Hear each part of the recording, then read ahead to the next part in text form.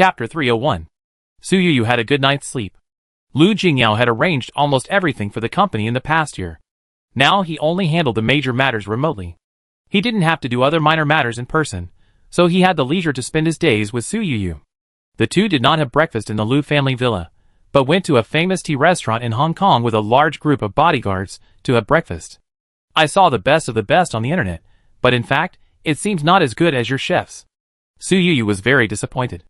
The price of this restaurant is not low, but the taste did not meet her expectations.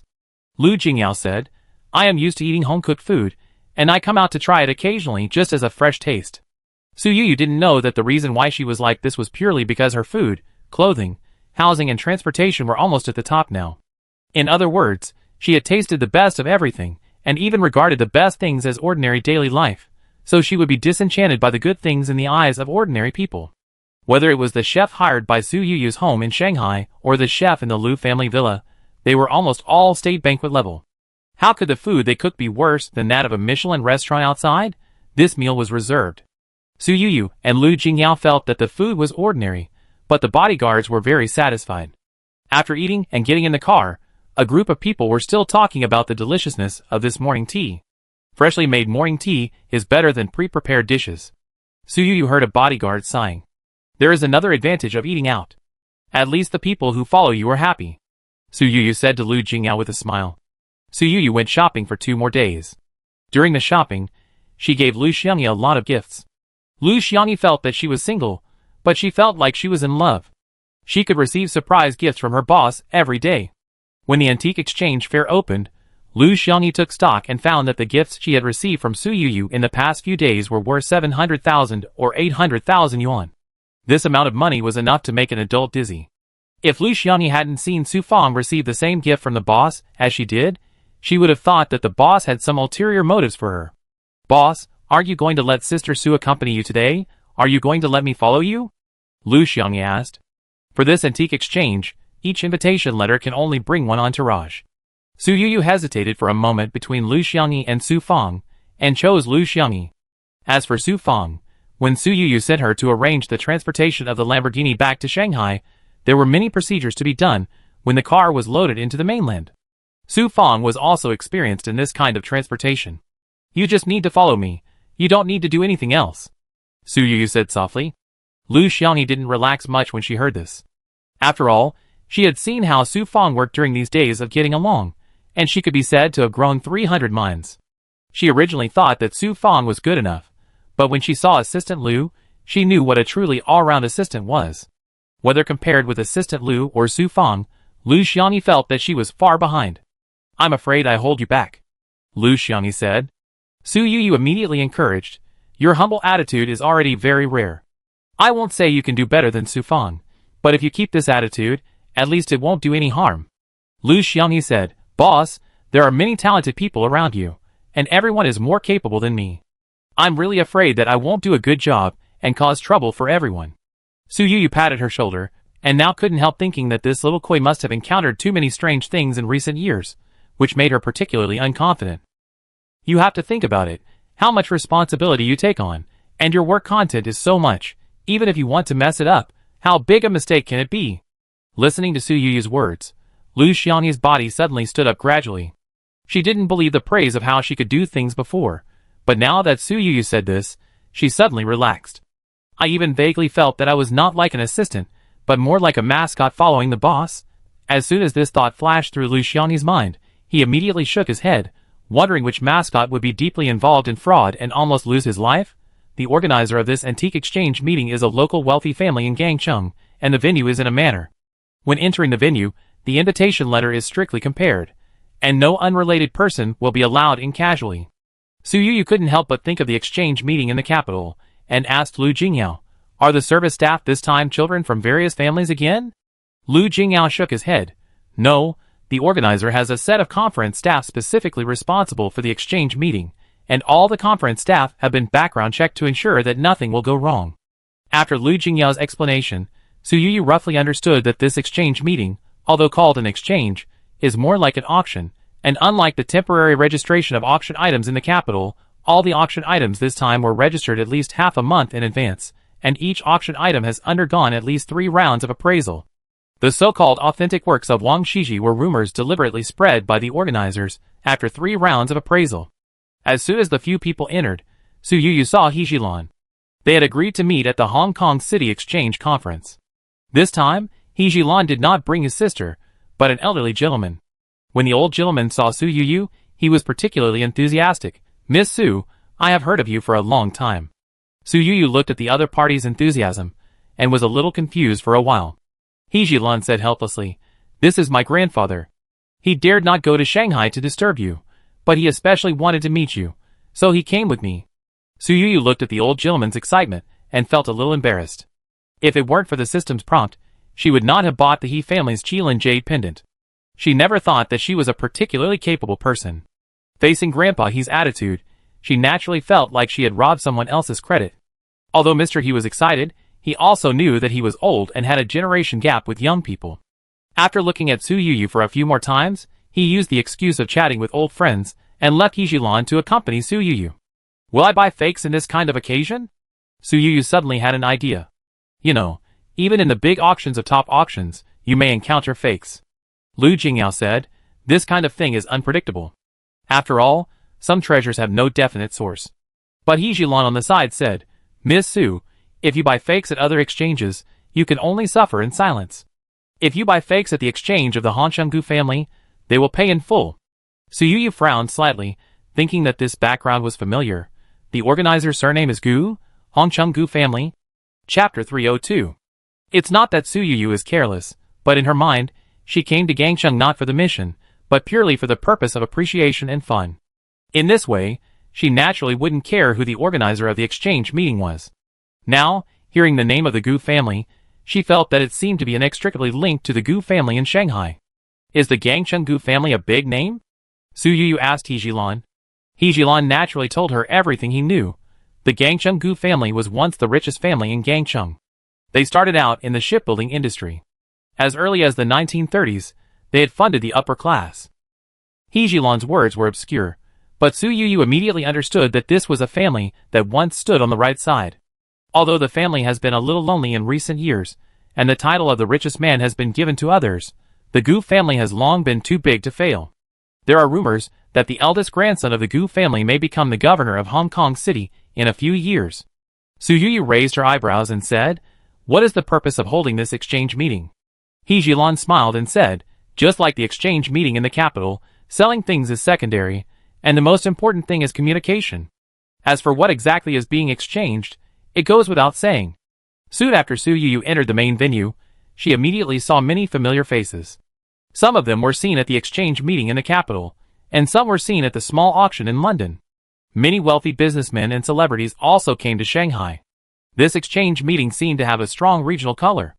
Shanghai formed a small circle of its own, and visitors from the capital gathered together. Su Yuyu even saw Shiroyer and Yasuda Jiro. Yasuda Jiro was nodding and bowing with his grandfather beside Shiroyer and his daughter. Su Yuyu was not surprised by the particularly obvious superior-subordinate relationship between the two groups. What surprised her was that, after messing up such a big business of his own, Jiro Yasuda could still accompany his grandfather in socializing as a junior. When Jiro Yasuda turned around and saw Lu Jingyao and Su Yuyu, his brows furrowed, and his eyes were filled with hatred. Su Yuyu was a little surprised. She had bought the LV bag that Jiro Yasuda had lost from the little yellow-haired boy at a low price, and sold the USB flash drive in the bag to Lu Jingyao for $1.5 billion. Did Jiro Yasuda know about this? Lu Jingyao beside her was like a worm in her stomach. He leaned close to her ear and said in a low voice, "We didn't buy the technology from the Yasuda family at the beginning, but we still put it into production. Even if I tried to hide it, the movement of funds can still be traced. But don't worry, the Yasuda family just suspects you, and they can't be completely sure." Su Yuyu thought that she was not afraid of them now that she had so many bodyguards with her, but she couldn't help asking, "With so much money, will they take action directly?" Lu Jingyao shook his head and said, "They dare not take action in China, and they can't do anything abroad. It's just that they went to their country, so it's hard to say." Su Yuyu wanted to say that she would not go to their country, but her specific actions were actually determined by the system. She didn't know if the system would suddenly go crazy and set the target location in Japan. What a talented man and a beautiful woman. Su Yuyu suddenly heard someone behind her sighing like this. She followed the man's line of sight, and saw two familiar faces again. Fang Qianqian and Gu Fengchuan. The two of them are very close now, and they look particularly intimate. Su Yuyu thinks Fang Qianqian is really good at acting. Whether it is true or false, at least the way she looks at Gu Fengchuan with sparkling eyes at this moment really makes outsiders feel as if Gu Fengchuan is her whole world. No wonder passers-by would sigh a talented man and a beautiful woman because of the sweet atmosphere between the two. Su Yuyu even had a strange thought in her mind. Since she is so good at acting, I believe her acting skills will not be bad if she transforms into an actress. As for why she suspected Fang Qianqian was acting, after all, after meeting Fang Qianqian a few days ago, Su Yuyu was extremely sure that this girl was a very realistic person. She just looked sweet, and she didn't look like a person who would fall in love. Gu Fengchuan seemed to enjoy the beauty's admiration for him. Su Yuyu and this cheap brother had met many times in two lives, so she could clearly feel that Gu Fengchuan was very happy at this time. In contrast, Gu Shuang behind Gu Fengchuan didn't seem so happy. She was wearing a beautiful evening dress, but her eyes drooped down. Her eyes fell on Fang Qianqian's back from time to time. Her eyes rolled around, and I don't know what she was thinking. Maybe Su Yuyu's sight was too strong. In less than half a minute, the Gu brothers and sisters had already seen Su Yuyu. Gu Fengchuan frowned, but because of Lu Jingyao beside him, he pursed his lips and said nothing. Fang Qianqian, like a light butterfly, slowly walked in front of Su Yuyu and Lu Jingyao. "Miss Su, I haven't seen you for a few days. You are still so radiant," Fang Qianqian said with a smile. Su Yuyu nodded gently. Fang Qianqian pulled Gu Fengchuan in front of Su Yuyu again and said with a smile, "Miss Su is also from Shanghai, and my boyfriend is also from Shanghai. I wonder if you knew each other before," Gu Fengchuan said coldly. Su Yuyu said, "Young master of the Gu family, how could I not know him?" Fang Qianqian frowned slightly, vaguely feeling that Su Yuyu's words were a bit sarcastic.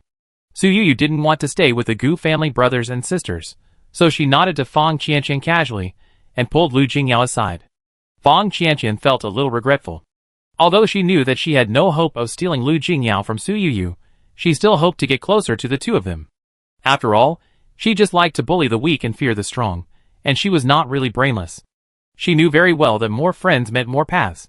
At this moment, she couldn't help but look at the Gu family siblings with some complaints. "Why didn't you two talk just now?"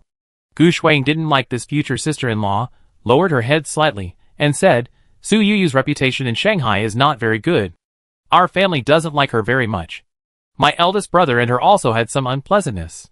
Gu Shuang thought that if she said this, Fang Qianqian would definitely go along with her future sister-in-law. Gu Shuangbai's girlfriend treated her very well, and there was a hint of flattery.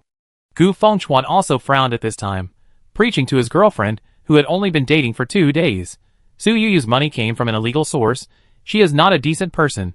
You should have less contact with her in the future." Who knew that Fang Qianqian looked at the two of them in surprise when she heard this? Even if you don't like her, can't you overcome it? Chapter 303. Gu Fengchuan and Gu Shuang looked at Fang Qianqian with surprise at the same time. It was as if they suddenly didn't know her. "I don't want to associate with such a person," Gu Fengchuan said seriously. Fang Qianqian looked at him as if she was looking at a child throwing a tantrum. "Su Yuyu has personal assets of hundreds of billions, and is about to marry Lu Jingyao. With such a strong alliance, you are rushing to offend them?" Gu Fengchuan was speechless for a moment. If it was another girl who had nothing to do with him, and wanted to marry Lu Jingyao, with the same conditions as Su Yuyu, he would definitely rush to curry favor with her. But when he thought that this person was Su Yuyu, and that she had so many unpleasant things with him, and hit him in the face with a broom when they first met, he felt a dull pain in his face when he recalled it now. He could neither understand the many inexplicable hatreds for himself, nor was he willing to give her any warmth that belonged to a sister, so his hatred became deeper and deeper. "I didn't offend them, I just kept my distance," Gu Fengchuan said stubbornly. Fang Qianqian originally liked Gu Fengchuan, her new boyfriend, very much. Even though he was not from Hongcheng, he was the heir of the Gu family in Shanghai, and there were tens of billions of assets waiting for him to inherit in the future. Gu Fengchuan seemed to be a relatively easy man to fool, and he didn't seem to be interested in women. Fang Qianqian was also relieved that she didn't have to face her husband's endless lovers and illegitimate children, like her own mother. Now Fang Qianqian felt that Gu Fengchuan was not as good as her philandering father. At least her father would not offend the big guys at random. Sister Fang mom and dad don't like Miss Su very much either. When you go to Shanghai as a guest, don't mention Su Yu in front of Mom and Dad. Mom and Dad are in poor health and can't stand the stimulation. Gu Shuang said softly. Fang Qianqian's mouth drooped and she said, I remember it. But she silently crossed out the plan to visit Gu's parents in Shanghai, and even the marriage, from her life plan. When she looked at Gu Fengchuan now, she felt that he was not as handsome as he had been at first sight. Su Yu didn't know that just a short meeting ruined a marriage. She was now listening to He Jilan's gossip. Although the He family's headquarters is in the capital, they also have a deep understanding of Hong Kong City. He Jilan travels between the capital and Hong Kong City all year round. She knows as much about the gossip here as the locals. It is said that Gu Jianming, the head of the Gu family in Shanghai, was originally from Hong Kong City. He Jilan said in a low voice. Su Yu was very surprised. He doesn't have a Hong Kong accent and speaks fluent Sichuan dialect. How could he be a native of Hong Kong City? Having lived 2 lives, Su Yu naturally remembers the accent of this cheap father clearly.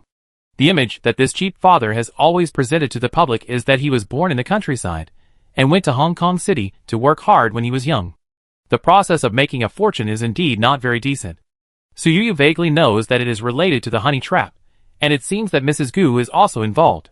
He Jilan said, this Mr. Gu is also a character. His grandfather fled from the mainland to Hong Kong City and became a slave in the Hong Kong Gu family.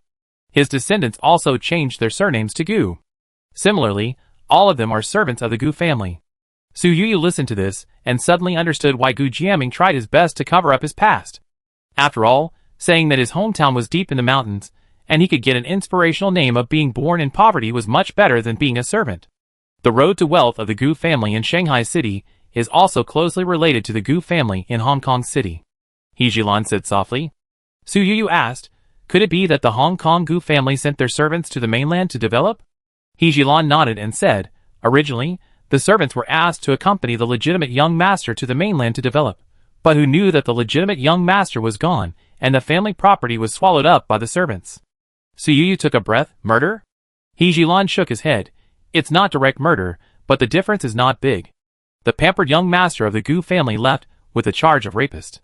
This charge was determined by the servants, who served as witnesses for the sake of justice. Originally, he didn't have to die, but the young master couldn't bear the humiliation and chose to end his life. Su Yu asked, from your tone, it seems that the young master was wronged? He Jilan said, the Hongcheng Gu family said that their child was wronged. In Hongcheng, we naturally followed suit and said that it was wronged. When we arrive in Shanghai, we may say that the young master asked for it. The truth should only be known by the parties involved at that time. Su Yu felt that no matter whether the matter was true or false, the 2 families had already formed a deep hatred. If it were her, she would have the courage to come to Hongcheng, but she would never swagger into the main house. As expected, the people of the Hongcheng Gu family immediately blackened their faces when they saw Gu Fengchuan, and even the younger generation of the Gu family ignored Fang Qianqian. Fang Qianqian felt more and more unlucky, and did not keep a good face for the Gu family brothers and sisters. Su Yu felt that this exchange meeting was really exciting. She didn't see many antiques and cultural relics, but she saw a lot of drama first. When will the real good treasure come out? Su Yu asked He Jilan.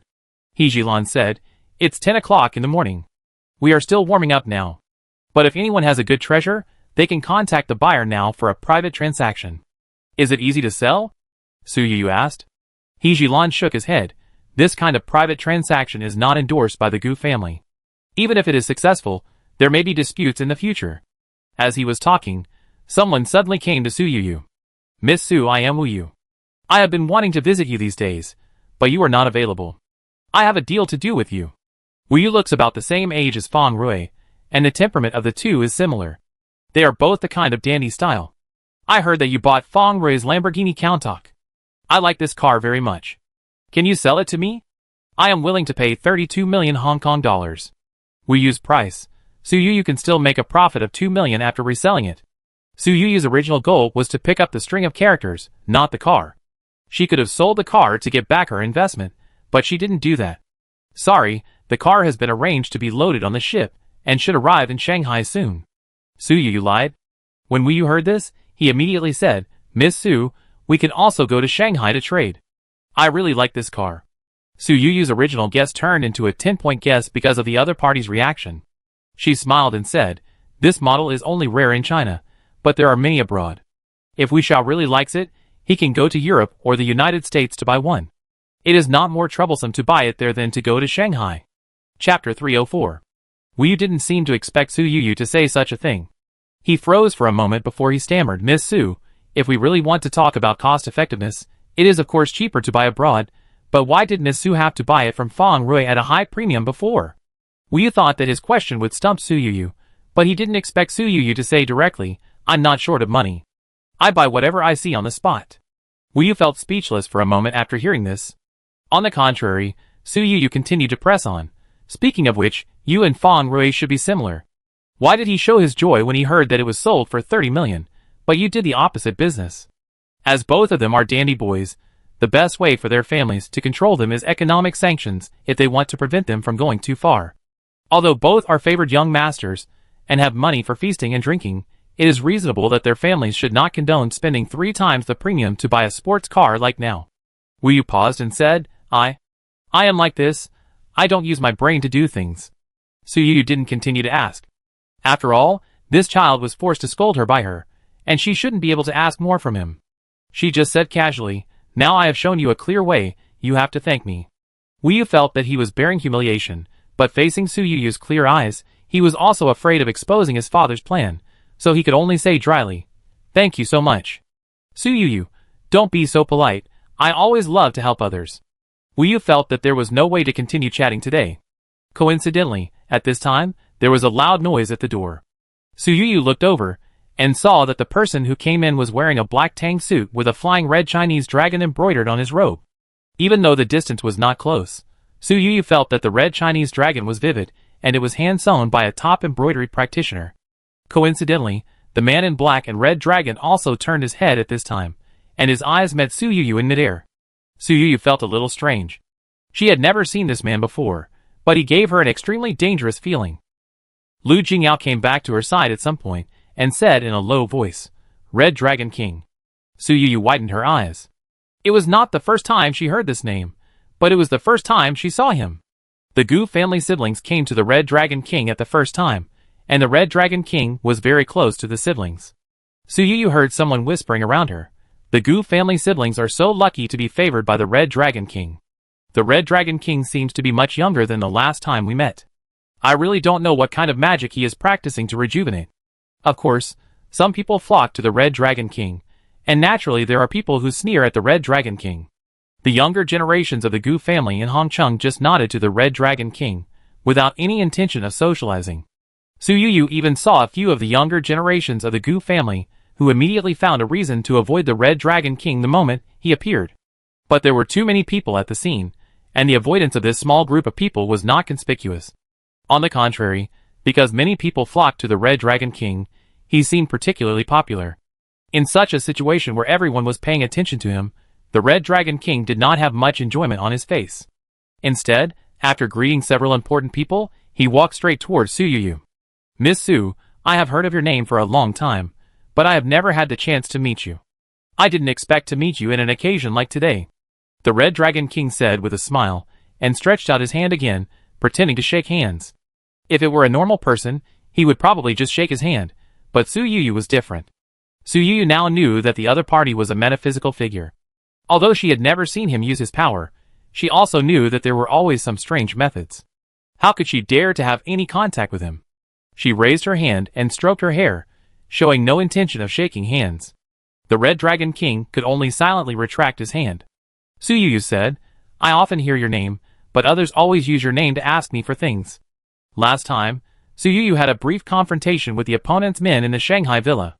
The Red Dragon King did not look embarrassed at all, but asked, "Miss Su, have you heard of the Three Lives sect? If you are interested, I can tell you in detail."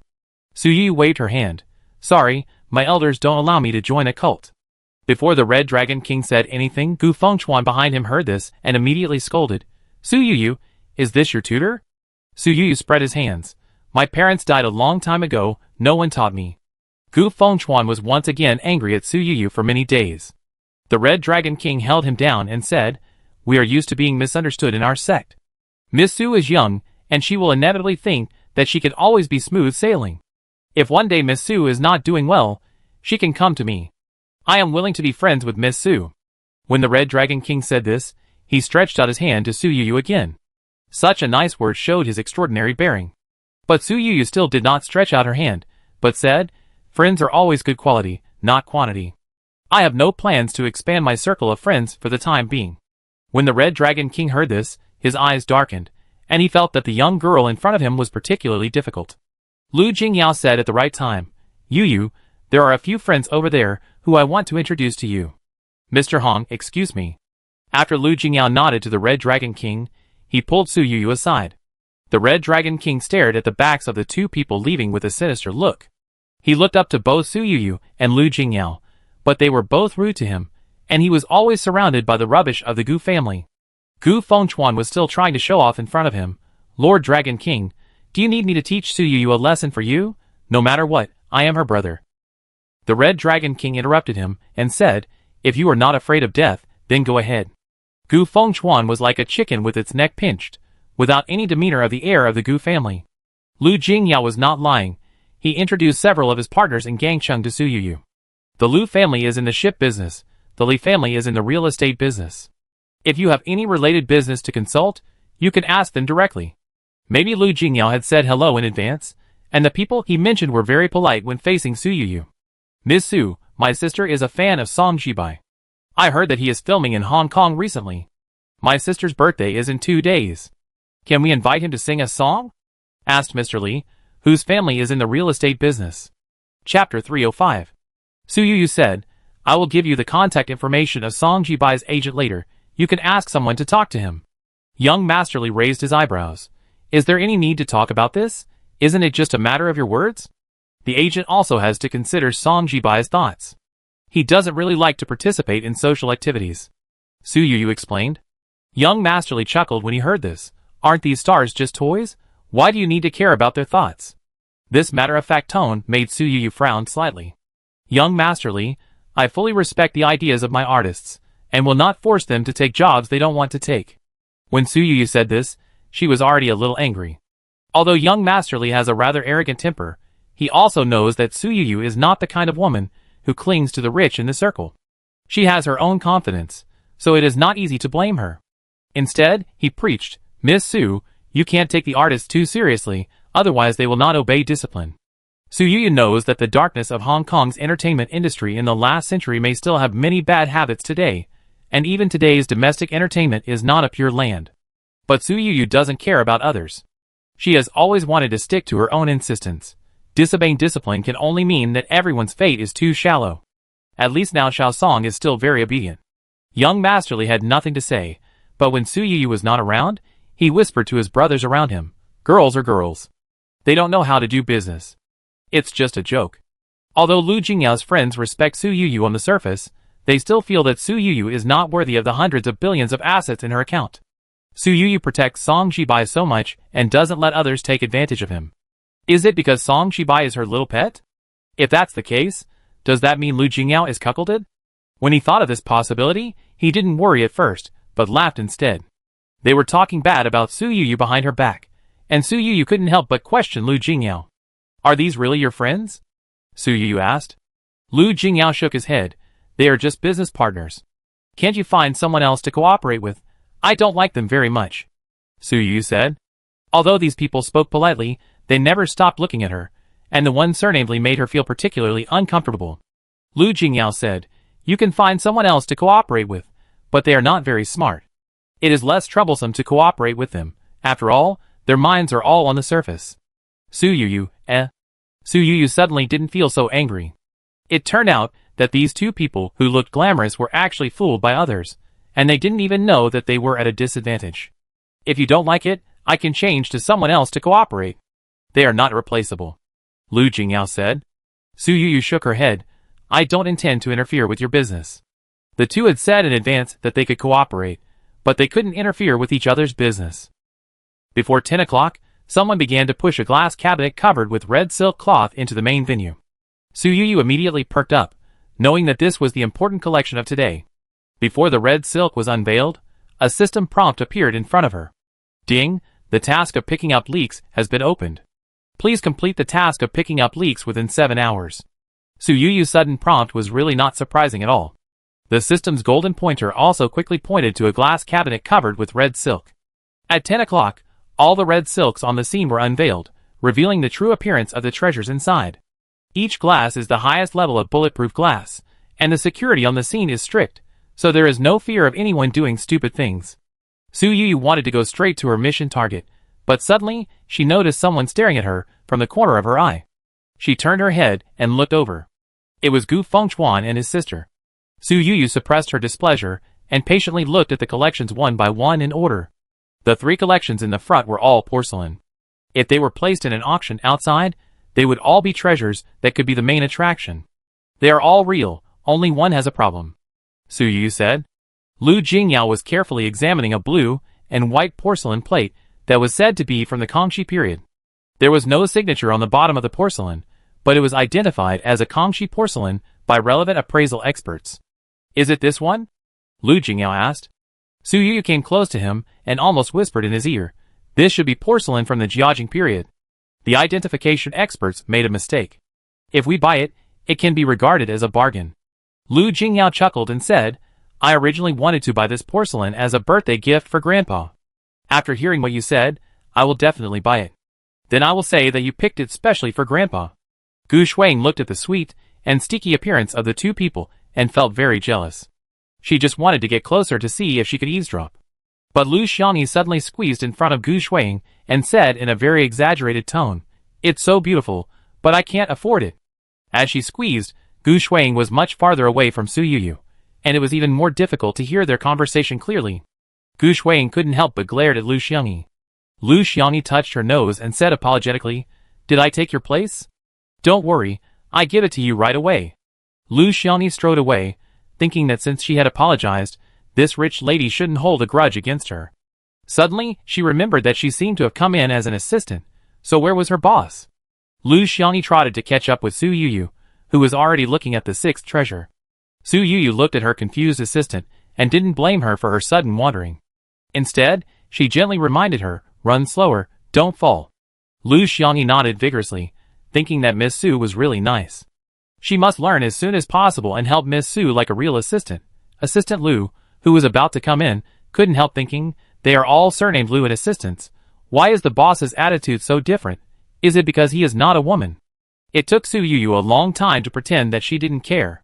She walked to her target and glanced at the treasure. It was a small wooden box, which seemed to be made of gold and nanmu. There were a few items randomly placed in the box. They all looked quite ordinary. At a glance, Su Yu couldn't tell which one was the real valuable treasure. She pretended to leave the display cabinet as if nothing had happened, and stayed in the next display cabinet for a long time. After confirming that the Gu brothers and sisters had been peeking at her, she leaned close to Lu Jingyi's ear and said, I must get the small golden nanmu box. Do you have any trustworthy friends in Hong Kong who can take a picture of this treasure for me? Chapter 306. Lu Jingyao had never refused Su Yu's request, and he just nodded when he heard this. I will arrange it. Su Yu was also very confident to leave the matter to him. The guests present had 2 hours to appreciate and identify these treasures. Many people brought appraisers with them, and some people also came to Su Yu. Miss Su, I saw a pink butterfly bowl that is said to be from the Qianlong period. Can you help me take a look? The reason why the person who said this was so confident to ask Su Yu for help was because he was Su Yu's big customer. As an ardent admirer of Emperor Qianlong, he spent a lot of money to buy several products of Emperor Qianlong from Su Yu. Su Yu listened to his words, and couldn't help but sigh in her heart that this Mr. Wu still loved Emperor Qianlong so much. Su Yu didn't refuse, and followed the other party to take a look at the pink bowl and plate. She had already mastered the porcelain identification skills to a high level. Although she could confirm at a glance that this was indeed the imperial porcelain from the Qianlong period, in order to reassure the other party, Su Yu still walked around the exhibit several times before giving the other party a positive answer. 99% of it is authentic, Su Yu said. She didn't say it for sure, but with such a high degree of confidence, Mr. Wu immediately showed a look of relief on his face. Watching Su Yu helping him identify porcelain, a middle-aged man said, Miss Su, let me test you. Do you think this Ru kiln is real? Su Yu didn't like this man's fatherly attitude, and didn't want to be taken advantage of by such a stranger, so she said casually, if you think it's real, then it's real. The middle-aged man didn't expect Su Yu to respond like this, and his face sank immediately, saying, People outside brag about how Miss Sue is a discerning eye for pearls, but now it seems that she doesn't live up to her reputation. Su Yu still said, if you think it's fake, then it's fake. The middle-aged man felt like he had punched a fist on cotton. Gu Shuiying approached them quietly without knowing when. She only saw Su Yu talking to the man, but didn't hear clearly what they said. After going to the next booth with Su Yu, Gu Shuiying approached the middle-aged man and asked, is Su Yu interested in this Ru kiln? The middle-aged man felt puzzled and said, she can't even tell whether this porcelain is real or fake. How could she like it? When Gu Shuiying retreated to Gu Fengchuan, she immediately said, Su Yu should have liked that Ru kiln. Why do you say that? She looks more like she had an argument with that man. Gu Shuiying said in a matter-of-fact tone, Su Yu has always been scheming. She must know that we like to snatch things she likes, so she will do the opposite and pretend to have an argument with that man. Gu Shuiying's words sounded outrageous at first, but when you think about it carefully, it seems to have many reasonable points. Gu Fengchuan looked at the middle-aged man from afar. He looked at the Ru kiln porcelain in front of him for a while, and then looked up at Su Yu. Coincidentally, he also saw Su Yu's assistant Lu Xiangyi approach the middle-aged man and say something, which made him more certain that Su Yu and the middle-aged man had joined forces. Lu Xiangyi strolled to the middle-aged man, looked at the Ru kiln celadon wash basin, and said, there are so many cracks on it, will anyone really spend a lot of money to buy it? The middle-aged man didn't know Lu Xiangyi, and he felt that the blood in his body was rushing to his head after hearing this. You are ignorant. This is called ice cracks. Even if you have a fortune, it is not as good as a piece of Ru kiln. Have you heard this? Lu Xiangyi's eyes were full of clear stupidity. I haven't heard of it. The middle-aged man was annoyed when he saw her. Go away, little girl, don't make trouble here. Lu Xiangyi was scolded but not angry, but shook her head and muttered softly, I really don't understand you rich people. Is it really worth it to spend tens of millions or hundreds of millions on a porcelain? Only the middle-aged man didn't hear her words, otherwise he would be angry again. Su Yu didn't help her acquaintance to identify, but continued to look at the exhibits like visiting a museum. Because of this exchange meeting, she had a deeper understanding of the Hong Kong City Gu family. Any collection here would cost at least 10 million yuan. She saw at least 5 rare Qianlong porcelains. Only Wang Shiji's calligraphy could be called the main axis of this exchange meeting. Su Yu and Lu Jingyao also saw this extremely precious collection. It was placed in the central area of the exchange meeting. Not only was it isolated with a bulletproof glass cabinet like other treasures, but there were even 4 security personnel on the side. It turned out to be Lanting Preface. Su Yu exclaimed. Although Lu Jingyao was also very good at calligraphy, he could not tell the authenticity of the works in front of him. He only said, 4 major changes have resulted in none of Wang Shiji's authentic works being passed down to the world. It is rumored that before his death, Emperor Taizong of Tang instructed to bury the Lanting Preface with him in Jiaoling Mausoleum. But when Tao robbed the tomb and claimed that he did not find the authentic Lanting Preface in Jiaoling Mausoleum, no one knows whether his words are true or false. The so-called 4 changes. The first one was Huan Xian's suicide. After failing to usurp power, he threw a large number of Wang Shiji's calligraphy into the river. The second time was when Emperor Yuan of Liang burned a large number of Wang Shiji's authentic works before surrendering. The third time was when Emperor Taizong of Tang asked to bury a large number of Wang Shiji's authentic works that he had collected with him in Dowling Mausoleum. The fourth time was the Jingkong incident, when the Jin soldiers took away a large number of Wang Shiji's authentic works from the Song dynasty royal family.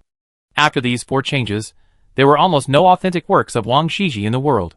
Su Yu looked at it carefully for a long time and praised, it is a combination of hardness and softness, and the harmony of yin and yang. It is worthy of being a calligraphy saint. Do you think this is true? Lu Jingyao asked. Su Yu shook her head, not sure, but even if it is not true, it will be a top-notch copy. Lu Jingyao asked, do you like it? Su Yu certainly understood what he meant. If it was in the past, she would definitely shake her head. Lu Jingyao added, follow your truest thoughts and follow your heart.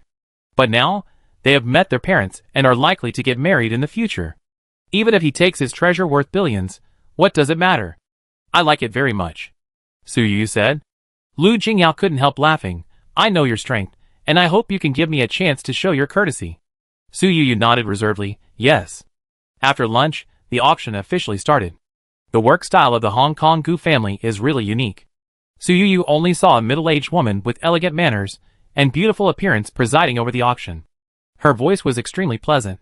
I am today's auctioneer Gu Jiuyan. I know that most of you are here today for the Lanting Preface. Your time is precious, and I dare not delay it.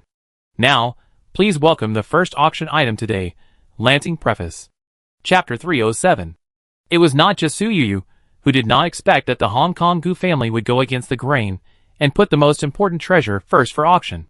Many guests present, even those who knew the Gu family's style of doing things very well, showed surprise on their faces at this time. It seems that the new generation leader of the Gu family is smart.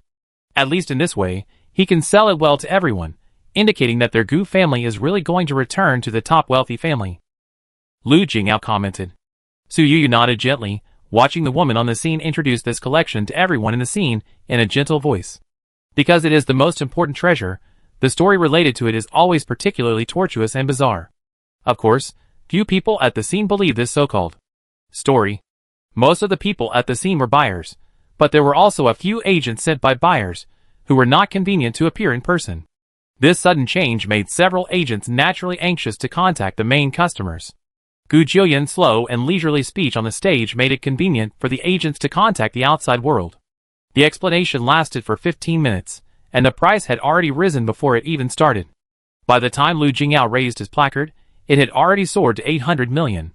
Because he personally participated, many people at the scene became hesitant to raise their placards. But some people were particularly determined.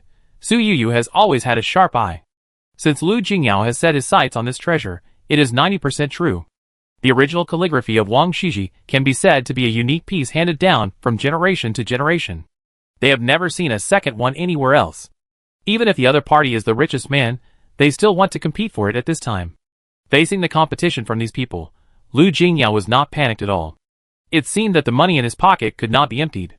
After a wealthy businessman in Hong Kong quoted 1.2 billion, Lu Jingyao chose to speed up and said, 1.5 billion. The whole venue suddenly became quiet. The Gu siblings did not interfere with the auction item from beginning to end. After all, the purpose of their trip was not calligraphy. Even though they knew that this authentic work of Wang Shiji might be what Su Yu liked, they did not dare to snatch it.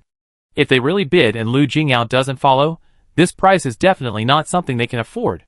Even though the price has reached an unprecedented high, someone still chose a new round of bidding, 1.6 billion. Gu Jiuyan, who was hosting the auction on the stage, saw the price and his eyes flickered. He looked at Lu Jingyao at the first time. Lu Jingyao did not disappoint her, 2 billion. There were whispers in the venue. Looking at the sky-high figures on the big screen, they couldn't help but discuss whether it was worth it. Even Su Yu heard a complaint from behind. Is Lu Jingyao's cash flow so abundant? Can such a large sum of money be taken out immediately? The people present, except for the entourage, as the main guests who were invited, had a net worth of at least tens of billions. But tens of billions of assets and tens of billions of cash flow are completely different things. There are many people with tens of billions of net worth who can't take out 100 million in cash. When the price was high enough, some people also raised the same question as Lu Xiangyi. Is it worth it just for a piece of calligraphy? Even Lu Xiangyi opened his eyes wide at this time and whispered in Su Yu's ear, Do you really want to buy it? Boss, is Mr. Lu really going to spend so much money on this pile of paper? Su Yu looked at her cute look with her eyes wide open and asked with a smile, Do you think I can't buy it? Lu Xiangyi was tangled, although I think. This is Mr. Lu's money. But I always feel that this money should not be spent like this. When Lu Xiangyi was tangled, someone at the scene raised his mouth slightly. Red Dragon King looked at Lu Jingyu's offer and felt that all the bad things he had encountered during this period seemed to disappear. As long as Lu Jingyao bought this treasure. 2.1 billion. The latest offer suddenly refreshed on the screen at the scene. Even though Red Dragon King knew that someone else had made the latest offer, he was not panicked at all. Just when Lu Jingyao was about to continue to bid, Su Yu suddenly grabbed him. Don't worry, Su Yu said softly. Before Lu Jingyao could ask her why she said that, he saw Su Yu asking Lu Xiangyi a strange question. I asked you to bid for this calligraphy work. If the price is within 5 billion, I will reward you 50 million. Facing the current price of 2.1 billion, do you plan to continue? Su Yu asked. Lu Xiangyi's first reaction was, Is there such a good thing in the world? Su Yu's serious expression showed that she was serious, and Lu Xiangyi couldn't help but think about it carefully. At the auction venue at this time, Gu Jiuyan said, 2.1 billion for the first time. Lu Xiangyi said before Gu Jiuyan placed the bid, I won't buy it, because I think I can't buy it. I may lose 50 million, but I can't let my boss lose more than 2 billion. Su Yu turned to Lu Jingyao and said, I don't want it. Lu Jingyao paused. Don't you like it very much?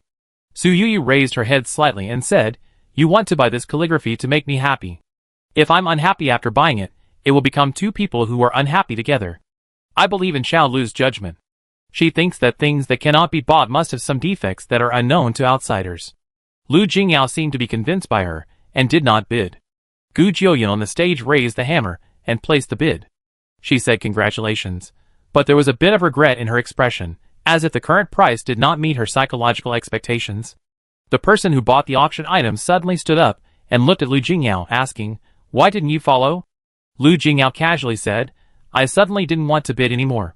The buyer's face flashed with embarrassment, and he said, I am willing to sell it to you for 2.1 billion, okay? Lu Jingyao shook his head. Since Suyu didn't want him to buy this collection, even if it was a genuine work of Wang Shiji, he could only regret missing it. The buyer had a bitter face, and went to find the next person. I just wanted to raise the price for fun. It's not that the buyer had to make trouble in such an occasion, but that he and Lu Jingyao had a bad relationship. As children of wealthy families, his family had been using Lu Jingyao to spur him on for years. Even if the two did not have a direct conflict, he still remembered Lu Jingyao in his heart. Lu Jingyao had raised the price by hundreds of millions before, and everyone present thought that he was determined to get the Lanting Su. The buyer thought that if he raised the price slightly, Lu Jingyao would suffer a little loss, which would be a lesson for him. After all, he had raised the price several times before this time, and Lu Jingyao accepted it at the same price. Now that Lu Jingyao has withdrawn his bid, the buyer can't afford 2.1 billion at all, and is unwilling to pay 20% of the liquidated damages. He panicked and looked for people everywhere, but despite the lively bidding before, no one was willing to take over at a high price at this time. I won't dare to do it again next time. For 100 million liquidated damages. Chapter 308. He spoke miserably, but no one present would fill this hole for him. It was as if some kind of switch was touched. Lu Jingyao was willing to take over, and others held the same opinion. An old man said in a deep voice, I have always warned you not to do anything that you will regret because of your personal likes and dislikes. The young buyer lowered his head in shame when he heard this. In the end, the old man made the final decision, we will buy this calligraphy. The young buyer immediately became anxious. Grandpa, this is 2.1 billion. His grandfather glared at him. If it wasn't so much money, would you still remember it? The conversation between the grandfather and grandson was heard by many people present. I don't know whether it was because of these words, or because the treasure had been auctioned. The next 3 auction items were sold smoothly. The 4th auction item was the golden Nanma box that Su Yuyu had taken a fancy to. In order to avoid being accused of buying a box and returning the pearl, the auction item was sold together with the box and the things inside. Although the golden Nanmu is valuable, it is really nothing to the people present. Together with the several jades inside, it was finally sold for 30 million Hong Kong dollars. Su Yuyu was relieved to see that it was the person arranged by Lu Jingyao who made the bid. She was completely appreciative of the subsequent auctions, and the atmosphere on the scene gradually became heated until the Ru Kiln Celadon wash was auctioned. Obviously, many people were interested in this treasure. The middle-aged man who wanted to get Su Yuyu's appraisal for free was also very determined at this time. He raised the bid several times in a row, which could be said to be a tight bite. And the person he was biting was not someone else, but Gu Fengchuan. After several rounds of bidding, Gu Fengchuan was already a little hesitant. Brother, isn't it inappropriate for us to snatch Su Yuyu's things like this? Or let's just forget it, Gu Shuang said softly. She always knew how to stimulate Gu Fengchuan. Sure enough, after hearing what his sister said, Gu Fengchuan raised the price again. Our family has not been doing well over the past year, all because of Su Yuyu. If she hadn't interfered, Xingzuan wouldn't have fallen, and Lu Jingyao and Xia Ran wouldn't have suppressed our family so much. We must not let her get her wish this time. Sister, don't feel any psychological pressure. After all, we were going to buy a good porcelain to give to the Dragon King. Gu Fengchuan said so. Gu Shuang responded with a worried look on her face. She looked up and happened to see Su Yuyu, who was sitting next to the first one, whispering something in Lu Jingyao's ear. The next moment, Lu Jingyao fell in love with the middle-aged man who had been bidding against them. And the middle-aged man just gave the latest offer. Gu Shuang watched them go back and forth.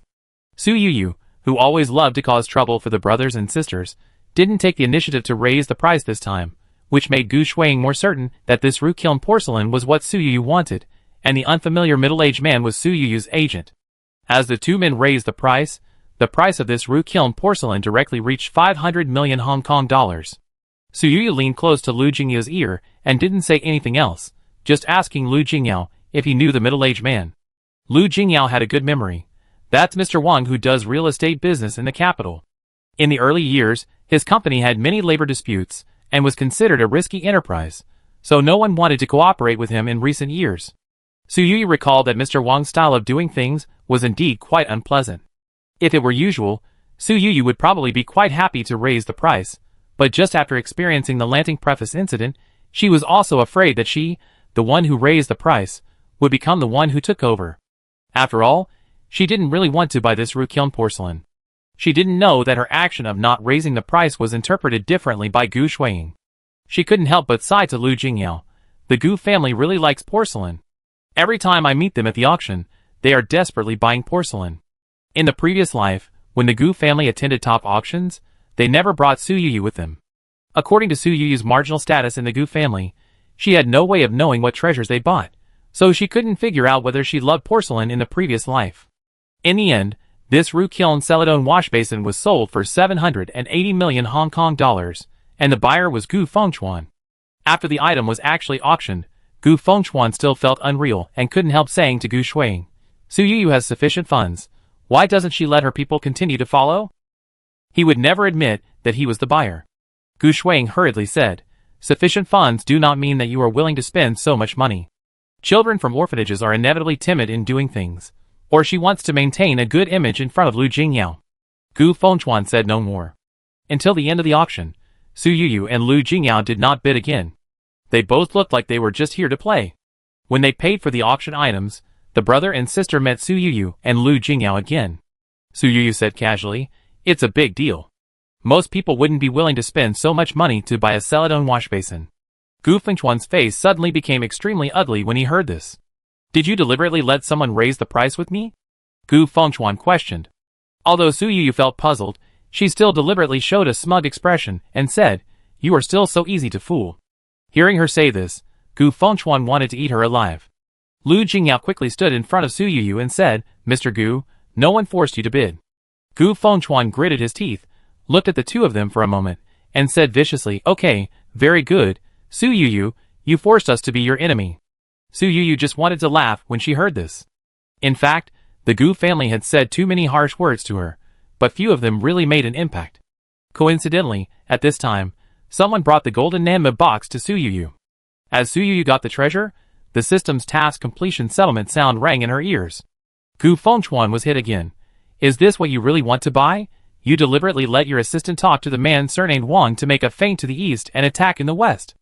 Although Su Yuyu didn't remember that she arranged the conversation between Lu Xiangni and the man surnamed Wang, she still admitted it. After all, Gu Fengchuan's angry expression at this time really made her very happy. Gu Fengchuan was unable to continue to trouble Su Yuyu because he got into new trouble. He paid more than 700 million Hong Kong dollars and got a Ru-kiln porcelain with complete packaging. He inspected the goods on the spot and found no problems. However, when his car arrived at the hotel and he carefully took down the treasure, he just took a look at it and felt like he was broken. Impossible. It was fine before. How could it be broken? Chapter 309. This dispute even came to light. For a time, almost all the wealthy families in Hong Kong knew about this matter. Originally, everyone thought that the Hong Kong Gu family would definitely pay compensation, but they did not expect that they would produce a video of the handover of the auction items on the day of the auction. The video has extremely high resolution, and can even clearly capture every ice crack on the Ru-kiln Celadon glaze. According to their evidence, at least when it was handed over, the Ru-kiln Celadon glaze was intact. The ice cracks of each Ru-kiln porcelain are different, so it is difficult to imitate. The Gu brothers and sisters cannot even use the imitations to claim compensation from the Hong Kong Gu family. If they can't blame the handover, they can only blame it somewhere else. There must be something wrong with your shipping box, Gu Fengchuan accused. The response of the Gu family in Hongcheng was also very strong.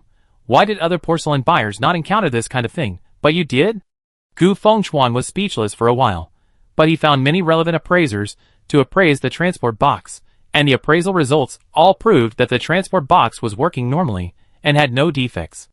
Gu Fengchuan looked for reasons, but they were all refuted one by one. He just swallowed the loss of more than 700 million yuan. At this time, The Fong family, Mr. Fong was very opposed to Fong Qianqian's resistance to this marriage. After the dispute over Rukiln porcelain was settled, Mr. Fong sighed and said, "I will arrange another marriage for you. Remember to part ways with Gu Fengchuan in peace." Fong Qianqian was delighted to hear this, and broke up with Gu Fengchuan on the same day on the grounds of not wanting to marry far away. Gu Fengchuan had just lost more than 700 million yuan, and was dumped by the marriage partner. He was in a dark cloud, and lost his temper in the hotel. Except for Gu Shuiying, no one dared to approach him. "Brother, the most important thing now is to find a way to remedy the situation," Gu Shuiying advised softly. Gu Fengchuan shook his head. "How can we make up for such a huge funding gap?" Gu Shuiying took out her own small treasury. "I still have 20 million in savings. Big brother, you can use it first for emergency." Gu Fengchuan was very moved when he heard this, but still shook his head. "The Red Dragon King will not be interested in porcelain that is less than 300 million. Your money can't make up for such a big deficit at all." Gu Shuiying sighed and said, "If Su Yu didn't make trouble, we wouldn't have spent so much money to buy this thing, and then fell into the trap of that group of people. Big brother, could it be that the Hongcheng Gu family and Su Yu joined hands to harm us?" Gu Fengchuan heard this, and felt more and more reasonable. "Yes, it must be so. Big brother, there is an ulterior motive. The Hongcheng Gu family and my father have always had an old grudge. If he knows the cause and effect, he will definitely not blame you." Gu Shuiying comforted. Gu Fengchuan is not as optimistic as his sister. Since he messed up things several times, his father has paid more attention to others. Whether at home or in the company, he lives in fear. As expected, after receiving the news, Gu Jiaming called and scolded his eldest son. "I trusted you and sent you to Hongcheng to do things. I didn't expect you to accomplish anything. The Fong family has a very low opinion of you. If I had known this would happen, I shouldn't have asked Yu Ji to donate bone marrow to you. You're such a waste, it's better to die." Gu Fengchuan listened to his father's insults on the other end of the phone, and the whole person was like an eggplant hit by frost. The only news that made him feel better was that no one had yet snatched his status as the heir. There were 4 brothers and sisters in the Gu family, and my father had never considered letting Gu Shuiying, the daughter, inherit the family property, not to mention that Gu Shuiying was just an adopted daughter. My second brother has taken root in the entertainment industry, and he has no plans to ask me to go home in the short term. As for my third brother, he is still sketching abroad. It seems that this brother has no idea of doing business. Not only that, when the Gu family was in danger, it was all up to my third brother to turn the tide. In Gu Fengchuan's eyes, having these 3 brothers and sisters, who don't compete with him for the family property, is the greatest happiness in his life. Although he is now marginalized in the company, he still has Xiao Gu, who he personally introduced and promoted. Now he holds an important position in the group and occasionally gives him tips, so that he doesn't know anything about the company. The doorbell of the hotel room rang suddenly. Gu Shuiying was about to open the door, when she suddenly saw someone stuffing an envelope out of the door. When she opened the door, the hotel corridor was empty. "What is this?" Gu Shuiying was about to reach out to take it when she was stopped by Gu Fengchuan. "Don't touch these weird things." After Gu Fengchuan stopped his sister, he put on a pair of gloves and opened the envelope. There were 2 materials in total. After opening the first material, he looked at Gu Shuiying beside him in surprise. "Brother, what's in the letter?" Gu Shuiying asked. Gu Fengchuan shook his head and put away the first material. When he saw the second document, he suddenly slammed the table hard, his eyes full of anger. "Brother?" Gu Shuiying was more and more curious about the content of the letter. "It's the company's business. It has nothing to do with you," Gu Fengchuan said. Gu Fengchuan never thought that the important talent he personally introduced and spent a lot of effort to seek promotion for the other party would end up inviting a wolf into the house. What a little Gu! He thought he had cultivated a right-hand man for himself, but he didn't expect that he would recruit his father's illegitimate son into the company, and he personally paved the way for him. No wonder my father likes little Gu so much. How can I not like a capable son? Gu Fengchuan couldn't stay in Hong Kong for a minute, and said to his sister, "Pack up, we will go back to Shanghai immediately." Gu Shuiying just agreed, and her cell phone rang. The moment she saw the caller's number, her eyes darkened. "I know you are in Hong Kong now. Find a reason to get rid of me. I will go to see you tomorrow." Gu Yuji's voice sounded on the phone. Gu Shuiying turned to Gu Fengchuan and said, "Brother, I have a good friend who is coming to Hong Kong to play. Let me accompany her. I can't go back to Shanghai with you." Although Gu Fengchuan didn't hear the content of their call clearly, he just glanced at the caller's number. Even if Gu Shuang didn't make a note of this number, he recognized that it was Gu Yuji's phone number. Looking at Gu Shuang's flickering eyes, and thinking of the content of the first material in the envelope, he couldn't help but feel distressed and asked, "Are you willing to accompany your friend?" Gu Shuang felt that her brother seemed to have something to say, but she didn't have time to think about it. Of course. It's voluntary. Brother, is there anyone who dares to force me? Chapter 310. Su Yuyu stared at the golden Namu box in front of her and the 3 jades inside. If it weren't for the system's instructions, she would never buy these items. Even now, Su Yuyu still doesn't understand what's so valuable about this thing. Keep the jade pendant inside, you can do with the others as you like. Su Yuyu listened to the system's words, and for some reason, she was relieved and said, "Fortunately, what you want is the jade pendant. If it was a golden Namu box, I would suspect that this is buying the box and returning the pearl." But Su Yuyu held the jade pendant and didn't know how to use it. She looked at the jade pendant with a red spider lily carved on one side and a faith carved on the other side. Is this jade pendant also a token, like the Qilin jade pendant? Su Yuyu asked. When she was still in the novice protection period, she bid for a Qilin jade pendant under the prompt of the system, and finally traded it to He Jilan at a sky-high price. With this jade pendant, He Jilan became the head of the He family and also became Su Yuyu's most steadfast ally, and helped Su Yuyu a lot in private. It is indeed a token. Su Yuyu's eyes lit up. The texture of this jade pendant is not bad. Although it is not a top-grade material, it should be sold alone for millions. A token is like a key to a treasure. If a jade pendant of this material can be used as a key, it is obvious that the treasure that is about to be opened is of high value. What should I do next? Su Yuyu asked. Wait. After the system said this, it fell into silence. No matter how Su Yuyu called, there was no response.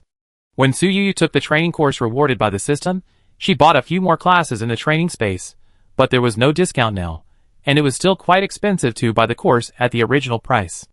After staying in Hong Kong for another 3 days, they visited almost all the places they could visit.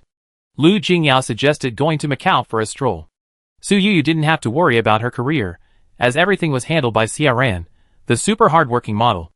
As an unemployed vagrant, the most important thing for her was to have fun. She always yearns for places she has never been to.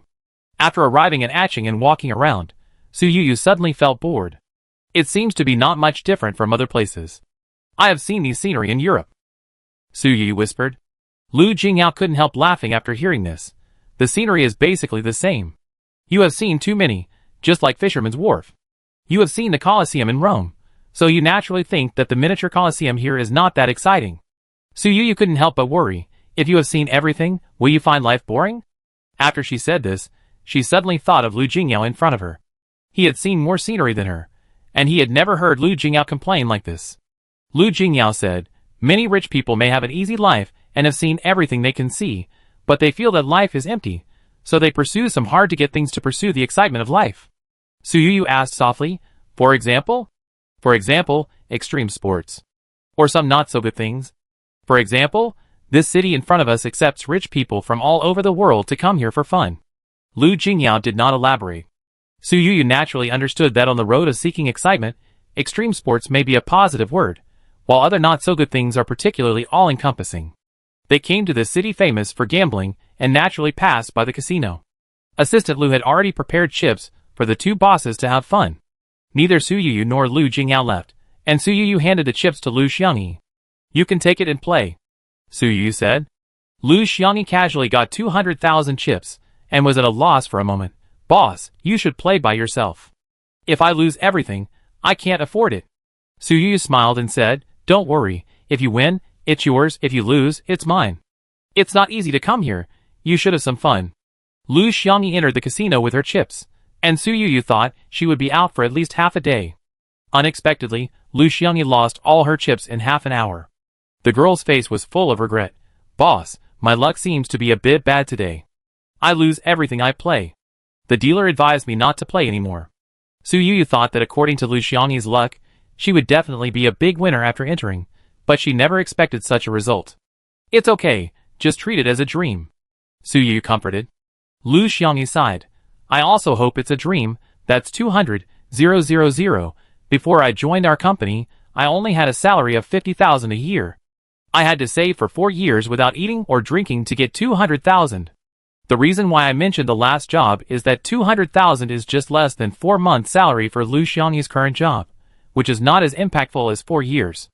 Although Lu Xiangyi has a high salary now, she still feels heartbroken when she thinks about losing 200,000 yuan, even though the 200,000 yuan was Su Yuyu's money. Have you really never won once? Su Yuyu asked curiously. Lu Xiangyi had a bitter face. Yes, I can't win no matter what, it's too weird. Su Yuyu also felt it was weird. She thought of Lu Xiangyi's fate, and couldn't help but guess, is it because Lu Xiangyi has regular income but no side income? Lu Xiangyi can make the company prosperous, and the company is thriving, so her career will naturally rise with the tide. And gambling is a side door, and it is estimated that her fate does not allow her to indulge in side doors, so in this way, she completely cuts off her chance of going astray. Although Su Yuyu has no intention of pursuing Lu Xiangyi's loss of 200,000 yuan, Lu Xiangyi still feels very sorry in her heart. She trotted all the way to a convenience store on the side of the road and brought out a lot of snacks. Boss, I treat you to snacks.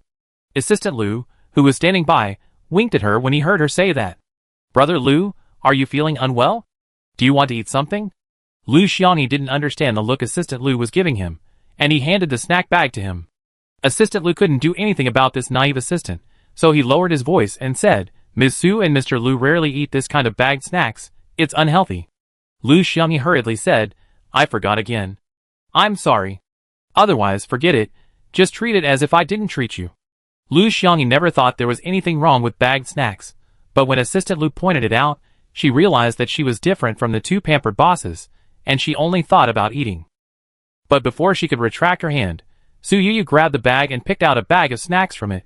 It just so happens that I want to eat lime-flavored potato chips. Thank you, Xiangyi. Chapter 311. The inferiority complex that Lu Xiangyi had just felt disappeared immediately after she saw the hand that Su Yuyu stretched out.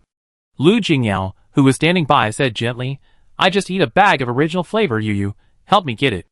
After Su Yuyu picked out 2 bags of potato chips, she returned the big bag of snacks to Lu Xiangyi. Assistant Lu performed a Sichuan opera face-changing on the spot, and also took out a bag of potato chips, pretending to like it very much. In order to reassure Lu Xiangyi, Su Yuyu sat down casually on the long steps by the roadside. After hesitating for a moment, Lu Jingyao also sat down next to her. With a rip sound, Su Yuyu opened the bag of potato chips and took out the small card hidden inside. You can also draw a lottery. Let me see what the first prize is. A luxury trip to Japan for 2 people, worth 200,000. Su Yuyu said casually, and then scratched the layer carelessly, and then the whole person was stunned. Did you win the prize?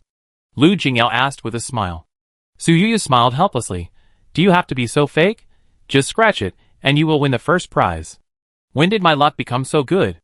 After Su Yuyu said this, she suddenly felt a little strange, and then she handed the small card to Lu Xiangyi. You bought the potato chips, so this reward should also belong to you. Lu Xiangyi came over and looked at the small card carefully for a long time, and finally confirmed that she really won the prize.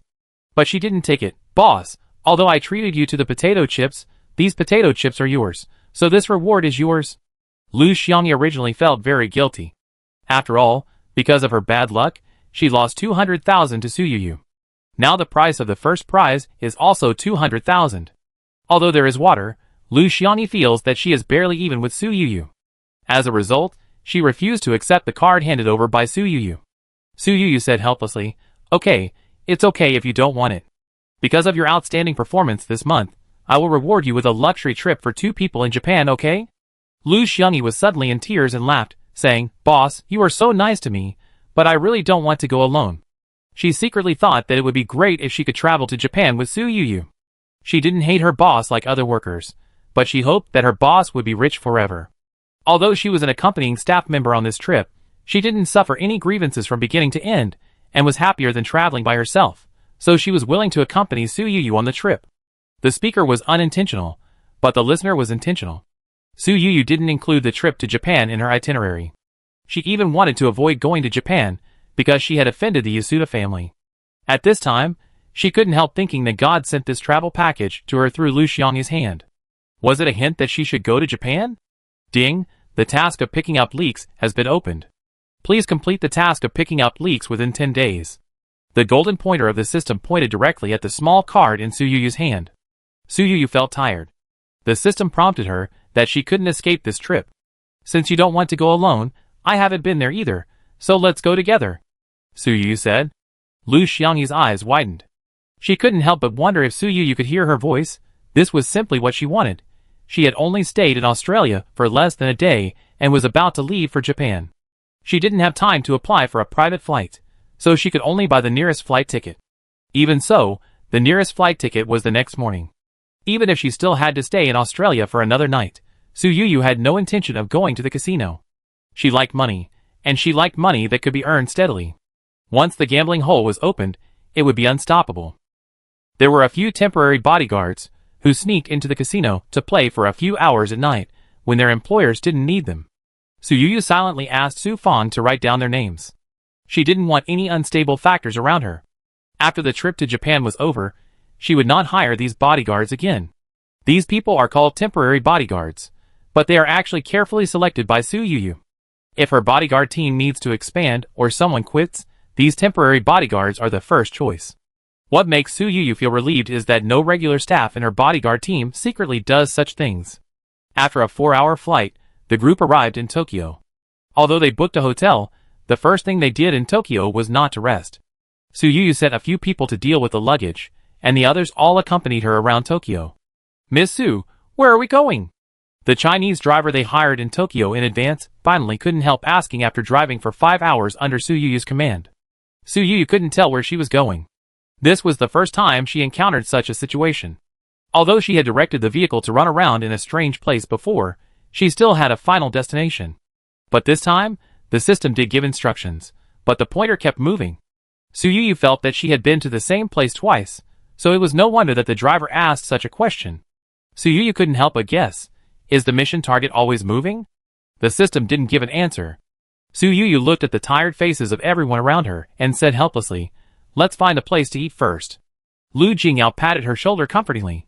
No matter where you go, I will accompany you. Su Yu forced a smile on her face. Eat at a Japanese restaurant that is said to be very famous in the evening. Lu Xiangyi likes it very much, but Su Yu eats without taste, thinking about her mission all the time. If the mission target keeps moving, then how can she catch up with the other party? How can she get this treasure? Boss, don't you like it? I see you didn't even eat 2 bites. Lu Xiangyi asked. Su Yu said, I don't have much appetite.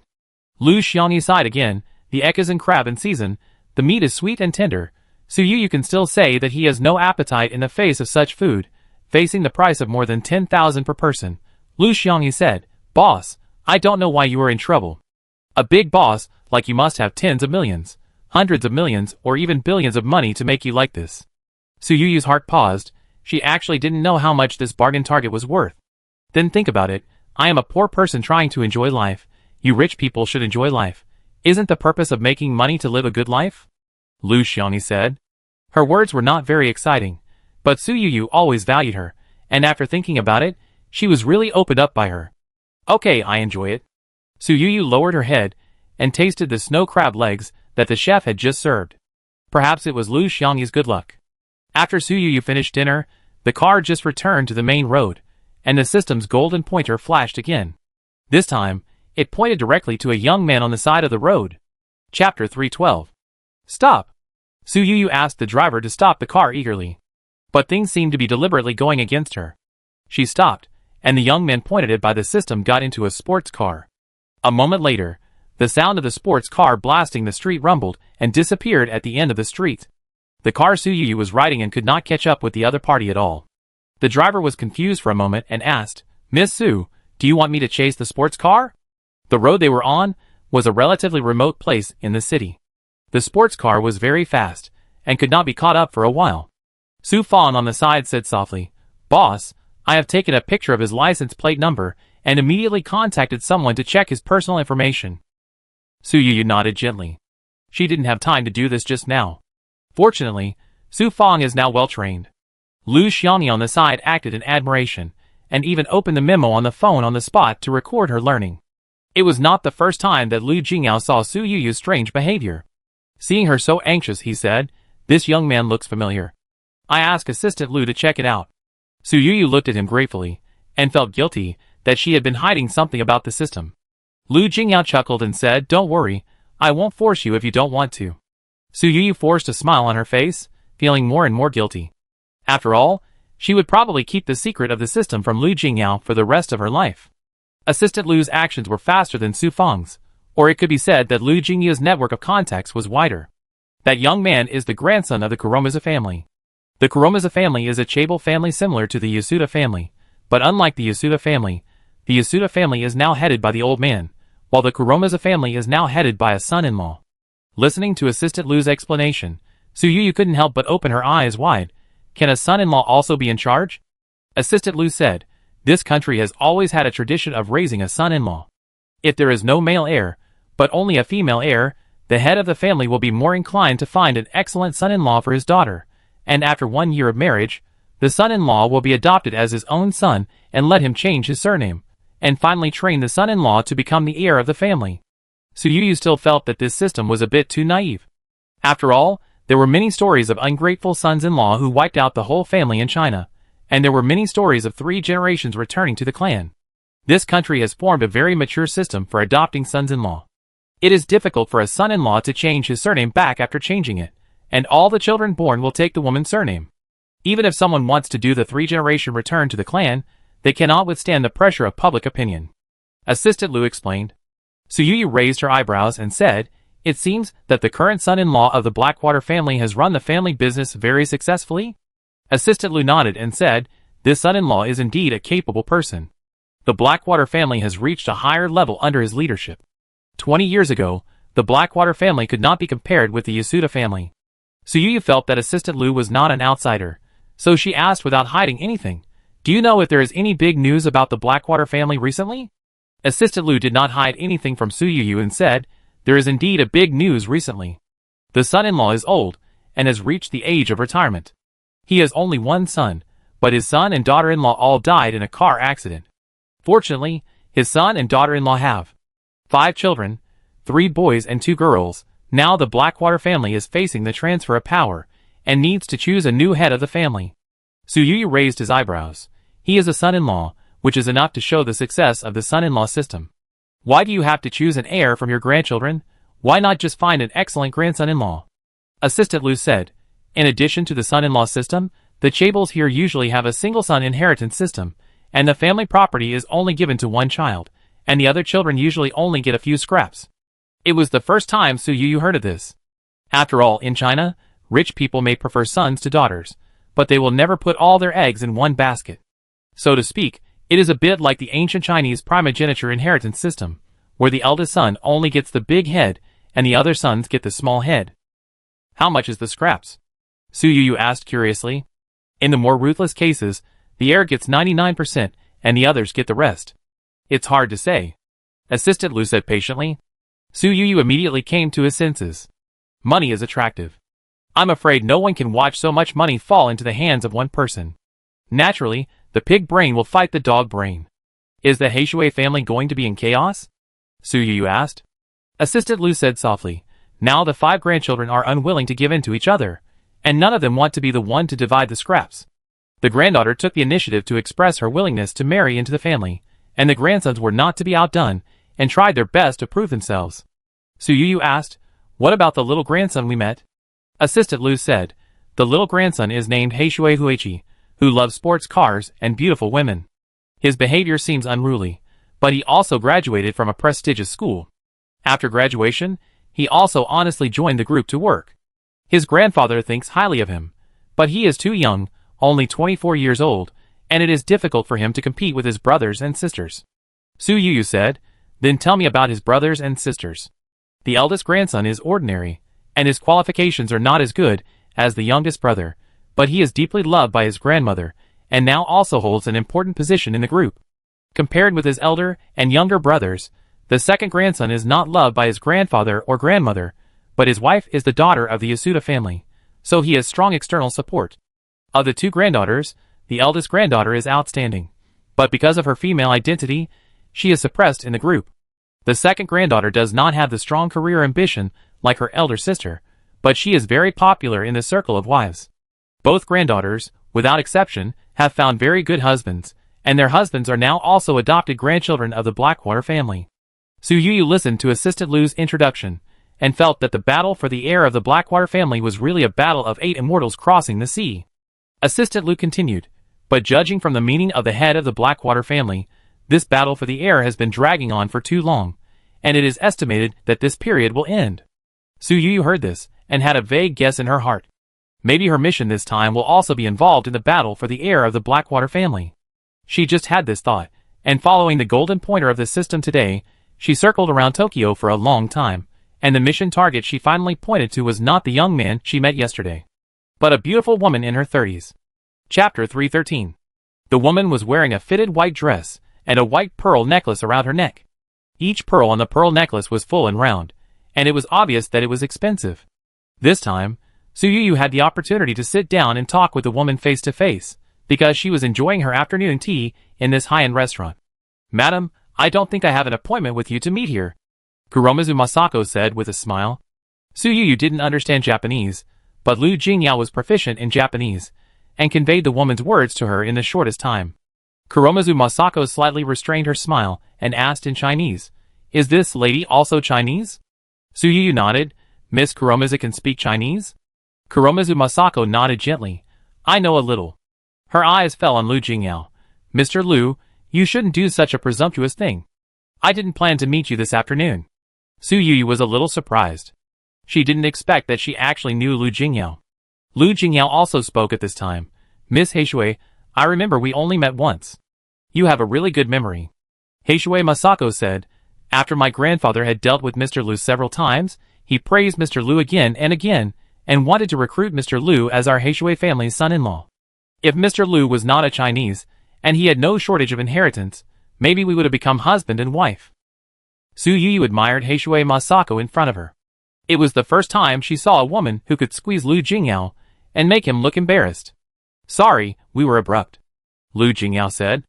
Heishui Masako said to the two of them, "Although I don't know what you are going to do when you suddenly come to me, I really don't like others to come to me rashly without an appointment. This is very rude."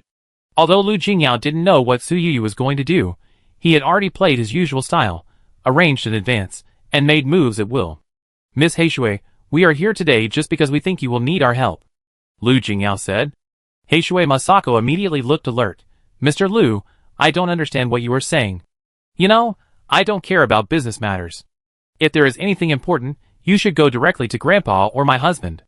Lu Jingyao was not scared off by these words, but said, "Miss Heishui, if you are really as mediocre as you appear, you won't be proficient in 6 languages and have to go abroad to study business in a top university. Isn't it better to study in a women's university that cultivates good wives and mothers?" Heishui Masako is the second granddaughter of the Heishui family, who found an excellent son-in-law and got married early, gave birth to 2 sons and a daughter, and seemed to be lying down and messing around. At this time, she listened to Lu Jingyao's words, and her eyes suddenly became sharp. "Mr. Lu, you Chinese have a saying, you can eat whatever you want, but you can't say whatever you want. Pay attention to your words and deeds, and don't make enemies for yourself." Lu Jingyao was only 50% sure at first, but when he saw her reaction, he suddenly became 80% sure. "Miss Heishui, hiding blindly is not a long-term solution. Sometimes you should show your edge to increase your chances of winning." "What do you want to say?" Heishui Masako asked. Lu Jingyao said, "You don't have to be so hostile to us, we are here to help you. I don't plan to let the wolf into the house, you should find someone else." After leaving this sentence, Heishui Masako stood up and planned to leave. Lu Jingyao was not in a hurry, but said loudly, "Opportunities always come to those who are more prepared. If Miss Kuromizu is not ready, we can certainly look for someone else." After standing for 5 seconds, Kuromizu Masako sat down again, as if nothing had happened, and said, "Mr. Lu, you haven't introduced me to the beautiful lady next to you yet." Su Yu didn't expect Kuromizu Masako to change her face so quickly, but after seeing the ambition that could not be concealed in her eyes, she suddenly understood that at the critical juncture of the fight for inheritance rights, even if she knew it might be a fight with the tiger, in order to avoid being taken advantage of by her brothers and sisters, Kuromizu Masako could only hold her nose and endure it. After Lu Jingyao introduced Su Yu, maybe Kuromizu Masako was pretending, or maybe she really didn't pay much attention to the news in China. She pretended to be very surprised and said, "Mr. Lu has never been close to women. I thought you would be alone for the rest of your life, but I didn't expect that you would be won by this young lady. I guess she must have many outstanding qualities." Lu Jingyao was not in a hurry, and he talked to her slowly. Su Yu also occasionally said a few words that had nothing to do with business. They were not in a hurry. After listening to a lot of nonsense, Kuromizu Masako became anxious and took the initiative to say, I am willing to cooperate with Mr. Liu and Ms. Su, but I don't know what help you can provide me. Su Yu glanced at Lu Jingyao, who gently squeezed her hand under the table, and then said to Kuromizu Masako, when Miss Kuromizu needs help, she will naturally know our role. Kuromizu Masako listened to this, and cursed the old fox in her heart. Lu Jingyao talked for a long time, and it was as if he didn't say anything. There was not a single real word in his mouth. Mr. Liu, why do you keep beating around the bush? It's better to put everything out in the open. What kind of help can you provide me, and what do you need me to give you in return? Lu Jingyao still didn't know what Su Yu was going to do. After thinking for a while, he said, I will do my best to help you or your husband become the new head of the Blackwater family. In return, you have to give me 3 promises. Kuromizu Masako shook her head. 3 promises? This is a bit too much to ask. Do you want me to give you the Blackwater family with a promise? Lu Jingyao said, of course I won't propose such conditions. My conditions are all within the reach of Miss Heishui. After asking again, Masako Heishui said, Mr. Liu, I can't promise you now. I give you an answer tomorrow. After Masako Heishui left, Su Yu couldn't help but ask, will she turn her face and deny her promise after she becomes the head of the family? Do you expect her to be a person who keeps her promises? Lu Jingyao said, of course you can't expect her to keep her promises. You can only force her to keep her promises. Su Yu didn't understand. When Lu Jingyao asked again, what do you want from the Heishui family? Su Yu looked at his sincere face, and naturally understood that he would do his best to help her. But the problem is that she didn't know what the system wanted at all. The system just broke the golden pointer after pointing it to Masako Heishui. After Miss Heishui left, the golden pointer of the system began to point the way again. Su Yu had some guesses in her mind. Sure enough, the person the golden pointer pointed to this time was a 40-year-old middle-aged man. This middle-aged man was the eldest grandson of the Heishui family. Chapter 314. Before Su Yu opened her mouth, Lu Jingyao asked, do you want to talk to all 5 people of the Blackwater family? Su Yu looked at him in surprise. Is this possible? Lu Jingyao nodded. Talking to 5 people is different from talking to 1 person, but don't worry, we can talk. Su Yu thought about it, and shook his head. Forget it, since you have already promised Miss Masako, don't do anything treacherous. Lu Jingyao nodded casually, with a look of pity on his face. Su Yu couldn't help asking, aren't you afraid of a breakdown when you negotiate with 5 people? Lu Jingyao was quite confident when he heard this, and said, the one who is more likely to collapse is the Heishui family. From ancient times to the present, it is not uncommon for 2 peaches to kill 3 warriors. Su Yu was more afraid that he would bring trouble to himself. Forget it, we don't have a deep hatred with him. Lu Jingyao nodded. It was for this reason that he chose to side with one of the 5 people. Masako was the one who hid the most. She looked like a good wife and mother. She gave birth to 3 children early. To some extent, she was the only one who was truly well prepared. Few women love to have children from the bottom of their hearts. For example, the second grandson of the Heishui family has no offspring until now, because his wife, the daughter of the Yasuda family, did not want to have children. The eldest grandson of Heishui has only 1 son, and the eldest granddaughter is a strong woman, but she also only gave birth to a daughter. The youngest grandson has not yet started a family. In contrast, only the line of Heishui Masako has 3 children, all of whom are taught by her to be smart and clever. Su Yu listened to Lu Jingyu's analysis and couldn't help saying, it turns out that wealthy families also have a KPI for having children. Lu Jingyao said, the more wealthy families value inheritance, the more so. Aren't those rich people in China also trying their best to have more children? Su Yu thought of the Gu family, looked at Lu Jingyao again, and asked, what about your family? Lu Jingyao said, when my grandfather became rich, he was not a wealthy family. When he went to Hong Kong, he was looked down upon. When I was born, family planning had been implemented for several years. Although my father had thought about having more children, and the family could afford the fine, my mother did not want to have children, so let it go. Su Yu understood what he meant. If they got married, the decision of whether to have children would be in her hands. Thinking of the Gu family, they had already had a family planning policy before the eldest son Gu Fengchuan was born, but they still gave birth to 4 brothers and sisters. Other wealthy families in Shanghai basically have a lot of brothers and sisters. It is no wonder that according to the original plot, after Lu Jingyao died, all the huge assets of the Lu family fell into the hands of others. When Masako Kuromizu returned home, her husband was already waiting for her. Today, Grandpa called my eldest brother over again and gave him instructions alone for a long time. Said her husband, Akira Kuromizu. Kuromizu Akira's original surname was not Kuromizu. He was a top student who graduated from the University of Tokyo. Not long after graduation, he chose to marry into the Kuromizu family and resolutely changed his surname to Kuromizu. I know, this is not a big deal. Grandpa always likes to create confusion. Tomorrow you tell Grandpa that you have contacted Lu Jingyao and will promote cooperation with the Lu family within this year. Kuromizu Masako said. Naturally, Kuromizu Akira had heard of Lu Jingyao's name and immediately asked, is the news true? He has always been quick, accurate and ruthless in doing things, with a unique vision and a very high return on investment. If we have his help, our chances of winning will be much greater. Kuromizu Masako put away her vague disdain for her husband and said, although it increases our chances of winning, isn't this like trying to get the skin of a tiger? Kuromizu Akira said firmly, it's better to try to get the skin of a tiger than to lose everything. Kuromizu Akira's original family is not bad. Although he is not as good as the top chaebol, like the Kuromi family, he is also the only son of a middle-class family.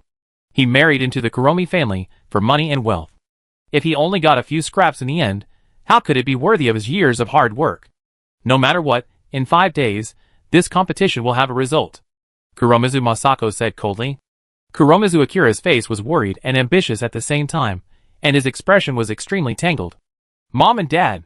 The daughter's voice suddenly rang out, and the little girl jumped in from outside. But the couple frowned at the same time. Girls should pay attention to their manners. Kuromizu Masako scolded. The joy on the little girl's face suddenly withdrew, and she looked at her parents timidly, hiding the 2 small yellow flowers in her hands behind her back. Kuromizu Masako said, tomorrow I will send you and your brothers to the old house. You must be obedient there, and don't make your great-grandfather and great-grandmother unhappy. The little girl was unhappy when she thought of the gloomy and dreary old house, but she also knew her parents' decision. She couldn't refute it, so she could only nod with a look of disappointment to show that she knew. Masako Kuromizu pressed hard on her daughter's shoulder. You must behave well in these 5 days. After these 5 days, Mom will not stop you from doing anything you want. Kuromizu Akira, who was standing by, also used similar words to comfort his 2 sons, forcing them to be well-behaved and sensible. The next day, after Akira Kuromizu told the head of the Kuromi family about the cooperation with the Lu family, the old head of the family naturally showed great joy. It's rare that you are so attentive. Now that the matter has been settled, I will let your brother come forward to discuss the details with Lu Jingyao, which can also be regarded as training him. The old head of the family said with a smile. When Kuromizu Akira heard this, the smile on his face froze, and he cursed in his heart that this old man was still partial to his grandson. He just handed such an important matter to his grandson casually. Isn't it just brushing up his resume? Kuromizu Akira wanted to refute, but Kuromizu Masako stopped him and said with a smile, Grandpa, my brother, and Lu Jingyao are not much different in age, and they are young people. It is even more difficult for them to have a common language. Grandpa's arrangement is really the best. The 80-year-old patriarch heard this, looked at her meaningfully, and said, Masako, you are a good sister, now your children are grown up. You can actually work in the group, just like your sister. Kuromizu Masako said, I have always been looking forward to sharing the family's worries. Since Grandpa has given me this opportunity, I will definitely not disappoint Grandpa's expectations. When they left the old house of the Kuromizu family, Kuromizu Ming said with a gloomy face, We have worked hard for most of the day, and in the end, you are willing to help me a lot? Or do you not support me as your husband, but support your brother instead? Kuromizu Masako cursed him, as a fool in her heart, but she also understood that only such a fool could be easily controlled by her. Yesterday Lu Jingyao told me a story about the succession of Emperor Taizong of Tang Dynasty. Chapter 315. During the reign of Emperor Taizong of Tang, the eldest son Li Chengqian was first appointed as the crown prince. Later, Li Chengqian made a mistake, and Emperor Taizong intended to appoint Li Tai as the crown prince instead. However, although Li Chengqian and Li Tai were brothers from the same mother, they could not stand each other. Emperor Taizong hesitated again, and finally appointed Li Ji as the crown prince. In the final analysis, he just hoped that after Li Ji ascended the throne, he could protect both Li Tai and Li Chengqian. After all, the 3 of them were all children of Empress Changsun. After hearing this story, Kuromizu Akira couldn't help but ask, What does this have to do with our family? Kuromizu Masako said, Grandpa thought so too. The eldest brother and the second brother can't stand each other, and the eldest sister and the younger brother are in a very bad relationship. Only us, we have ordinary relationships with everyone, but we haven't offended anyone in particular. What Grandpa said today is also a test. Grandpa has always favored the younger brother. He wants to see if we have the tolerance to tolerate the younger brother. Kuromizu Akira asked. Masako Kuromizu nodded slightly, and then said, when it comes to these fighting tactics, no one can compare to the Chinese. They seem to always be able to find corresponding deeds from the past history, and use them as references today. We want Lu Jingyao to cooperate with me? Akira Kuromizu asked. He didn't even realize that he had completely regarded his wife as the backbone of this family without realizing it. Masako Kuromizu shook her head and said, although Grandpa favors me, he should know better than anyone what my real ability is. If he succeeds, it will seem deliberate. What if it fails? Akira Kuromizu asked.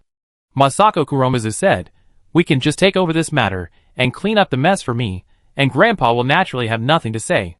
Just as Masako Kuromizu expected, the little grandson of the Kuromi family really messed up the matter. Not only that, he also offended Lu Jingyao thoroughly. Even Lu Jingyao's anger was not fake. It was really that this kid had no idea where he got the guts from. When discussing cooperation, he kept making wild remarks, and even involved Suyuyu in his words. Miss Heishui, I do need the help of the head of the Heishui family, but you should know that I don't need you. Lu Jingyao said to Heishui Masako with a sullen face. Heishui Masako scolded her brother thousands of times in her heart, but she still underestimated her brother's ability to cause trouble. At this time, she could only bow and apologize with her husband. Mr. Lu, my brother has always been ignorant. Please forgive his unintentional mistake. Heishui Masako tried her best to persuade him, and finally gave up some of the benefits in the cooperation, and finally got Lu Jingyao to continue the cooperation. Mr. Lu, Miss Su, my grandfather's 80th birthday will be in a few days. My grandfather invited many guests, and told us many times. Please be sure to come to the banquet. Heishui Masako said this long string of words carefully. Lu Jingyao agreed, but he was secretly alert in his heart. Heishui Masako's Chinese was indeed very good, so standard that you couldn't hear much of her accent.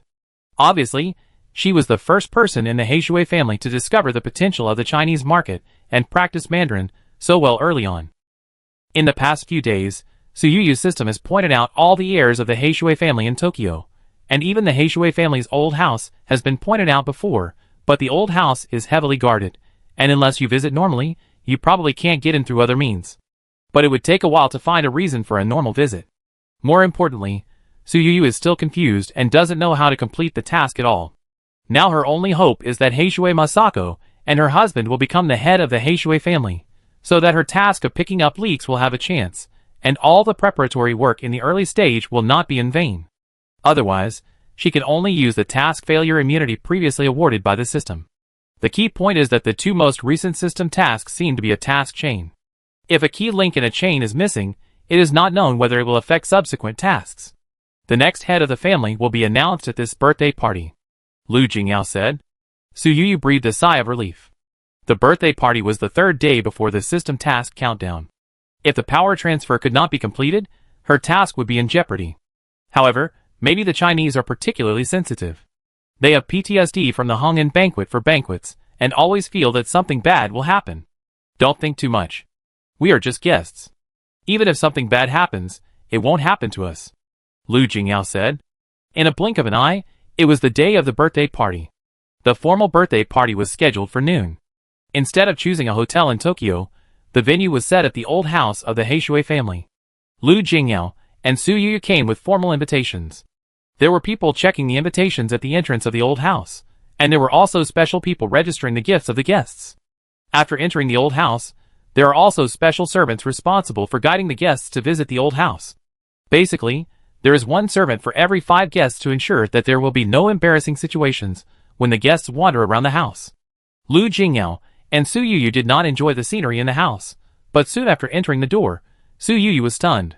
She looked at the flag placed in the middle of the main hall of the banquet and was very surprised. I remember that the family emblem of the Heishui family did not look like this. She had read the information in advance. The family emblem of the Heishui family was clearly a hibiscus pattern. How come it has now become a red spider lily? The pattern looks almost exactly the same as the pattern on the jade pendant in the golden namu she got before. Miss Su, The family emblem on this flag is the family emblem of the Heishui family 100 years ago. At that time, a master said that the Heishui family had borrowed 100 years of luck from the red spider lily, and it had run out. The head of the Heishui family 100 years ago spent a lot of money to ask someone to tell fortunes, and finally decided that the hibiscus flower would be the new family emblem of the Heishui family. Heishui Masako explained softly. Suyuyu always felt that it was strange when listening to this story. Suyuyu thought of the other side of the jade pendant, with only a word faith written on it. Does your family have any tokens? Suyuyu asked. Masako Kuromizu said proudly. As a large family that has been passed down for 200 years, our Kuromizu family naturally has a family token, and the family token is even divided into grades. The highest grade is jade, followed by gold. Those who can get the gold token are important partners of our Kuromizu family. As for the jade token, the last time it was given to someone was 80 years ago. If someone comes to you with a token, will you keep your promise? Suyuyu asked. Masako Kuromizu immediately said, My Kuromizu family has always kept its promises. Since we have a token, we will naturally not let the guest's hopes go to waste. Suyuyu listened to this and her eyes suddenly lit up. Just as she was about to blurt out that she had a token, Lu Jingyao on the side suddenly pulled her. Chapter 316. Although Suyuyu was puzzled, she stopped talking. After Kuromizu Masako left, facing Suyuyu's puzzled eyes, Lu Jingyao explained, Don't overestimate the morality of these people. They have gone back on their words many times. Suyuyu paused.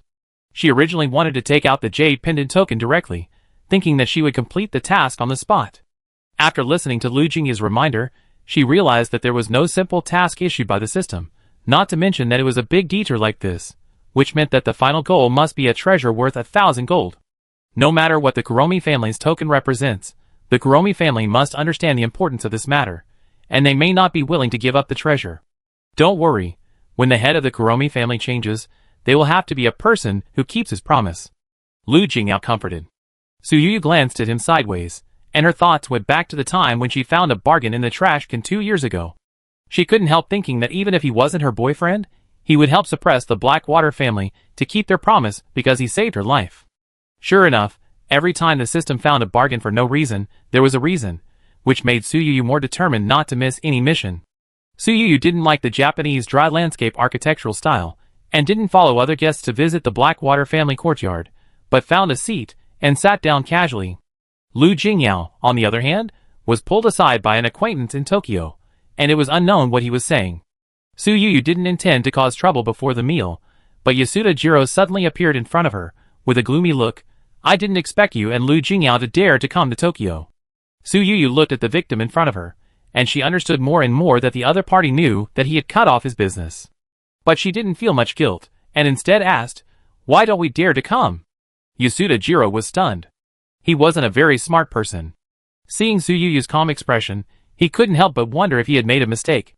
Isn't Suyuyu the one who got the advanced technology of the Yasuda family in Shanghai? Didn't she steal tens of billions from them?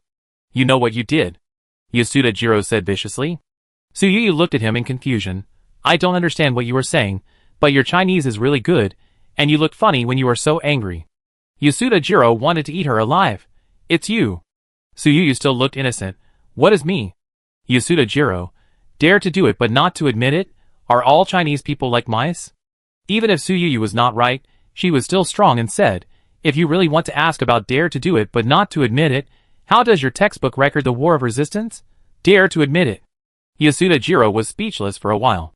The Kuromizu family noticed the dispute between the two. Masako Kuromizu said unhappily, Jiro Yasuda, Miss Su is my guest, don't be rude to her. Jiro Yasuda's brother-in-law, Keno Kuromizu, the second son of the Kuromizu family, took sides. Masako, Jiro is also my guest. Why can't you talk to him properly? Masako Kuromizu glared at her second brother and said, If you really want to have such a good relationship with the Yasuda family, you can marry into the Yasuda family. Grandpa will definitely not stop you. Keno Kuromizu glared angrily. Their Kuromizu family and the Yasuda family are equally matchable families. If he goes to the Yasuda family as a son-in-law with his status, the Yasuda family will not trust him, and it will be a loss of face. There is no such possibility. In the past 2 years, you have been so superstitious that the Chinese market has great potential that you treat every Chinese visitor as a guest of honor. The Chinese are insidious and cunning, and you are not afraid of falling into a trap. Kuromizu Kingxing threatened. Su Yu poured herself a cup of tea. She didn't understand the Japanese quarrel between the two people in front of her, and now she was just watching the fun. After the two argued for a while, Kinao Kuromizu angrily pulled Jiro Yasuda away. Masako Kuromizu looked at Su Yu with an apologetic look on her face and said, "Miss Su, my family's relatives are mixed, and I'm sorry to make you laugh."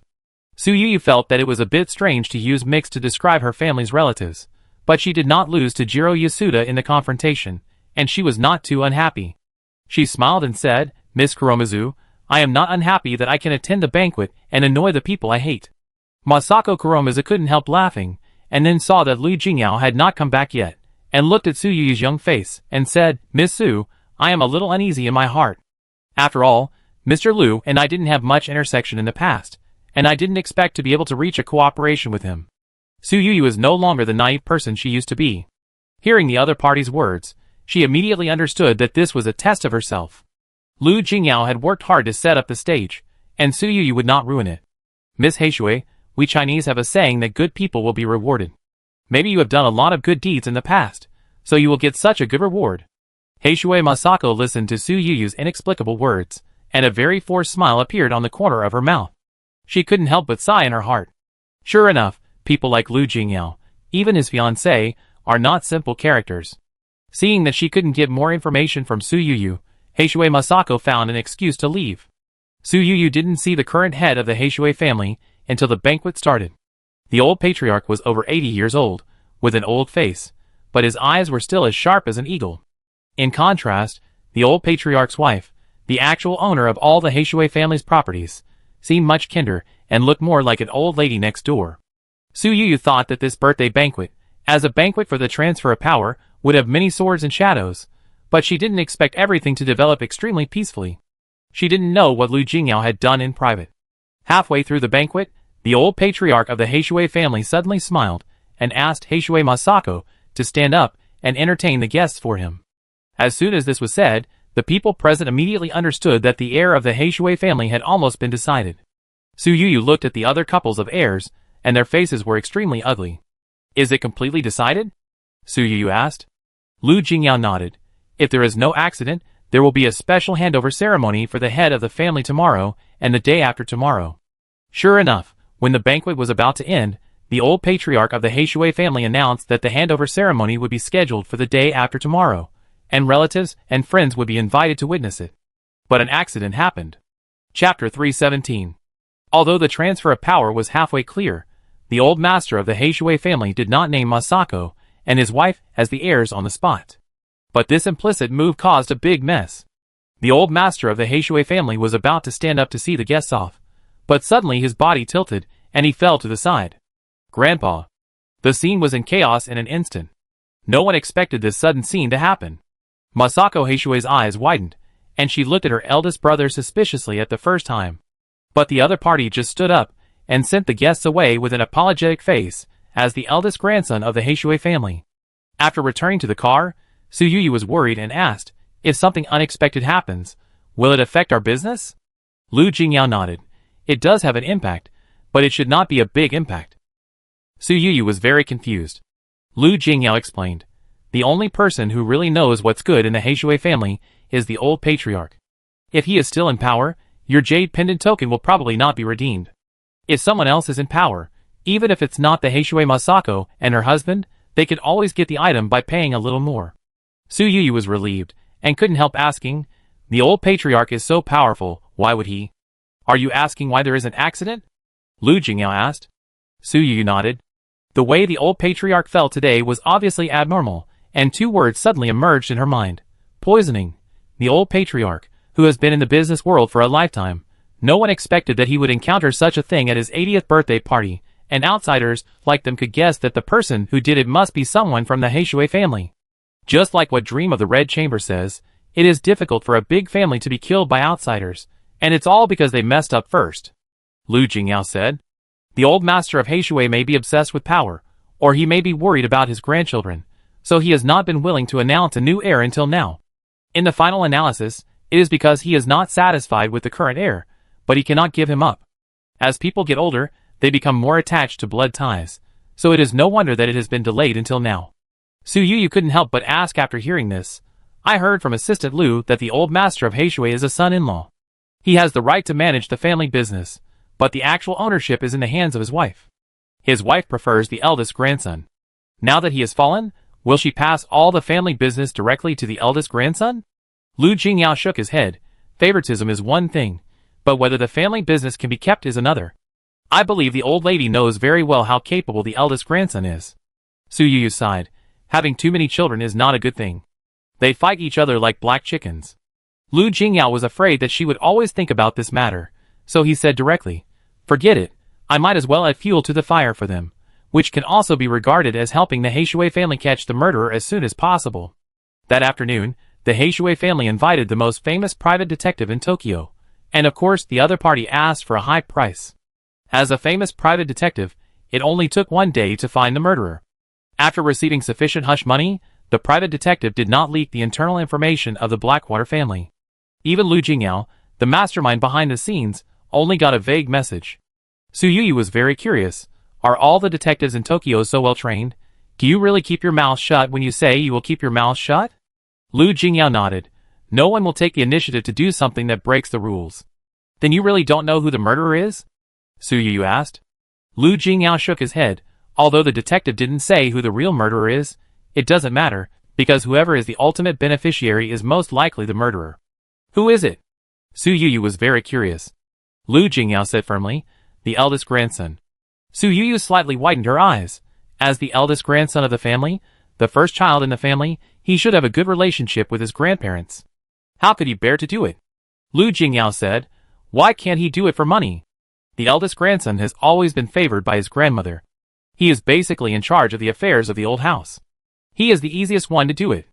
If he can't be found out, relying on his grandmother's favoritism, he may really be able to take a bite out of the family property. Su Yuyu asked, then is the position of the heir of Miss Masako and her husband now stable? Lu Jingyao said, the old patriarch died yesterday after failed rescue. Without him to persuade the old lady, the inheritance of the group will probably not be a surprise. But the property of the Heishui family will probably not be distributed as planned at the beginning.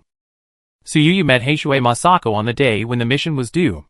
This day was supposed to be a good day for them to take over as the head of the family, but now it has become the old man's funeral. Even though he knew that their family was in a time of chaos, Su Yuyu couldn't wait any longer and took out the jade pendant privately, asking the Heishui family to fulfill their promise. When Kuromizu Masako saw the jade pendant, her face suddenly turned ugly. Miss Su, I'm busy at home today, I'm afraid I can't handle this matter. Su Yuyu had no choice but to interrupt her. I understand Miss Kuromizu's feelings, but I have to take things back to China today. Please forgive me for not being able to understand. Kuromizu Masako instinctively wanted to postpone this matter, but both Su Yuyu and Lu Jingyao were very firm in their attitudes. Miss Su, do you have to force others? Kuromizu Masako asked coldly.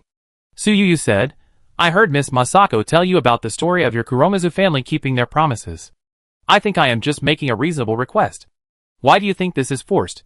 Could it be that Miss Masako is not willing to really fulfill her promise? Kuromizu Masako pursed her lips.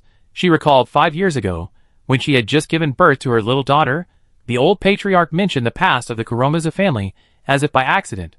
I really don't know what kind of precious thing is worthy of our Heishui family's jade token. The old man said so at the time. Heishui Masako couldn't help but wonder, if Su Yuyu took out this token when facing her grandfather, how would her grandfather deal with it? Would he really keep his promise? She suddenly wanted to look back, but there was no trace of the old man behind her. She suddenly felt a sore nose and couldn't help thinking, could it be that 5 years ago, the old man was going to give her the inheritance rights? Heishui Masako didn't dare to think about it. She knew in her heart that if the old man was here, this token would most likely not be exchanged today. Otherwise, the two people in front of her would not have waited until now to exchange it. But Lu Jingyao came with a fierce momentum, and suddenly mentioned their cooperation project as if unintentionally. The contract has been signed, and it is too late to regret now. Heishui Masako asked in disbelief. You have been calculating our Heishui family from the beginning? Chapter 318. When Lu Jingyao heard this, his face remained unchanged, and he said, if your family has no intention of breaking faith, why should they be afraid of the little trap I buried in the contract? Masako Kuromizu was so angry that she was shaking all over. She naturally thought about taking the things represented by the token for herself, but at this point, she still didn't know what the token represented, but she couldn't afford the price of tearing up the contract. Although the contract had just begun to be fulfilled, the cost should not be high, but she and her husband had just taken over the Kuromi family, and tearing up this contract that might bring huge benefits in the future at this time, and offending Lu Jingyao, then she didn't have to think about joining the group. To a certain extent, Lu Jingyao's contract was her token of allegiance, proving that she could endorse the group's affairs. Miss Kuromizu, my patience is not good, Lu Jingyao said. Masako Kuromizu did not dare to mention the pitfalls in the contract. Now that she was under someone else's roof, the interests of the Kuromizu family and her personal interests were intertwined. She did not dare to think about it any further. She could only comfort herself that the other party had brought a token, and this thing should have been given to them. Wait a moment. Masako Kuromizu got up and left. As the heir of the Kuromizu family, she took out a box with exquisite workmanship and extraordinary shape from the Kuromizu family's treasure house. Her husband Akira Kuromizu listened to the whole process. Although he did not know what was in the box, he was still reluctant to hand it over. Instead, he said, let's open the box first and put something in it casually.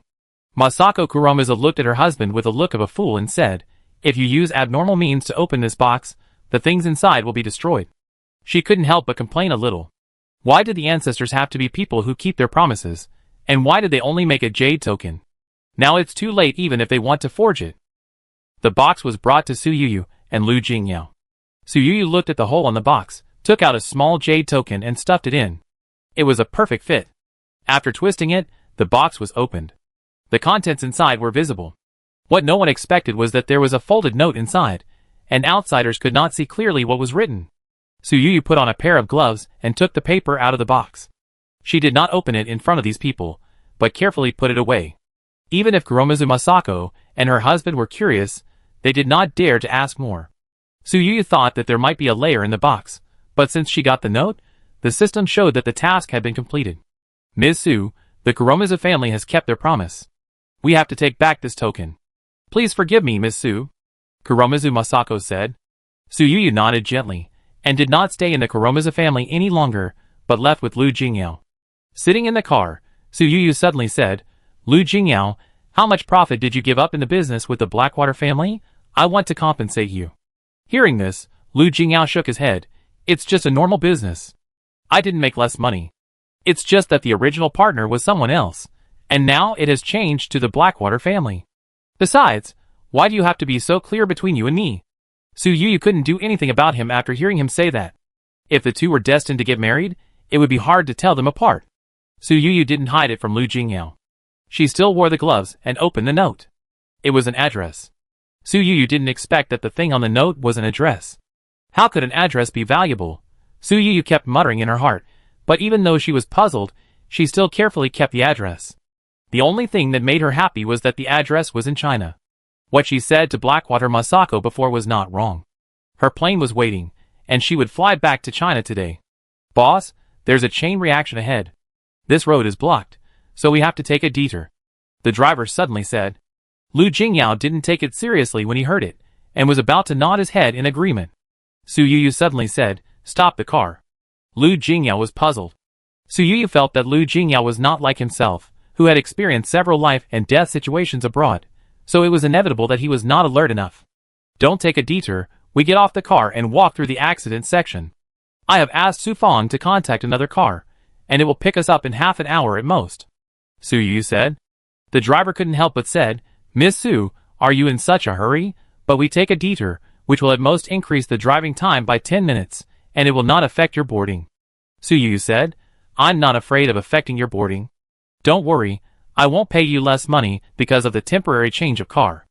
The driver heard this, although he was still puzzled, but he didn't continue to ask. Lu Jingyao didn't ask until he got off the car. Do you suspect that this car accident was arranged by the Yasuda family? Su Yuyu nodded gently. She couldn't help thinking that if she lost tens of billions, she would probably do such a thing. Even if she couldn't get the money back, she would definitely punish the person who robbed her money. Lu Jingyao said, if so, I'm afraid they will make two preparations, and maybe they have arranged someone else on the other side of the car accident. Su Yuyu was relatively optimistic about this problem. According to normal people's logic, they will definitely change lanes and move forward. The probability of us getting off the car and walking is not high. Even if they have a backup plan, I'm afraid they won't arrange too many people. Both of them were right. They just arrived at the serial car accident, and those who were pretending to argue because of the car accident suddenly turned around and took out sticks from somewhere. Su Yu thought it was just a stick. Even if more than 20 tall and strong men came out of the chain car accident, she still felt much more relaxed than in other countries where guns were pulled out at any time. But she realized that although this country strictly controls guns, there is a difference between control and ban. Last year, it seems that a big man was shot in public. As a big chaebol, will the Yasuda family's revenge be so simple? Su Yu felt her scalp tingling for a moment. She looked around. Although the chain car accident happened on the empty roadside, there was an abrupt unfinished high-rise building about 10 meters away. If she set up a sniper rifle there, wouldn't it be perfect? She only hated that her eyesight was too good. She saw a head popping out from the top of the unfinished building at a glance, and the terrifying. The host is detected to be in danger. The system has started a temporary task of picking up a life. Please respond carefully. As soon as the system finished speaking, a golden pointer appeared on the ground. Chapter 319. Without any hesitation, Su Yu pulled Lu Jingyao over and asked someone to pull him and run towards the direction of the golden pointer. Before they arrived, there was a gunshot behind them. Lu Jingyao felt that the bullet almost flew past his ear, and the sound was too close. Like Su Yu, he couldn't help but look at the tall building over there. Follow me, Su Yu said. The golden pointer on the ground turned in a direction, and Su Yu grabbed Lu Jingyao and suddenly walked a few steps to the left. The next gunshot still exploded next to their ears, and they were still unharmed. After several gunshots, the golden pointer on the ground disappeared. Su Yu's heart tightened, and if the system had no instructions, she would use her head to hide from the sniper rifle. Lu Jingyao suddenly pulled her hand. Don't be afraid, it's okay. Su Yu looked at him in surprise, and then saw two bodyguards running down from the unfinished building. Boss, the sniper ran away when he heard the noise. He ran too fast, and we didn't catch him, the bodyguard said with guilt on his face. Su Yu realized that it was her own jungler who went to catch the shooter. Although he failed to catch the sniper, he forced him to run away. She turned around and saw that the other bodyguards were all well trained and had already pinned down the person who was making trouble with a cold weapon. Are these people going to be sent to the police station? Assistant Lu asked. Lu Jingyao looked at Su Yu. Will the Tokyo police station punish them? Su Yu asked. Lu Jingyao shook his head. They will probably just symbolically detain them for a few days and then release them. After all, this is the Yasuda family's base camp, and they won't really do anything to these people. Su Yu said, then tie them all up and throw them on the side of the road. Lu Jingyao nodded. It happened that the car Su Fan arranged arrived ahead of schedule. They passed through the area of the serial car accident, got in the car, and arrived at the airport safely. After getting on the plane, Su Yu finally felt relieved. You? Lu Jingyao hesitated, not knowing whether to speak. Ask whatever you want to ask, Su Yu said. Can you dodge bullets? Su Yu didn't know where to start, but she couldn't mention the system. After all, there was only one sniper. The sniper was aiming at her, and she was afraid that Lu Jingyao would be accidentally injured, so she kept holding him to dodge the sniper.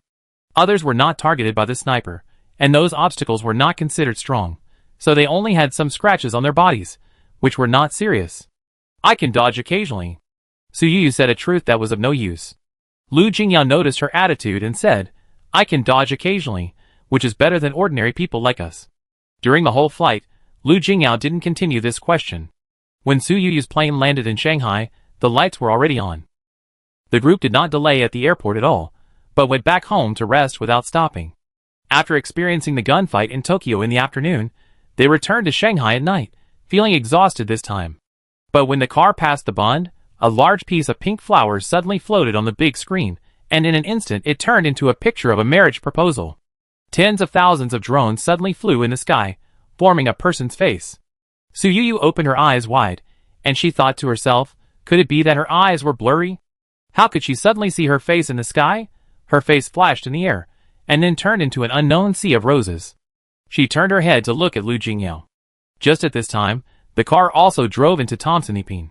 The road was full of roses on both sides, and even the street lights were entangled with countless branches, and the notes floating in the air were brisk and bright. In the blend of flower fragrance and music, Su Yu's heart gradually calmed down, realizing what was about to happen. After getting off the car, Lu Jingyao extended his hand to her, and took her to the top floor in the elevator. Su Yu didn't know what the top floor was originally used for, but now she was stunned by the sea of flowers. Proposing with flowers seems a bit tacky. Forgive me for not being innovative enough. I can only express my most mundane love to you in such a familiar way, Lu Jingyao said softly. Su Yuyu's nose was sour. She didn't know how long Lu Jingyao had planned this grand proposal ceremony. No wonder he called her several times behind her back almost every day during those days in Tokyo, and Assistant Lu often looked at her with envy. Thousands of fireworks suddenly exploded in the sky, and Lu Jingyao knelt on one knee in front of him, listening to his questions. I do, Su Yuyu said softly. Their first meeting was plain, and there were many misunderstandings in the middle, but in the more than 2 years of getting along, Su Yuyu couldn't say a bad word even if she was picky. After all, Lu Jingyu's learning ability is too strong. He used to be a man with no dust in his eyes, but now he lowers his head. When Su Yuyu frowns, he knows how to comfort her. Even if Su Yuyu is rich, it seems that she can't find someone who treats her more sincerely than him. Lu Jingyao put the engagement ring on her hand. The diamond ring is not so big that it is exaggerated. In fact, compared with Lu Jingyao's wealth, the diamond ring of several carats seems a bit stingy. Lu Jingyao said softly, you don't like to wear bracelets, and you don't like to have something pressing on your hands, so I didn't buy a big ring, hoping that you can wear it every day. Su Yuyu didn't think much and said, very considerate. Su Fan on the side wanted to say something but stopped. Her thoughts were much more secular than her boss. She felt that there was no woman who didn't like big diamond rings. In the final analysis, it was because men were reluctant to give them to her. But the next moment, Assistant Lu on the side took out another document and handed the signature pen to Su Yuyu. Miss Su, this document was prepared by our boss early in the morning, and now we are waiting for your signature. Su Yuyu opened it and took a look.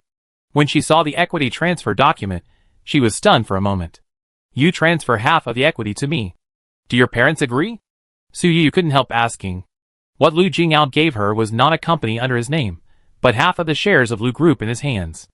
Lu Group has not been listed, but has been operating well and has abundant assets. If you really calculate it carefully, the half of the shares that Su Yuyu can get after signing is worth at least hundreds of billions. She is only one signature away from doubling her assets. Lu Jingyao said, I only have 40% of Lu's shares. The rest of the shares are in the hands of my grandfather and my parents. I will give you my half as a proposal gift. Don't think it's too little. How could Su Yuyu think it's too little? I can't accept it. Lu Jingyao looked down at her and said softly, forgive my shallowness. Apart from money, I don't know how to prove my feelings. Chapter 320. No one deliberately promoted it, but this grand proposal ceremony was still spread online. That night, the whole network was boiling, and Weibo was almost paralyzed. God damn it, Lu Jingyao stole my wife, Su Yuyu stole my husband, they stole my rich life. Sure enough, fairy tales are all lies. The prince doesn't like Cinderella, they all found the princess. Who said that these two were just talking, and that Lu Jingyao would never marry Su Yuyu, who would leave a billionaire woman behind? The netizens' sour remarks were endless, but the most were still blessings. A group of celebrities, whether they knew the two or not, all came up and bought the hot search for blessings. In comparison, those who didn't bless them were particularly eye-catching. Wu looked at the photos and videos of the proposal ceremony on the internet, and her heart was still sour, and suddenly she saw a comment from a netizen. Why didn't Song Jibai bless you? Wu immediately cheered up and called Gu Xuanbai's agent. Song Jibai didn't send his blessing to this century's marriage proposal. We bought a hot search, maybe we can take this opportunity to suppress him. Wu said. Gu Xuanbai's agent listened to this, and thought it was not good. Although Wu resigned from Gu Xuanbai's agent position early, and became a senior executive of the company, she didn't care much about the company's affairs, and was still focused on being an extra staff agent. She paid attention to any slight movement in the circle faster than the regular agents, but she was a pure fan mentality. What's more terrible is that she is now a senior executive of the company, so she can directly find the agent and issue a lot of orders on fan behavior. The agent thought that he could get a lot of benefits by squeezing out other people in the company and getting Gu Xuanbai, the company's key artist, but now it seems that it is better to take some young artists who have not made it. At least there are not so many troubles. Director Wu, Song Jibai has been busy filming in the crew recently. Even if he forgot to send his blessing, as long as the studio comes forward to explain, the matter will be over. Even if it really goes up in the hot search, he can just send a blessing on the spot. It's really not a big deal, there's no need. Before the agent finished speaking, Wu said firmly, even if he comes back to send his blessing, it's too late. Our hot search has already left a deep impression on passers-by. By then, everyone will know that he is not on good terms with the company, and passers-by will see his true face. Agent, The agent really wants to open Wu Yu's head to see what kind of idiot is inside. It's just an ordinary thing, but she is like possessed by evil. Director Wu, last time we wanted to plot against him at the Hong Kong City Awards, but it didn't work out, and we ended up getting humiliated. Why don't we just forget it? It's better to stay still than to move. The agent felt that what he said was reasonable. But Wu Yu couldn't help getting angry when she thought of this. In order to plot against Song Jibai at the Hong Kong City Awards, she spent so much effort, but didn't get it done. The Best Newcomer award that was supposed to be given to Song Jibai was also given to Gu Shuangbai by her. Song Jibai's agent restrained himself and did not open the champagne in advance, but because of the unreasonable award, someone created the hype, and the whole network was condemning Gu Shuangbai for buying the award. Shuangbai has been wrong before, how can he continue to be wrong now? I don't care, I must make Song Jibai feel 1,000 times more uncomfortable than Shuangbai. Wu Yu said. The agent just felt that she was getting more and more extreme now, and wanted to comfort her, but Wu Yu was extremely impatient and could not listen to his rebuttal. She only said, if you don't want to do it, there are many people crying and begging to be Shuangbai's agent. The agent couldn't really throw away the first-line artist in his hands, so he could only agree to it submissively, thinking that the public relations fees would be paid by the company anyway, so he just wanted to make the young lady happy. But after hanging up the phone, the agent turned to look at the assistant, who came to look for him. What happened to your brother Gu again? The assistant was just replaced. The previous assistant was efficient and a fan of Gu Shuangbai, but after working for a few years, he couldn't stand the low salary and resigned to return home. The new assistant is young and inexperienced. Although he is cheap, he has to ask the agent in advance for everything, which is annoying. The young assistant had a bitter face at this time. Brother Gu liked a girl, but she didn't want to, so he asked me to drug her. I don't dare to do this. The agent took a deep breath, and his mind was full of destruction. Whoever wants to do this crappy job can do it. But when he thought of the commission he got, he still suppressed his displeasure. He was not afraid that this matter would be illegal, but he was worried that Gu Shuangbai could not control himself. If Wu Yu knew about it, he would make a big fuss. Go if he asked you to go, be careful, and don't let anyone find out. The agent said. The assistant said bitterly, this is against the law. The agent has been in the industry longer than the assistant, and has seen many such things. He did not take this to heart and persuaded, is there not enough such things in the industry? I don't see anyone making a fuss. The assistant still shook his head, but I have never done it. First time is second time, I remember you took a fancy to a bag some time ago, didn't you? How about this, I will talk to your brother Gu later, and give you a bonus of 30,000 yuan, do you want it? The assistant was immediately moved when she heard this, but still couldn't make up her mind completely. The agent continued to speak sweetly, most of the people who can be favored by your brother Gu are his fans. She may be happy to have this opportunity to have something happen with her idol. She doesn't want to. The assistant whispered. The agent sneered. How can she not want to? That's just being stubborn. Listen to me. You are helping others. The assistant nodded reluctantly. The agent reminded again. Be careful, don't let Director Wu know. The agent didn't want to indulge Gu Shuangbai, but if he didn't help arrange it, he was afraid that Gu Shuangbai would make trouble again and let him clean up the mess. It would be better to keep him under control. Su Yu didn't know about this ridiculous Weibo hot search. Song Jibai didn't send blessings until the next day. Although Song Jibai was in the crew, his agent reacted quickly and replied almost immediately with the official account, informing fans that Song Jibai was disconnected from the crew and devoted himself to the role, just to present the best movie effect to fans. These words did appease the fans, but the agent also understood Song Jibai's thoughts and called him early the next morning. Jibai, do you know everything? The agent asked carefully. Chapter 321. Song Jibai on the other end of the phone did exactly what his agent said to the public. He was disconnected from the internet on the set. But disconnection does not mean that he knows nothing. There are still a lot of people in the crew who have not disconnected from the internet. He received the news only one night later than everyone else. I know. Song Jibai said softly. The agent's heart felt like it was pierced by fine needles, and he felt dense pain. He didn't know how to comfort Song Jibai for a while. Song Jibai didn't want to listen to other people's words of comfort out of pity, and said, thank you for your kind advice. I still have a play to shoot. Contact me if you have anything. After hanging up the phone, Song Jibai handed the phone to Ouyang. Ouyang also looked at him with a concerned expression. Song Jibai smiled bitterly and said, "Don't look at me like that. Others will think too much, and if the rumor gets out, it will affect her reputation." Ouyang felt sad when he heard this. He worked with Song Jibai in his first play, and the two of them spent the longest time together in the crew. He also understood Song Jibai's thoughts better than anyone else. "You are good at everything. Why can't you get what you want?" Ouyang said with a slightly crying voice. Song Jibai didn't want to continue this topic and found an excuse to change his costume. Although Su Yuyu had the title of fiancé, she didn't feel anything wrong and was still focused on her task. The system didn't prompt her for the past 2 days, but she put on gloves and read the fragile note over and over again. After resting in Shanghai for a few days, she couldn't help it and wanted to go and see it in person. The system seemed to be sure that she had rested enough, so it slowly issued a new task of picking up leaks. The deadline for picking up bargains is 15 days. The system is too lazy to bother with the target location of the bargain and directly points to the note in Su Yuyu's hand. "I'm really curious about what the ultimate goal of picking up bargains is," Su Yuyu whispered. After saying this, she suddenly felt something in her heart. Why did she say the word ultimate? "System, is this the last mission?" Su Yuyu asked in a trembling voice. The system replied after a long time, "Host, are you afraid that this is the last mission?"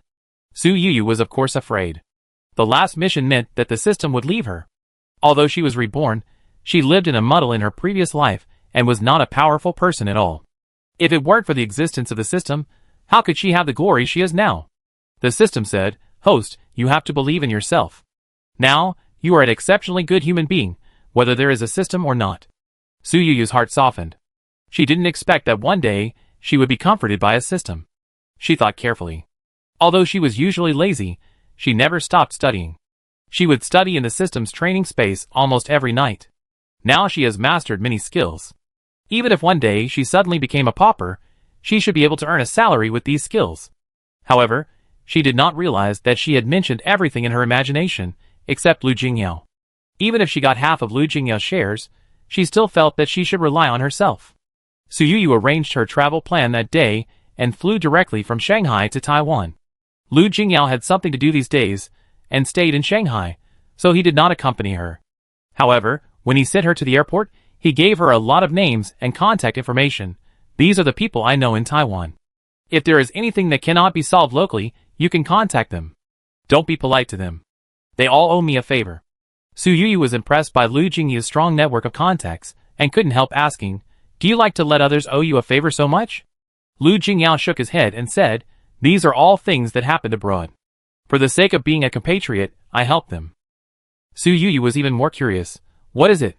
Lu Jingyao rarely showed a shy look on his face. "You are young and frivolous. Let's not talk about it."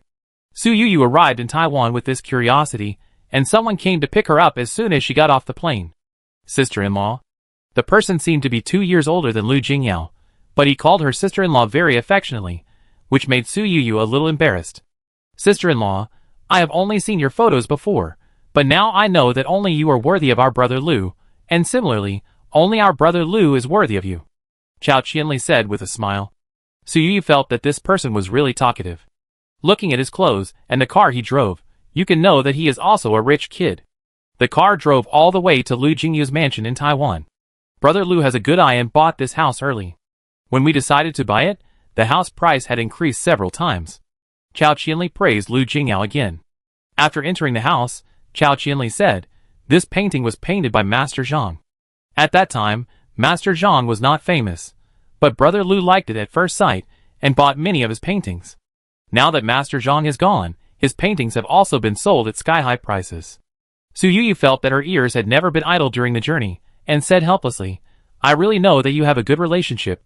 Classmate Chao, you don't have to praise Lu Jingyao for everything you see. This is too exaggerated." Chao Qianli scratched the back of his head awkwardly and said, "Sister-in-law, Brother Lu told me in advance that I must treat you well. How dare I neglect his orders?" Su Yuyu still felt that he was exaggerating and asked, "Did Lu Jingyao save your life?" Chao Qianli's face was more embarrassed, and he opened his mouth, wanting to speak but didn't know where to start. Su Yuyu paused. "Did he really save your life?" Chao Qianli laughed. "You are young and frivolous. You are young and frivolous, sister-in-law, don't ask." Su Yuyu couldn't help laughing. The two of them used the same rhetoric, which really made people curious about what happened abroad. In the evening, a banquet was held at Chao's house, and many of Lu Jingyao's friends were invited. It was not only to welcome Su Yuyu, but also to let her meet Lu Jingya's friends. Sister-in-law, if you are going to Hualien, you must say hello to Xiao Lu. Their family is the king of Hualien. It is not an exaggeration to say that they are in control of the local area. Chao Qianli said with a smile while pulling a tall young man. Lu Yishou is tall and strong, but he makes people feel disillusioned when he opens his mouth. At this time, he slaps Chao Qianli, and his tone is like a spoiled child. Don't talk nonsense, making me look like a gangster. I tell you, our family is doing legitimate business, but we just made a fortune in Hualien, and we have never done anything to cover the sky with one hand. Chapter 322. Chao Qianli looked like he had expected this, and explained to Su Yuyu, don't be fooled by his delicate tone. In fact, his family is very arrogant, and there is nothing they can't handle in Hualien. Lu Yishou said casually, Miss Su looks like a well-educated person.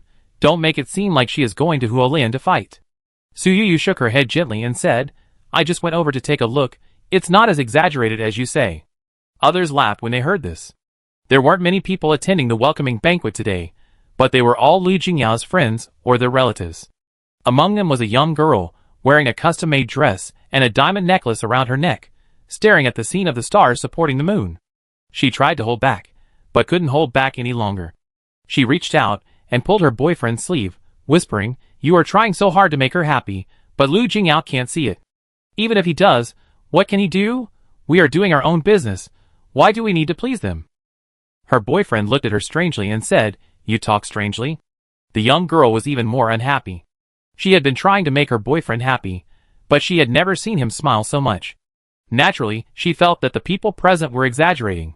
You are the one who is surprised. Su Yuyu is only Lu Jingyao's fiancée, not Mrs. Lu in the proper sense. Besides, even if she becomes Mrs. Lu, she may not be able to make the decision. Her boyfriend barely sorted out some of his thoughts and turned to ask her, You told me before that your father is doing real estate business in Europe, and you often help your father? The young girl raised her chin slightly after hearing this and said, Why do you suddenly ask this? Indeed, I am not a woman who relies on my boyfriend. My father's business still relies on me for help. Her boyfriend quietly pulled his arm back after hearing this. Even if your father came to an occasion like today, I am afraid he would have to coax Miss Su with us to be happy. You are so arrogant. I really doubt whether you have ever done business. His words even made him doubt his girlfriend's personality. His girlfriend finally managed to coax a rich man with her packaged white, rich, and beautiful identity.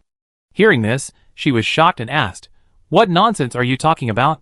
I have also studied in Europe. Do I need to coax you? Her boyfriend originally believed in her identity, but now he shook his head. You do have a diploma, but I always feel something is wrong, and now I finally figured it out. What do you mean? You don't look like the daughter of a businessman at all, let alone you have done business yourself. The beautiful girl's eyes widened. She and her boyfriend were about to enter the marriage palace, and they had already met their parents. The boy's parents were so satisfied with her that they even gave her a luxury car. She never expected that things would suddenly fall apart. Why did her boyfriend only focus on Su Yuyu? He said, Although Miss Su is not as wealthy as Brother Lu, my parents did not come to the banquet today, but they told me in private that I must coax Miss Su and not let her be unhappy. You must be uncomfortable with a group of grown men coaxing young girls, or you have never experienced such a thing. So you stop me. The young girl's face turned pale and red when her boyfriend said that. She came from a socialite training class and learned how to win over men. She really had never experienced such a situation. She didn't know how much effort she had put in to win over the man in front of her. Naturally, she was not used to other young girls becoming the center of attention without doing anything. She didn't expect that her boyfriend would turn against her if she showed a little bit of her identity. For a moment, she felt sorry for herself for having spent a lot of effort to learn pure British English in order to pretend to be a big lady. She looked at Su Yuyu in the crowd with resentment. She was impulsive and wanted to rush over, but was quickly stopped by her boyfriend. If you leave now, I won't take back the things I gave you. Don't do something thankless. The boyfriend threatened softly. The girl's expression changed from time to time, but she still endured it. She lifted her skirt and took a deep look at Su Yuyu in the crowd. Seeing that she was still so dazzling, she forced herself to suppress the unhappiness in her heart. When the banquet was about to end, someone suddenly asked, Li Laowu, where is your girlfriend? How come she disappeared in the blink of an eye? Li Wu chuckled and said, She had something urgent to do and left first. The man didn't think much about it, and just said, "You are so lucky. Your girlfriend is not only from a famous family, but also so gentle and considerate. When you get married, if she has any sisters, you can introduce them to my brother." Li Wu didn't explain when he heard this. He just thought in his heart that he was really blinded by one leaf. How could a daughter who was richer than his family bow her head to make him and his parents happy? He looked at Su Yuyu in the crowd from a distance. Although he knew that he was not as lucky as Lu Jingyao to find a fiancé with hundreds of billions of assets, at least because of today's incident, he avoided a trap set by a fake socialite. Su Yuyu didn't know what they were plotting under the table. Now that she was being flattered and coaxed by a group of people, she was clear-headed and knew that there were not many sincere people in this group. Most of them were just looking at Lu Jingyao and money. Sure enough, after the banquet, when they returned to the hotel, a man named Cheng Yu, who was said to be Lu Jingyu's good brother, followed them no matter what. All he said was about investment and projects. Su Yuyu knew that Cheng Yu wanted to take money out of her pocket, but she didn't refuse. She just pretended to be stupid and said, "I never care about business matters. If you really think it's feasible, you can send the project plan to my company's mailbox." "Ms. Su, in your investment company's mailbox, I'm afraid there are hundreds of projects seeking investment every day, if not 1,000. I think my project is overwhelmed by the reviewers." Su Yuyu said slowly, "Don't worry, good wine needs no bush. For a truly good project, everyone is scrambling for it, and they will never invest in a hidden gem." Cheng Yu had no choice but to keep a copy of the materials for Su Yuyu. Su Yuyu didn't take it to heart, and handed it to Su Feng. Su Feng was serious about her work, and even spent a whole night reading the project plan carefully. The next morning, she said to Su Yuyu, "It's all bullshit. Fortunately you ignored it." Su Yuyu looked at Su Feng's dark eyes, and felt a little distressed. She said, "I wanted you to throw it into the trash can. Why did you study it all night?" Su Feng smiled awkwardly and said, "I thought you were testing me." Su Feng has been with Su Yuyu for a long time. She is used to seeing her messy investment behavior bring sky-high returns. She also thought that she might be able to help. Now she is more and more sure that the boss is the boss, and ordinary people like her can't learn this. Chapter 323. It's not that Su Yuyu deliberately targeted Cheng Yu, but Lu Xiaoni didn't like this person from the beginning.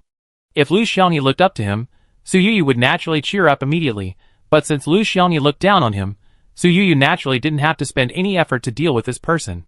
Su Yuyu didn't take this matter to heart, and turned her head, and put it behind her. The whole treasure island is so big, and her itinerary today is Hualien. Hualien has always been known as the back garden of the treasure island, with beautiful scenery and rich stone mines. The Lu family started out in the marble business, and almost monopolized all the marble mines in Hualien County at that time. Lu Yishou accompanied Su Yuyu walking in the streets and alleys of Hualien, introducing them as he walked, his words full of humility.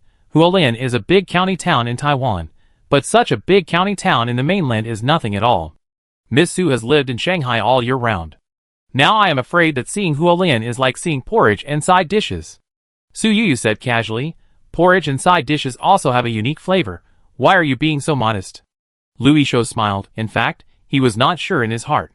The most important thing for him today was to accompany Su Yuyu, but from the beginning, Su Yuyu did not say what she was going to do in Hualien. Now she was wandering around the streets casually, and it didn't look like she had any serious business. Not to mention that Lu Yishou was not sure what Su Yuyu was going to do. Su Yuyu herself was confused. She went through a lot of hardships to get the address on the note from the Heishui family, which was written very simply. Su Yuyu thought she could just follow the map, but she found out after checking that the address on the note had been demolished more than 10 years ago. Su Yuyu almost came to Hualien with her head held high. Now the golden pointer of the system was pointing randomly all over the streets of Hualien County. Su Yuyu could only be thankful that she and Lu Yishou had no contact in the past.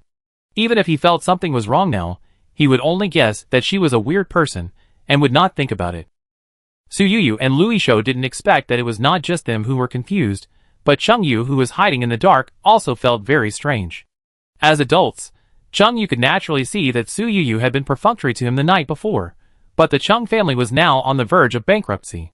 Even if Lu Jingyao had been kind to him in the past, Cheng Yu had to calculate Su Yuyu now.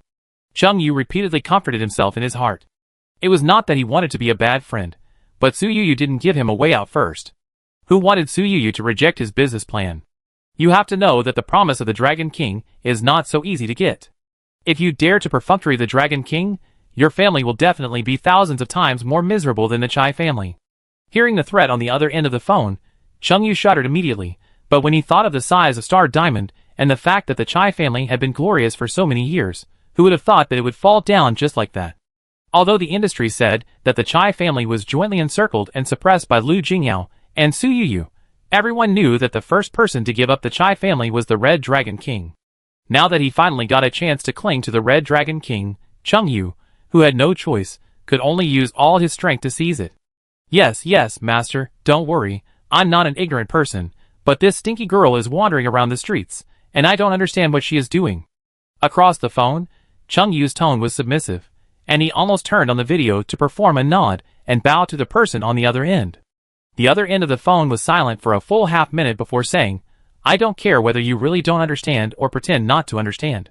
Anyway, if you can't do this well, you know the consequences in your heart. After saying this threatening word, the phone was hung up on the spot. Chung Yu looked at the phone that was suddenly hung up with a gloomy face.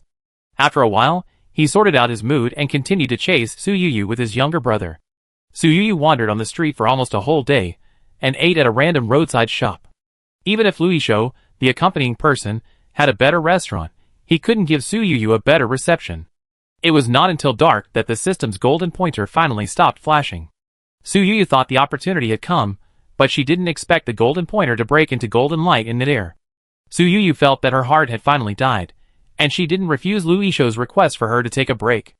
Lu Yishou looked at his record of walking tens of thousands of steps a day, and his legs had been sore for a long time, but Su Yuyu was always in high spirits. The girl refused to stop, and Lu Yishou felt that as a man, he must not be timid. Yesterday, this lady was finally willing to rest, and Lu Yishou immediately breathed a sigh of relief, almost beating the gong and drum. Su Yuyu refused the proposal to stay at Lu's house. She lived in the best hotel in Hualien. Lu Yishou made sure that Su Yuyu was quiet, and didn't plan to go out at night, so he left the hotel. Just as he went downstairs to the hotel lobby, he saw Chung Yu waiting. Why did you come to Hualien? Are you going upstairs to disturb Miss Su? Lu Yishou also knew about the recent ups and downs of the Chung family, and he couldn't help but feel a little distressed when he looked at his good brother. Chung Yu gave him a bitter smile. I feel bad, and I want to try again. Lu Yishou patted his shoulder, and took him out of the hotel, and into his car.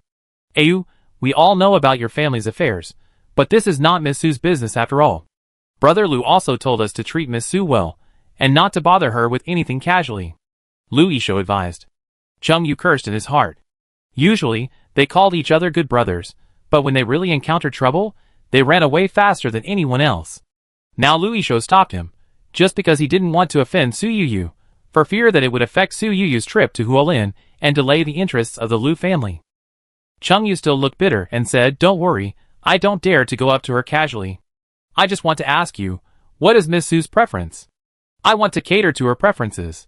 Lu Yishou heard this and said helplessly, I also want to know what Miss Su's preferences are. I'm afraid that I won't treat her well and make Brother Lu unhappy. Where did you go to play today? Was she happy? Chung Yu asked. Lu Yishou was about to speak, but suddenly his eyes paused, and then he said casually, We just walked around the city today, and the scenery was the same over and over again. Miss Su is from the inland, so maybe she finds it fresh. Chung Yu didn't understand how Lu Yishou was perfunctory to him, and it was clear that he didn't want to tell him the truth. He could only take the initiative. Is Miss Su looking for someone? Logically speaking, with her status, she should have seen all the beautiful scenery. There is no reason for her to come to a small place like Hualien. I heard that she is an orphan. Is she here to find relatives? Chapter 324. Lu Yishou looked at him strangely when he heard this. Why do you think so? Chung Yu touched the back of his head and said, I just want to help, right? If I can help Miss Su, she might be willing to help me in the future. When Lu Yishou heard this, he reluctantly dispelled his suspicion of him. Thinking of the plight of Chung Yu's family, he softened his heart and said, Miss Su will not look for her relatives. Although she is an orphan, she knows her life experience. She has a bad relationship with her parents, and her parents are also well-known figures. Chung Yu couldn't help but be curious. Lu Yishou said, Don't ask too much, the matter is very complicated. If you talk too much in front of her, you will offend her. Chung Yu had no choice but to continue to test. She is not looking for relatives, so why did she come to Hualien? Is she going to invest in some good projects? Lu Yishou followed Su Yuyu for a whole day, but he didn't find out Su Yuyu's intentions. How could he answer Chengyu? He could only helplessly say, she naturally has her reasons. When Chengyu heard this, he felt that Lu Yishou was also playing tricks, and didn't tell him the truth. Lu Yishou was not aware of his resentment, but said, you probably won't see any chance with Miss Su, why don't you go to Gangcheng? Aren't your family related to the Fong family in Gangcheng? Maybe if you ask them, they will be willing to lend a hand. Chengyu immediately shook his head. With our little relationship, they won't help us. I'm afraid they will take the opportunity to swallow up our family. That's why I don't want to ask them. Seeing him say this, Lu Yishou had no choice. Chengyu said with a shameless face, I am also very familiar with Huolin. Why don't I accompany you tomorrow? I can also be a companion. Lu Yishou immediately became alert. He was not the only one who cared about his entertaining Su Yuyu in Huolin. His parents at home also gave him many instructions. If they were not afraid that Su Yuyu would not like the big scene, I'm afraid that all the men, women and children of the Lu family would accompany Su Yuyu today. When Chengyu said this, Lu Yishou felt like his colleague was trying to steal his clients, so he immediately said, you are so thoughtful, but Miss Su doesn't like crowds, so let's forget about it. Seeing him like this, Chengyu immediately classified Lu Yishou as one of those treacherous friends, and only thought that he would teach Lu Yishou a lesson when his family got better. Lu Yishou didn't know that his good-intentioned persuasion had been hated by his friend, and he was relieved when he coaxed the man away. The next morning, when Lu Yishou accompanied Su Yuyu to leave the hotel, he received a message from his assistant saying that Chengyu's car had left Huolin.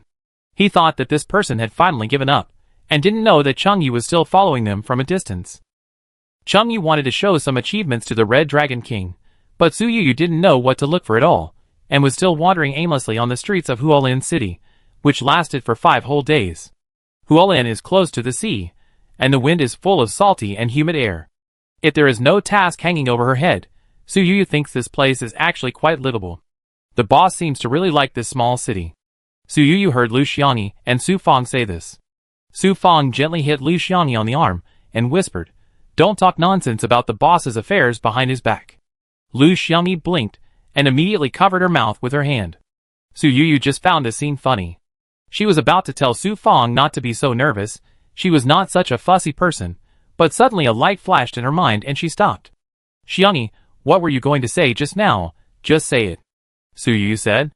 Lu Xiangyi hesitated for a moment, but seeing Su Yuyu's encouraging eyes, she finally said, Boss, you're walking around the city every day now. It's really like measuring the city with your feet, which is usually something you do when you love a place to the extreme. Su Yuyu was not angry as everyone expected. She asked again, I've been running for 5 days, have I measured the entire city? The other people present were not familiar with this city, and immediately looked at Lu Yishou with doubtful eyes. Lu Yishou thought for a moment, and said, if Miss Su really likes Huolin to this extent, she can actually buy a house here, and come here for vacation in her spare time. As for measuring the city, Miss Su has only a few places left to visit in the city. Su Yuyu ran for 5 days with her 2 legs. She felt like she had been to some places 2 or 3 times, but she never expected that there were still places she had not yet reached. She felt that she would not get any accurate results by wandering around, so she made up her mind and said, where else have you not been? Take me there. Lu Yishou's face was full of complexities when he heard this, and he shook his head. You don't want to go to that place. Su Yuyu insisted, I haven't been there yet, how do you know I don't like it? Lu Yishou smiled awkwardly. No, you definitely won't like it. Su Yuyu looked strange, and even if Lu Yishou was unwilling, he didn't dare to go against Su Yuyu's will. In the end, he took her through the old housing area, and after half an hour of twists and turns, he arrived at an old street market. Although Su Yuyu had never been to this place before, she was very close to it, and her memory was also good. I never thought there was such a street hidden behind the vegetable market. What does this street sell?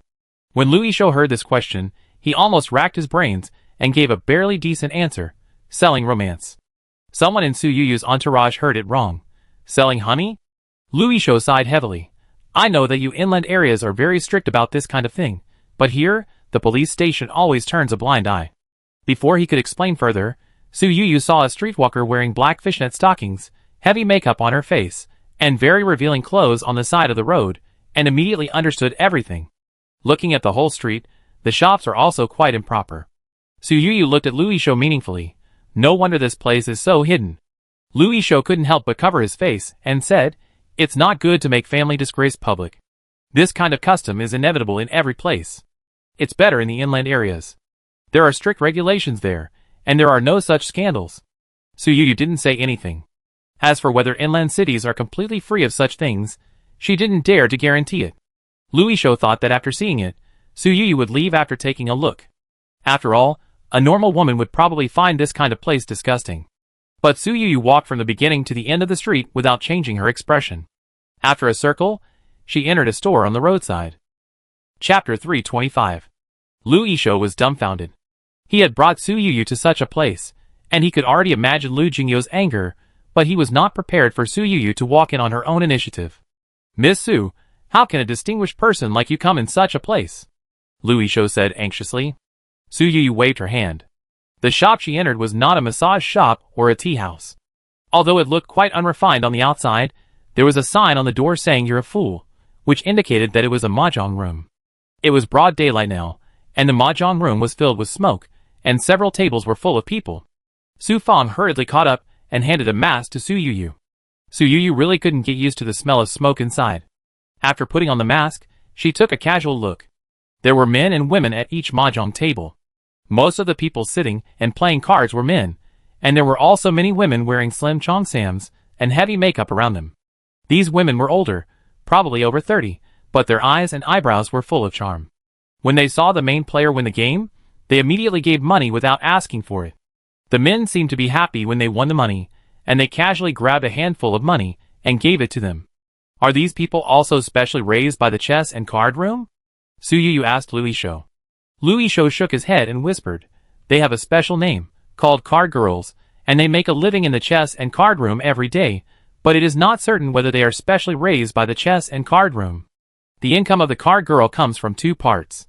One is to see whether the sponsor wins money, and the other is that if the sponsor has an idea, they can also communicate with each other." Although Louis Shou's words were vague, Su Yu understood them. "Miss Su, these people who do low-level business are very straightforward. Otherwise, we should leave here first to avoid dirtying your eyes." Louis Shou persuaded Su Yu to leave. Su Yu did not agree. The reason why she paid attention to these people was because Lu Xiangyi's sudden words made her have some guesses, just like the system's random instructions, and finally marked the city of Huolin. If that were the case, if she hadn't walked through all the streets, the system's golden pointer might still be spinning. Sure enough, she didn't follow the system's instructions to walk to this street, but after she came, the system's golden pointer quietly gathered again, pointing directly to this chess and card room. Su Yu couldn't help but look forward to it. This was the only street in Huolin that she hadn't set foot on. It was like the center of the formation in the novel. Maybe it hid what she needed. The golden pointer pointed at a certain card girl, and then pointed to the next card girl. The golden pointer didn't stop, and seemed to have returned to the confusion of the past few days, pointing everywhere without stopping. Su Yu was overwhelmed, and felt that things were in a deadlock again. While she was thinking, Louis Shou's mobile phone beside her kept vibrating. Su Yu felt extremely irritated, but she held back and didn't say anything. "Miss Su, you were just curious about the card girls. I asked my friend, and the card girls here don't take commissions. Whatever money they make is their own," Louis Shou suddenly said, holding up his phone. Su Yu finally understood why Louis Shou's phone kept ringing, and couldn't help asking, "No one takes commissions? Doesn't that mean no one protects them?"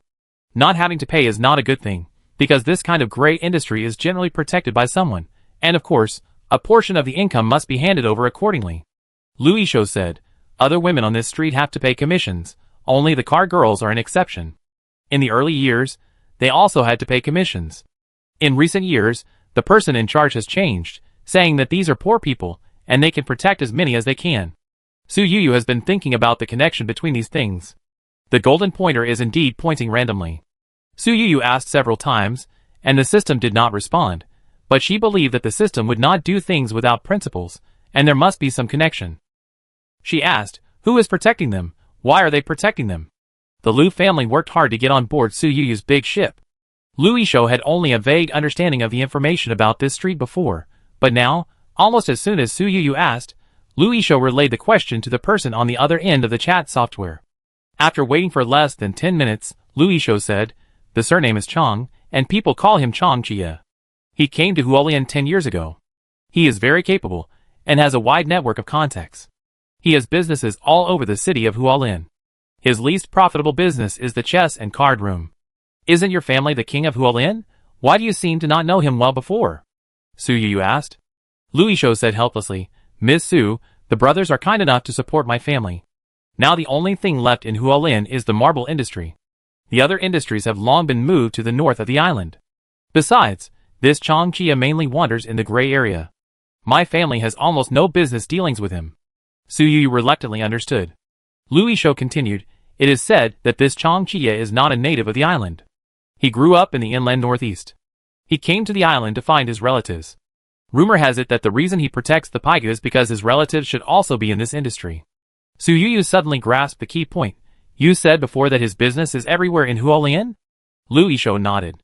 Su Yu stretched out her hand, and Su Fong hurriedly handed her a map of Hualien City. She pointed to several places in succession, all of which she had been to in the past few days.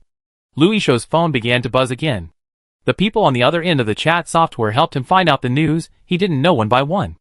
Su Yu finally understood that the places she had been to in the past 5 days all had Chang Chi's business, and the places she had been to several times even had a whole street that belonged to him. Su Yu couldn't help thinking that compared to Louis Shou, this Chang Chi was more like the king of Hualien. I want to see him, Su Yu said. Louis Shou was not afraid of Su Yu's request, but was afraid that she had no request. If she had a request, the Liu family would help her do it. Su Yu owed the Liu family a favor, and this was the real way to get in touch. But after telling the elders about this, the result was not very optimistic. Miss Su, my father asked his friend to pass the message to Master Chang Chi. Master Chi's men said that he was fasting recently, and would not see outsiders for a month. Louis Shou said with a bitter face. He hoped that Su Yu could wait for a month. But Su Yu's mission deadline was 15 days, and she couldn't even be sure whether the clue of her mission fell on Chang Chi. A month is too long. I can't wait that long. Su Yu had wasted 6 days since she received the mission. She said, I hope to see him within 5 days. Chapter 326. When Louis Shou heard Su Yu say this, he secretly complained in his heart. I'm afraid it won't work. It is said that Master Chang Chi has been in seclusion for many years. He is a very sincere person. If he says he will be in seclusion, he will never come out early, Louis Shou said. Su Yu frowned. If the other party is really so principled, then her mission this time seems to be doomed to fail. But she is facing a task chain. If there is a mistake in this link, the task penalty is small, but it will cause a chain reaction and destroy the subsequent tasks. It will be a big deal. Is there anyone else who can make the decision? Su Yu asked. Just after asking, she felt weird. After all, even if she met this person who could make the decision on behalf of Chang Chi, what could she discuss with him? She still didn't know what she was going to get from Chang Chi. After hearing this, Louis Shou actually gave her a name. Master Chang Chi has a nephew who is said to have come here more than a year ago. Master Chang Chi has no children and values this nephew very much. He has a vague intention to regard him as his successor. Su Yu was refreshed and asked, Can you arrange for me to meet him? Louis Shou said, Unfortunately, this person went to Tokyo a few days ago, and will not be back until tomorrow. Su Yu felt a little sorry that she could not meet this person immediately, but she still had hope in her heart. After hearing, went to Tokyo, she couldn't help thinking to herself, could this person go to the Heishui family? The group of them stayed in the chess and card room on Fenghua Street for a long time, which made Cheng Yu, who had been following them, suffer. What a beautiful girl! Why did she go to such a place? Cheng Yu was puzzled. Although his family was facing bankruptcy, he still had some money. Everyone in Su Yu's team was arrogant. He also tried to bribe the bodyguards, but failed in the end. The people around Louis Shou were not so tight-lipped. Although Cheng Yu was a step late, he finally knew that Su Yu was going to meet Chang Chi that night. The news reached the Red Dragon King. Although the Red Dragon King had many eyes and ears, most of the people he dealt with were top merchants, and he rarely dealt with local tyrants in small cities like Chang Chi. Find someone to contact him, and just tell him that if he joins my sect, I guarantee that he will become a giant crocodile in the Treasure Island. The Red Dragon King's words were passed to Chang Chi's men without any obstacles, but the other party's reply was no different from that to Su Yu. Fasting and practicing? Who is he? He dares to talk to me like this. The Red Dragon King was furious. After several consecutive failures on Su Yu, the Red Dragon King was afraid of Su Yu's strange fortune on the one hand, and on the other hand, he was very sure that the thing Su Yu wanted must be extremely precious. Let the Chung family kid work harder, and tell him that if this thing fails, the Chung family will go bankrupt even faster. When the Red Dragon King's threat reached Chung Yu's ears, he naturally complained bitterly. Unfortunately, he was in a similar situation to Su Yu, and now he pinned his hopes on this nephew, who was returning home the next day. After Su Yu returned to the hotel, she carefully examined the map of Hualien. Now the map is densely marked with a lot of handwriting, and those marked points are all Changqi's industries. Lu Jingyao calls her every day, and is very concerned about what Su Yu does every day. Su Yu was also willing to share with him, and casually said, "The surname is Chang Xingqi, and there seem to be many brothers and sisters in the family. I asked Su Fang to ask someone to check his background in China, but after several days of investigation, it seemed that he was wiped out and nothing was found." Lu Jingyao heard this and said, "This person may not be his real name." Su Yu sighed and said, "I thought so too, but I also checked people with the same surname, more than 7 brothers and sisters in the family, and people of similar age, but I didn't find anyone who met the requirements. I suspected that the Lu family's information was wrong. This person didn't come from the inland at all." Lu Jingyao on the other end of the phone was silent for a moment, then asked, "According to what I heard, he is from the northeast." "That's what Lu Yishou told me. He said he came from the northeast, and came to Hualien to look for his relatives." Lu Jingyao suddenly had some guesses. "Do you know the 5 northeastern immortals? I vaguely heard of it. Could it be that this Changqi is a spirit medium?" Lu Jingyao explained, "Among the 5 northeastern immortals, the snake immortal is also called the willow immortal, the python immortal, or the Chang immortal. Because Chang means long, and snakes are also called long insects in some places, so these evolutions have occurred."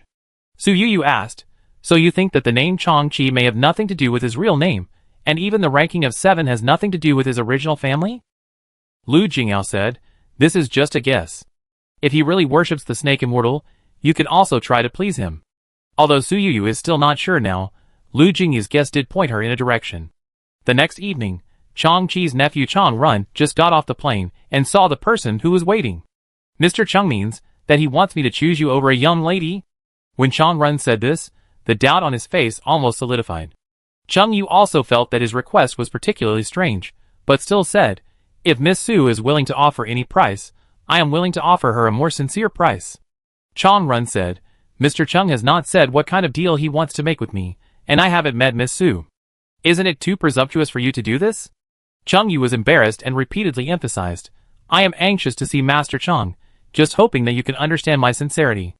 Chang Run glanced at him casually and said, "I didn't see your sincerity, but I saw that you were really anxious."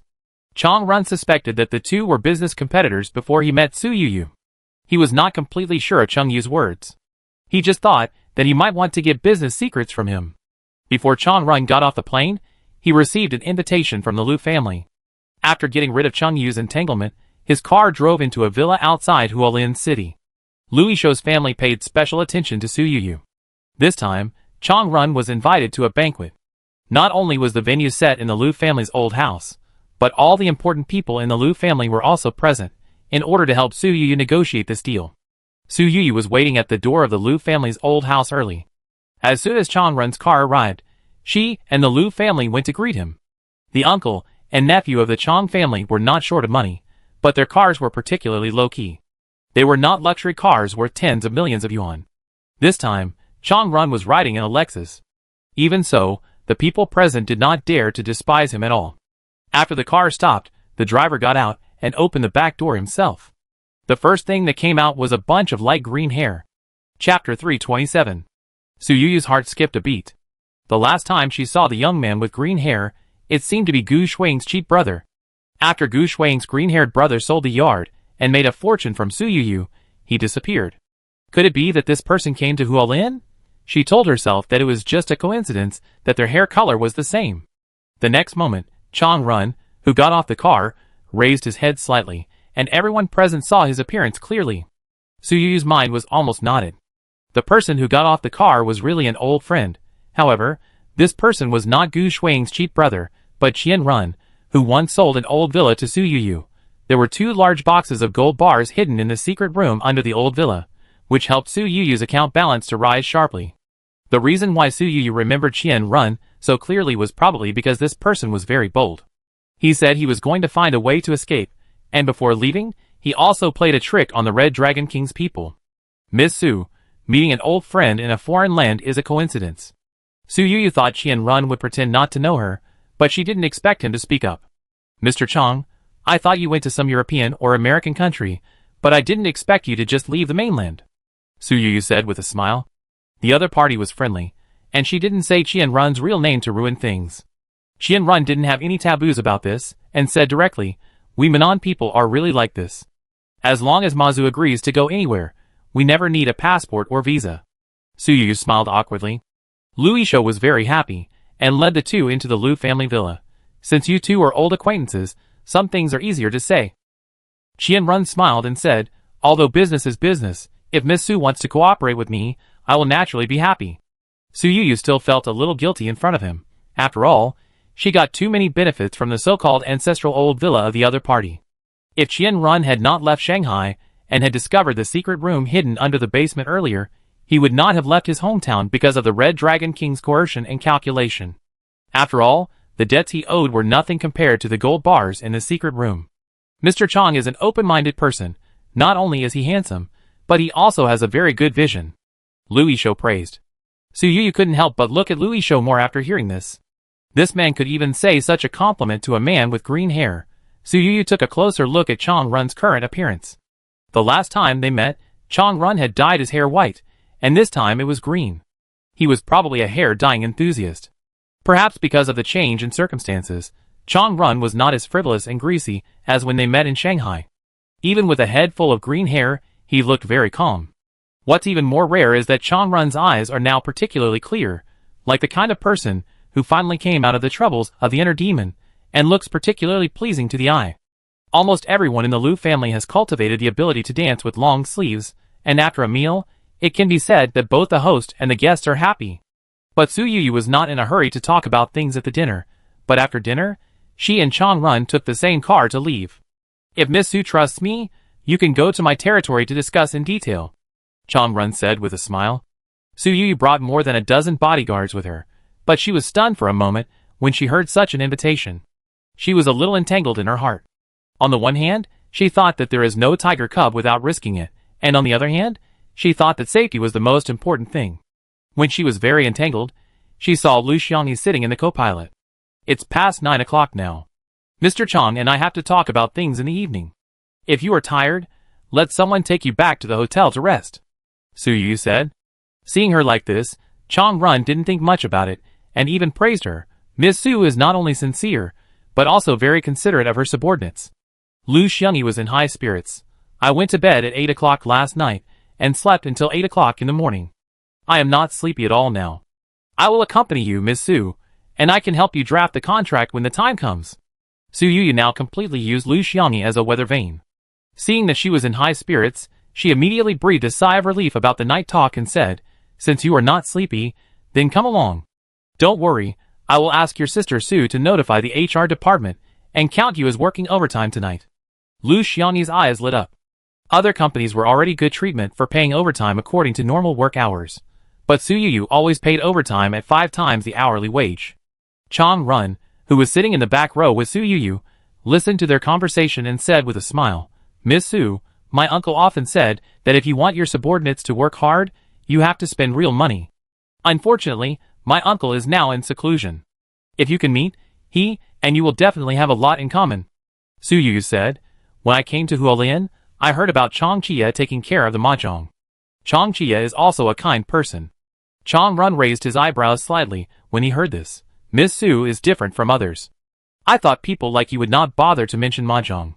Su Yu said, they are all poor people. If they were not forced by the situation, why would they take this path? Miss Su, I really feel sorry for my uncle. He also said something similar. If you two can meet, you will definitely become friends regardless of age, Chang-run said. Su Yu smiled and said, next time I come to Hualien, I will definitely treat Mr. Chang-chi to a meal. The car drove into the Fenghua street. After Chang-run got off the car, he took Su Yu into the chess and card room, walked through the long corridor, and walked for a long time before arriving at a small meeting room. Chang-run invited everyone else out, and personally poured a cup of tea for Su Yu. When there were only 2 people left in the room, he said, Miss Su helped me a lot in Shanghai, and I haven't had time to say thank you to Miss Su in person.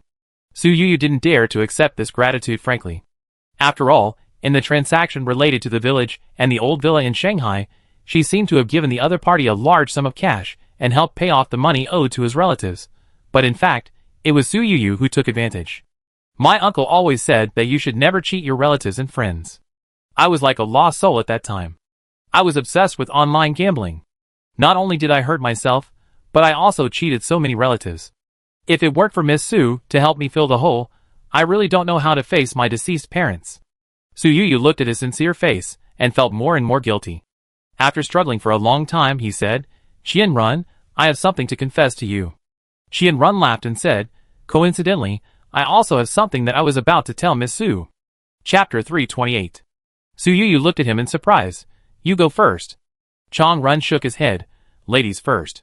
Su Yu loves money the most, but since she has made a decision, there is nothing to worry about.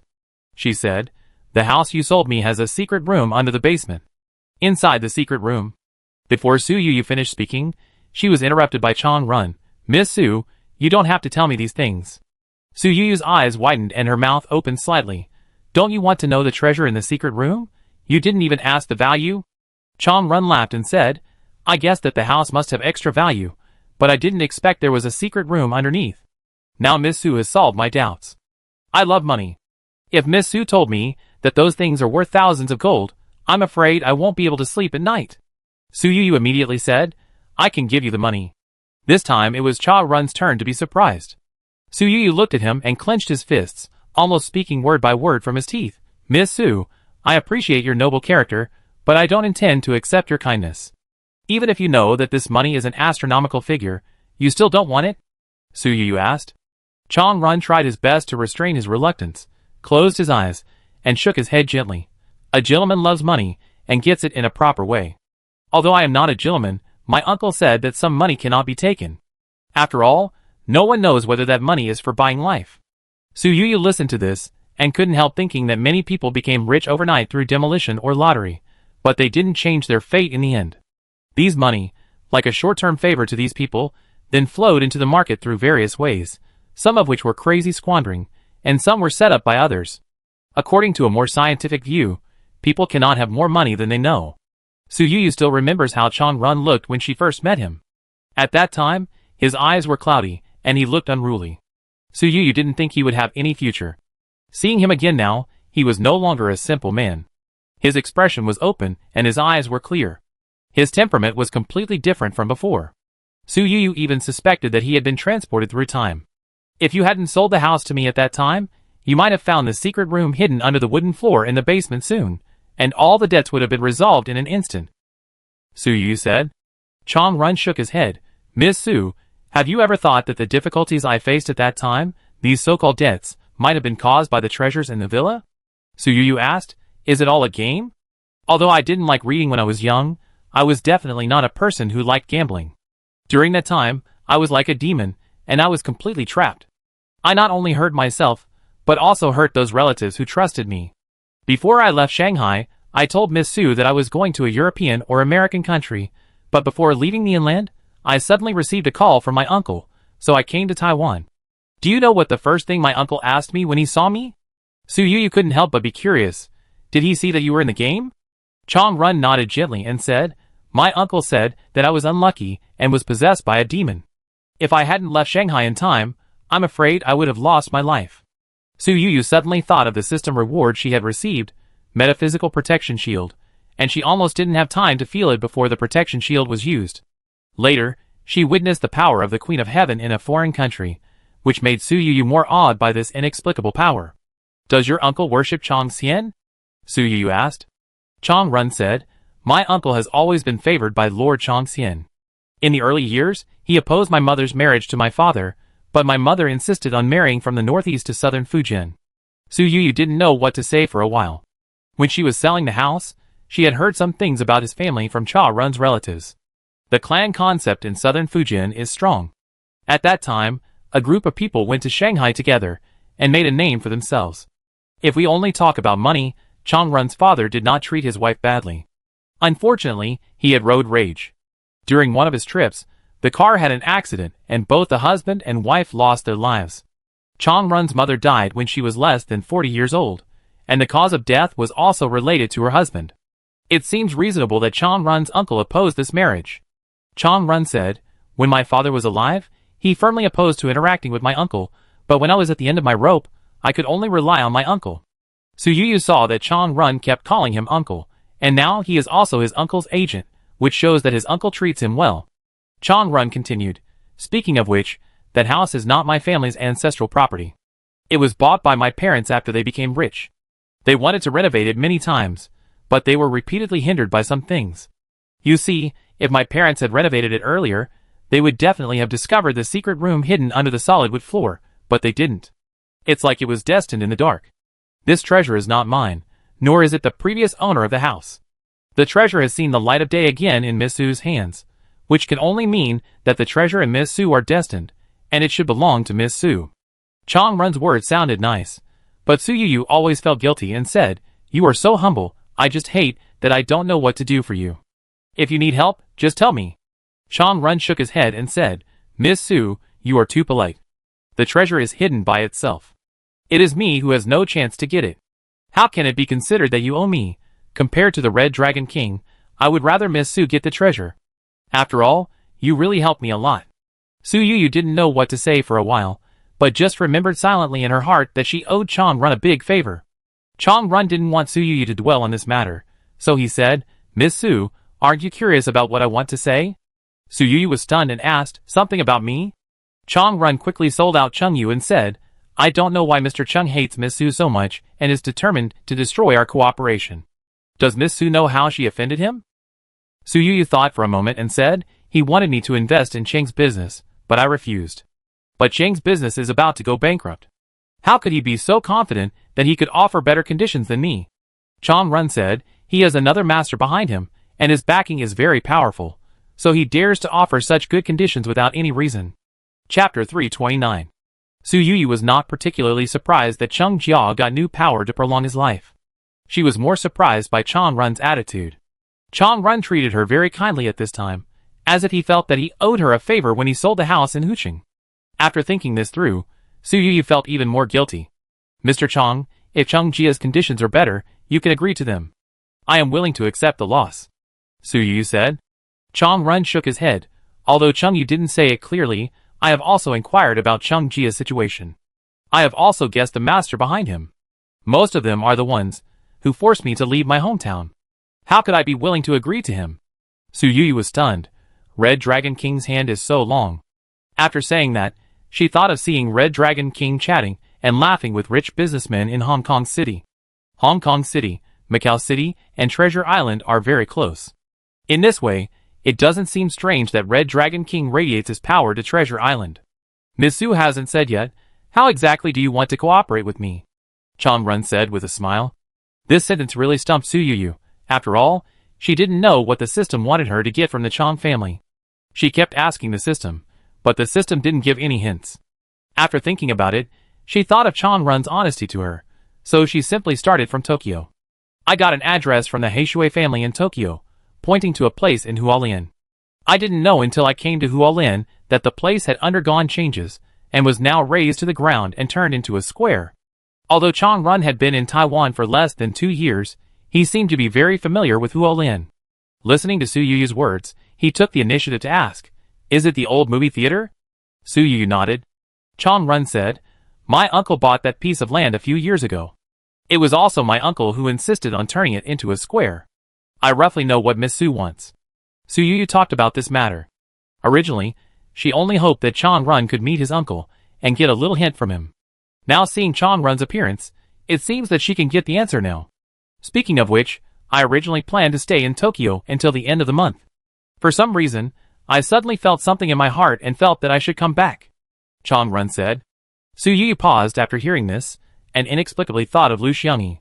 Since getting her, the task has indeed been particularly smooth. Chang Run handed a key to Su Yu. "Every time my uncle went into seclusion, he would give me this key, saying that I had to give it to the person who was destined to be with me.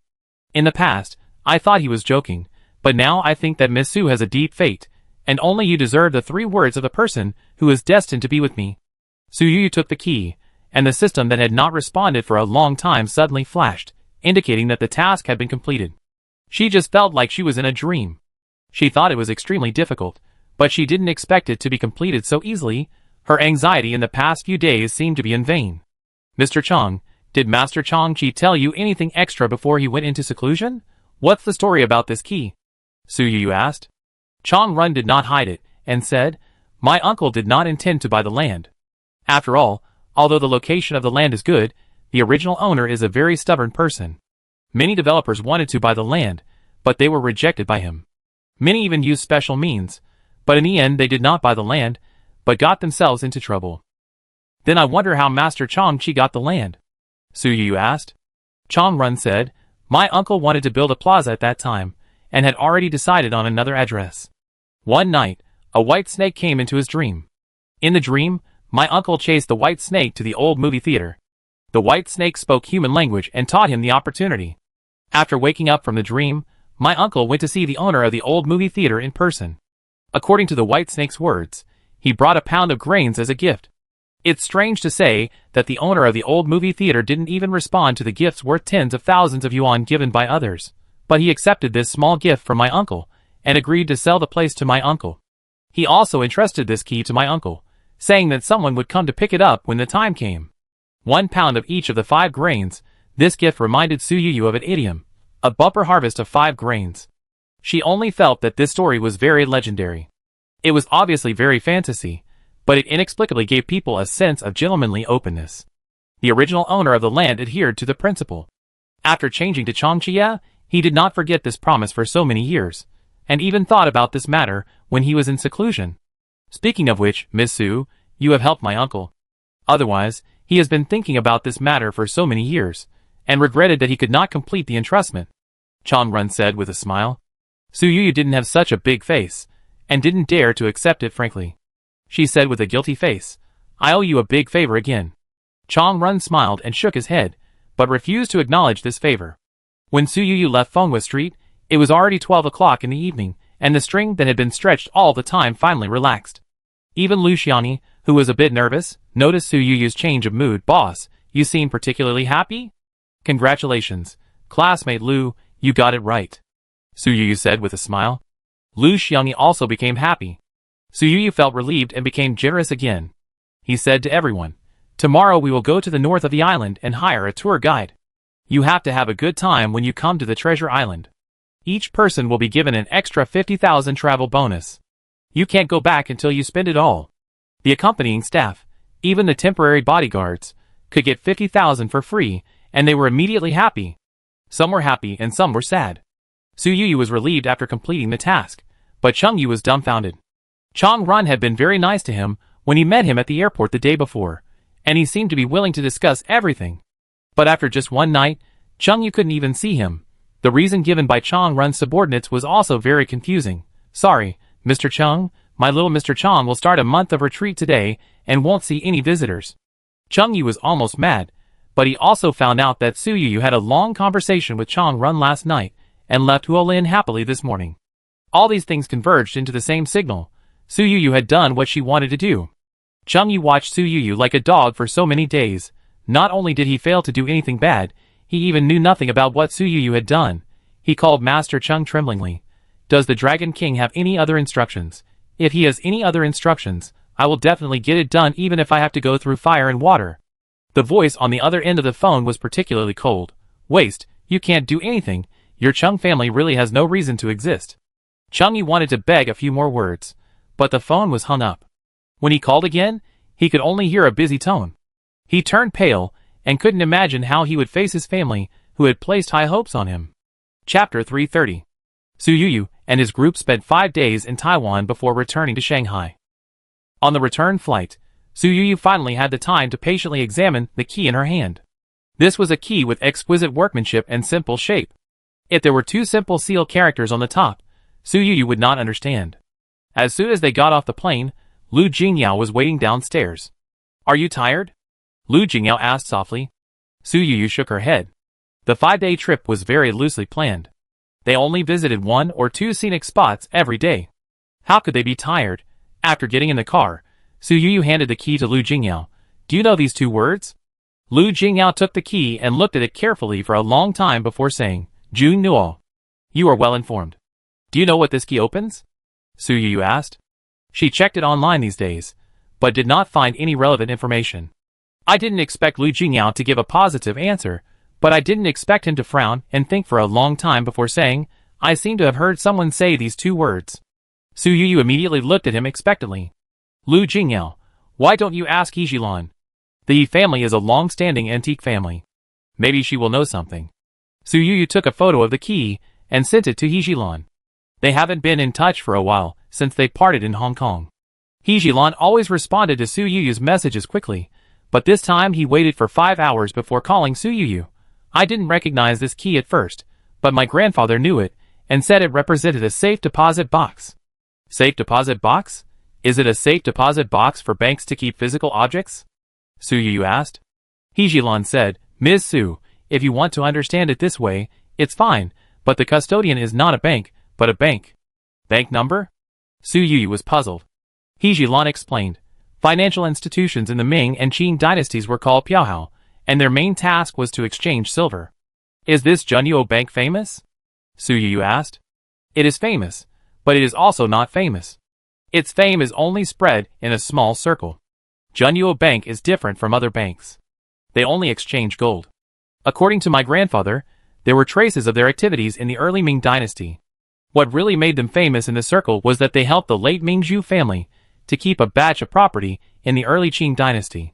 Su Yuyu asked, according to you, this batch of property was successfully redeemed to the Zhu family? How can such a secret thing be known to outsiders? He Jilan explained.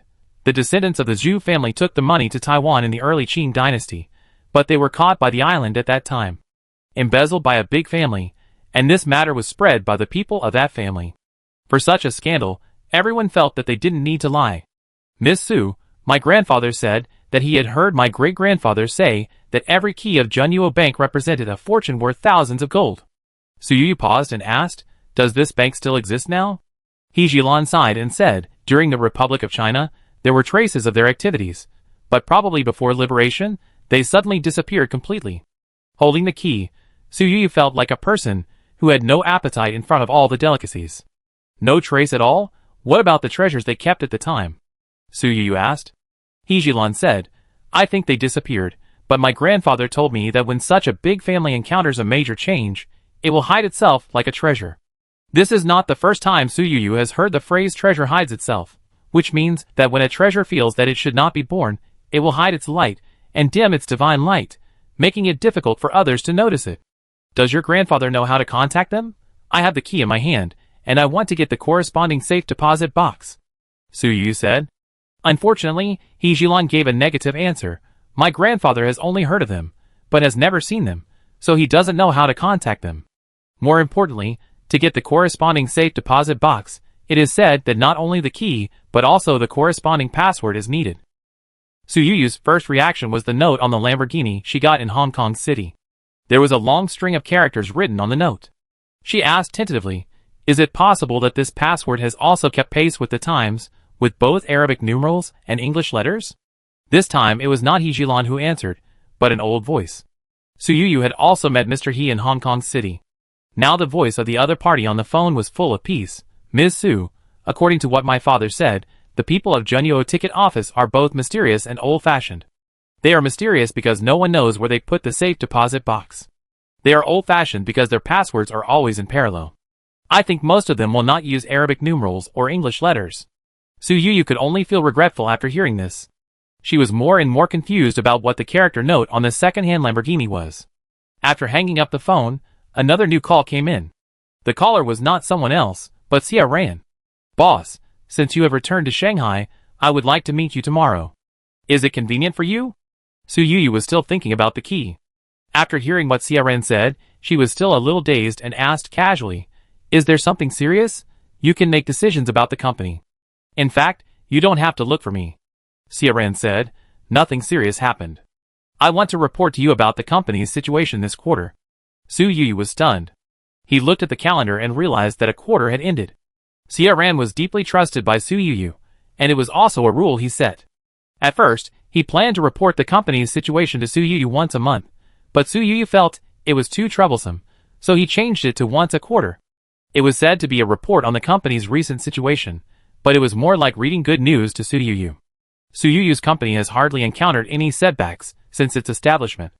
Every time Xiaoran reports on his work, the content can be summarized in 7 words. The company has made a lot of money again. Su Yuyu asked directly, how much has the company made during this period? This quarter's performance has increased compared to the previous quarter. According to preliminary calculations, the net profit in the second quarter is about 8 billion. Su Yuyu couldn't help but raise an eyebrow. How do you make so much money? Which business has made great progress? She felt that Xiaoran was not helping her manage the company, but more like helping her open a printing factory. As for what the printing factory runs, of course, it is a money printing machine. Chapter 331. Its missions project. The profit has increased tenfold this quarter, Xiaoran said. Su Yuyu, surprise, the project that Shen Wenqing cooperated with them was already very profitable. I didn't expect it to be even more profitable. Su Yuyu's eyes were all in the shape of money. She even made a joke. You guys are running a banknote printing factory behind the country's back. You won't be arrested, right? Xiaoran accepted it calmly. Thank you for the compliment, boss. I come with the company's financial report at 10 o'clock tomorrow morning. Is that okay? This time point even took into account Su Yuyu's habit of sleeping in. Su Yuyu naturally had nothing to disagree with. The next day, Xiaoran came on time. But Su Yuyu looked at the gifts he'd brought and was a little surprised. Our company is still making snack gift packs? Xiaoran nodded and said, it's a coincidence. At first, Song Jibai wanted to make a batch of peripheral gifts for fans. Boss, you know that although Xiao Song is a top star, the company is very strict in selecting his endorsements, so he didn't endorse any snacks. You also know his traffic. In this case, if we choose snacks as peripherals, we will be suspected of advertising for snack companies. Xiao Song saw that we were struggling and took the initiative. I named a snack company. He loved to eat it when he was a child, but I couldn't find their products on the market. I contacted the manufacturer and found out that the factory had problems, and was about to go bankrupt. I thought since Xiao Song liked it, and it wouldn't cost much, I just bought the factory. The company that was half dead actually came back to life because of this batch of peripherals. Now that the packaging has been changed, it has also become a new force in domestic products. Listening to Xiaoran's explanation, Su Yuyu opened the snack gift bag casually and took a bag of potato chips to eat. This is not a traditional way of making potato chips. Su Yuyu thought she would not like it, but she didn't expect that it tasted very refreshing. You made a good investment, Su Yuyu praised. Xiaoran did not take credit for it, but said, this is all thanks to teacher Xiao Song. I thought at the time that even if this business did not make money, it would be good to fulfill teacher Xiao Song's dream. Who would have thought that the concept of domestic products would be so popular now, and it would take off like this? Xiaoran still remembered the director of the snack factory, who was ecstatic when he learned that they were willing to invest. Even if the factory changed hands, the other party was very happy. This happiness was only because the factory was saved, the brand could survive, and the workers would not be unemployed. Since the performance is good now, don't forget to give the employees of the snack factory a promotion and salary increase. I know it is a bit difficult to make their treatment match that of the head office, at least it should be at the top of the industry. Su Yuyu reminded. Xiaoran said with a smile, I knew the boss would say this. By the way, I also brought the salary increase plan for the next quarter. Please take a look at it. If you think it's okay, please sign it. Su Yuyu's salary increase plan was done in a standard way, but when she thought about the high profit in the last quarter, she thought for a moment and asked, if it increases by another 10%, do you think it is unreasonable? Xiaoran said with a smile, the employees' salaries are higher, and relatively speaking, the boss will get less. If you agree, I will naturally not be dissatisfied. Su Yuyu said, even so, I have made a lot. Su Yuyu now has money. According to her way of spending money, she doesn't know how many lifetimes it will take to spend it all. Sometimes she also feels that her life is too luxurious, but the speed of spending money can never catch up with the speed of making money. For example, the 8 billion in the second quarter, she doesn't know how long it will take to spend it all. After Xiaoran finished his work report, he stood up and said suddenly before leaving, Boss, you started out as a scavenger hunter, and now you are still running around the world looking for lost treasures. The company is now on the right track, and you don't have to work so hard. Su Yuyu paused after hearing this. It was obvious that Xiaoran thought that her behavior of picking up bargains everywhere was that she was still working hard to make money. But in fact, she didn't see much return from the last few bargains she picked up.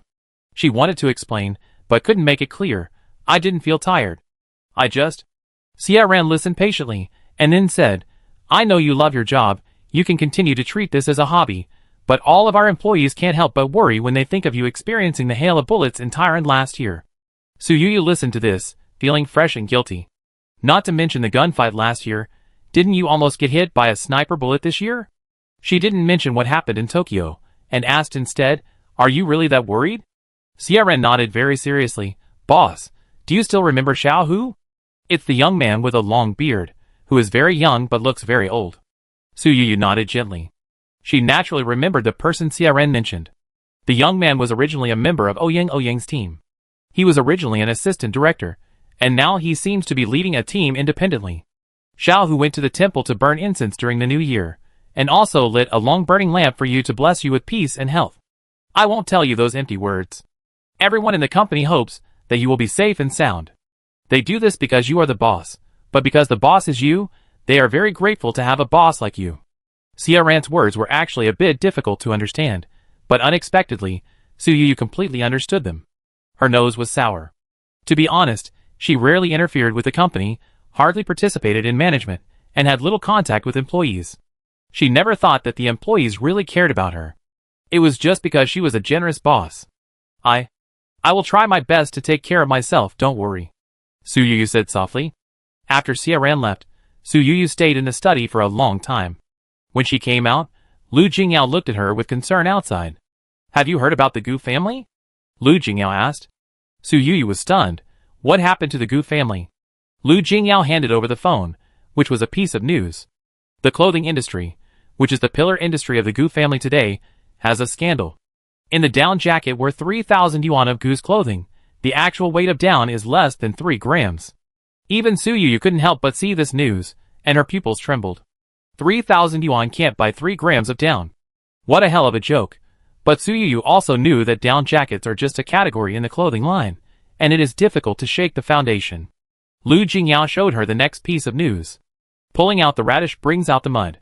The scandal caused by the down jacket spread like a virus to other industries of the Gu family, and even to the Gu family members.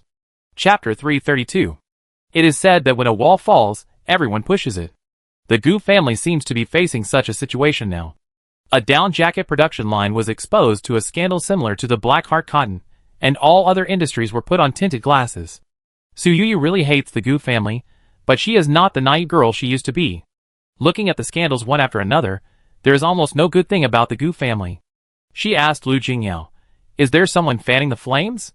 Lu Jingyao looked at her approvingly and said, the Gu family's business is indeed problematic, but there are indeed people who are interested in their family's industry. Suyu actually wanted to ask if it was him and Xia Ren who did it, but considering that Xia Ren came to report today, there was no reason to hide it. Lu Jingyao said directly, do you still remember the Hongcheng Gu family? Suyu certainly remembered that the Hongcheng Gu family's porcelain transaction that was inexplicably broken caused Gu Fengchuan to suffer a great loss. She heard from people in Hongcheng afterwards that this was the Gu family's intentional revenge for the honey trap calculation of the year. Things in this world are like this. It can be said that one side grows while the other side declines. Back then, the Hong Kong Gu family was plotted against, and the Shanghai Gu family was just one of the gang. Now that the Hong Kong Gu family has recovered, they will naturally have to settle accounts one by one. Listening to Lu Jingyao's explanation, Suyu still had doubts in her heart. Can the Hong Kong Gu family really reach so far? Lu Jingyao shook his head and said, it's naturally impossible to rely on them alone, but there are many people in Shanghai who want to bite off a piece of flesh and blood from the Gu family father and son. Suyu was a little curious and asked, it seems that this time, you and Xia Ren did not take any action? Lu Jingyao said, I know you hate the Gu family, but now the Gu family is still protected by the Red Dragon King. There are too many people targeting the Gu family. We don't need to rush to the front. After all, our goal is not to divide up the Gu family's property. Since Suyu was reborn, although she hated the Gu family to the core, she didn't want to lose everything she had. She really wanted to see the Gu family get into trouble, and she really didn't want to affect herself. Or to some extent, her hatred for the Gu family did not exceed Xia Ren's hatred for Xingzuan. How do you know me so well? Suyu said casually. Lu Jingyao looked at Suyu gently. It was because Suyu was not blinded by hatred, and was still enjoying life, that he could completely let go. The Gu family was now in a mess, and the industry line was questioned, even implicating Gu Shuangbai, who had nothing to do with it. I have never enjoyed the benefits of the family, and now the whole family is hanging up, but I am not left out. Gu Shuangbai couldn't help complaining. Gu's father glared at his son and said, if it weren't for you being in the entertainment industry and talking about your family all the time, how could the matter have become so serious? He didn't say this completely out of anger. After all, many bad news titles now all have the words family business of big star Gu Shuangbai. The entertainment industry has always been unusually popular. Gu Shuangbai's name is now on the top of the hot searches. He usually spends money to buy hot searches, but it won't stay on the hot searches for so long, let alone so steadily. It's just that the hot searches exploded, and he couldn't smile at all. Dad is blaming me now. He used to use my name to promote his own company. Why didn't he blame me then? Gu Shuangbai retorted. Father Gu glared at his second son and said, are you blaming me? Gu Shuangbai said, now my fan group is in chaos. If I wasn't so closely tied to our products, would I be implicated? Dad, are you so short of money? Do you have to cut corners? Father Gu would never tolerate his son talking to him like this if it were usual. In the past, his sons were like mice seeing a cat, and would never dare to talk to him like this. Now the Gu family is in danger, and Gu's father lamented that even his own son had changed his attitude, but he held back his anger. After all, he still needed to coax Gu Shuangbai to come up with liquid funds. The man who had never bowed his head in his life bowed his head for the first time. Father Gu said, it is meaningless to pursue who is responsible now. The most important thing is that our family is still together, and can help each other. Gu Shuangbai rarely saw his father bowing his head, so his face became more gentle and asked, Dad, how do you plan to solve such a big problem? Father Gu had already thought of the excuse and said, second son, you are also a member of the family. You are in the entertainment industry, and your personal finances have never been involved with the family. The entertainment industry has made money quickly in recent years, and you should have some cash in your hands. Gu Shuangbai is not a fool, so he naturally heard the hidden meaning of his father, but he also started to play dumb. Dad, you don't understand the entertainment industry, it's just for show. Our money comes quickly, and we spend it quickly, and we can't keep it at all. Father Gu frowned slightly. It seems that his second son is not talking about being a big star in the entertainment industry, but more like being a lady of the camellias in a courtyard. He also knew that if he didn't give out some real benefits, he was afraid that his son would still play dumb. Take out all the money, and I will have someone give you shares according to the price. You are my own son, and I will not harm you, right? Gu Shuangbai didn't say anything. Gu's father said helplessly, give you more shares. Although the Gu family is in danger now, it is not to the point of collapse. After all, the Red Dragon King is still on our side. Didn't the Gu family survive such a thing last time? Second brother, if you don't want to, I am not completely helpless. The worst thing is to give up this old face, and go out to ask outsiders. But in this way, a good company will be divided to outsiders. Gu's father's words really hit Gu Shuangbai's sore spot. As the second son, it would be a lie if Gu Shuangbai said that he had no idea about his own company. But from the beginning, Gu's father was in a state of treating his eldest son as the heir, and he was unwilling to let his second and third sons get involved in the company's affairs. Otherwise, Gu Shuangbai would not have given up being a rich man's son and entered the entertainment industry to beg for food. Gu's company has indeed been a golden goose for so many years. Gu Shuangbai also has regrets in his heart, and he knows that such opportunities are not always available. I asked my lawyer to come over, Gu Shuangbai said. Gu's father's eyes lit up when he heard this. It's good that his son is willing to pay. Anyway, he doesn't understand the company's affairs. Even if he brings a lawyer, he can fool him and just give him some shares. Chapter 333. Different from what Gu's father expected.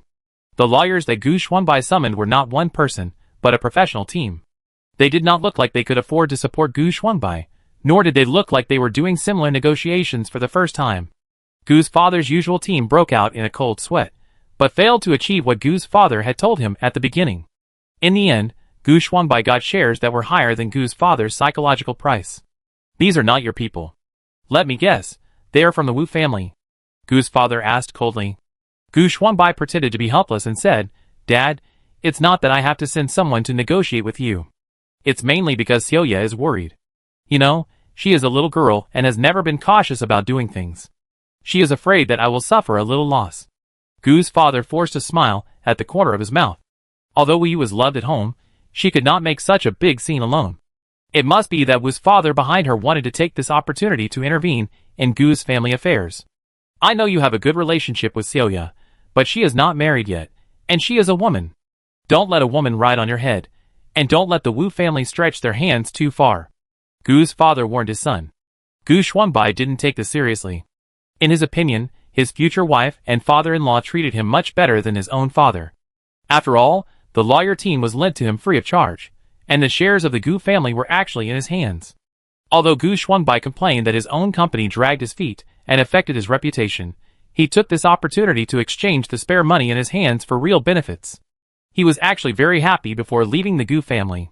Seeing that the little assistant Gu, who his father had relied on during this period, hurriedly got out of the car and walked towards the villa, he gave the other party a smile.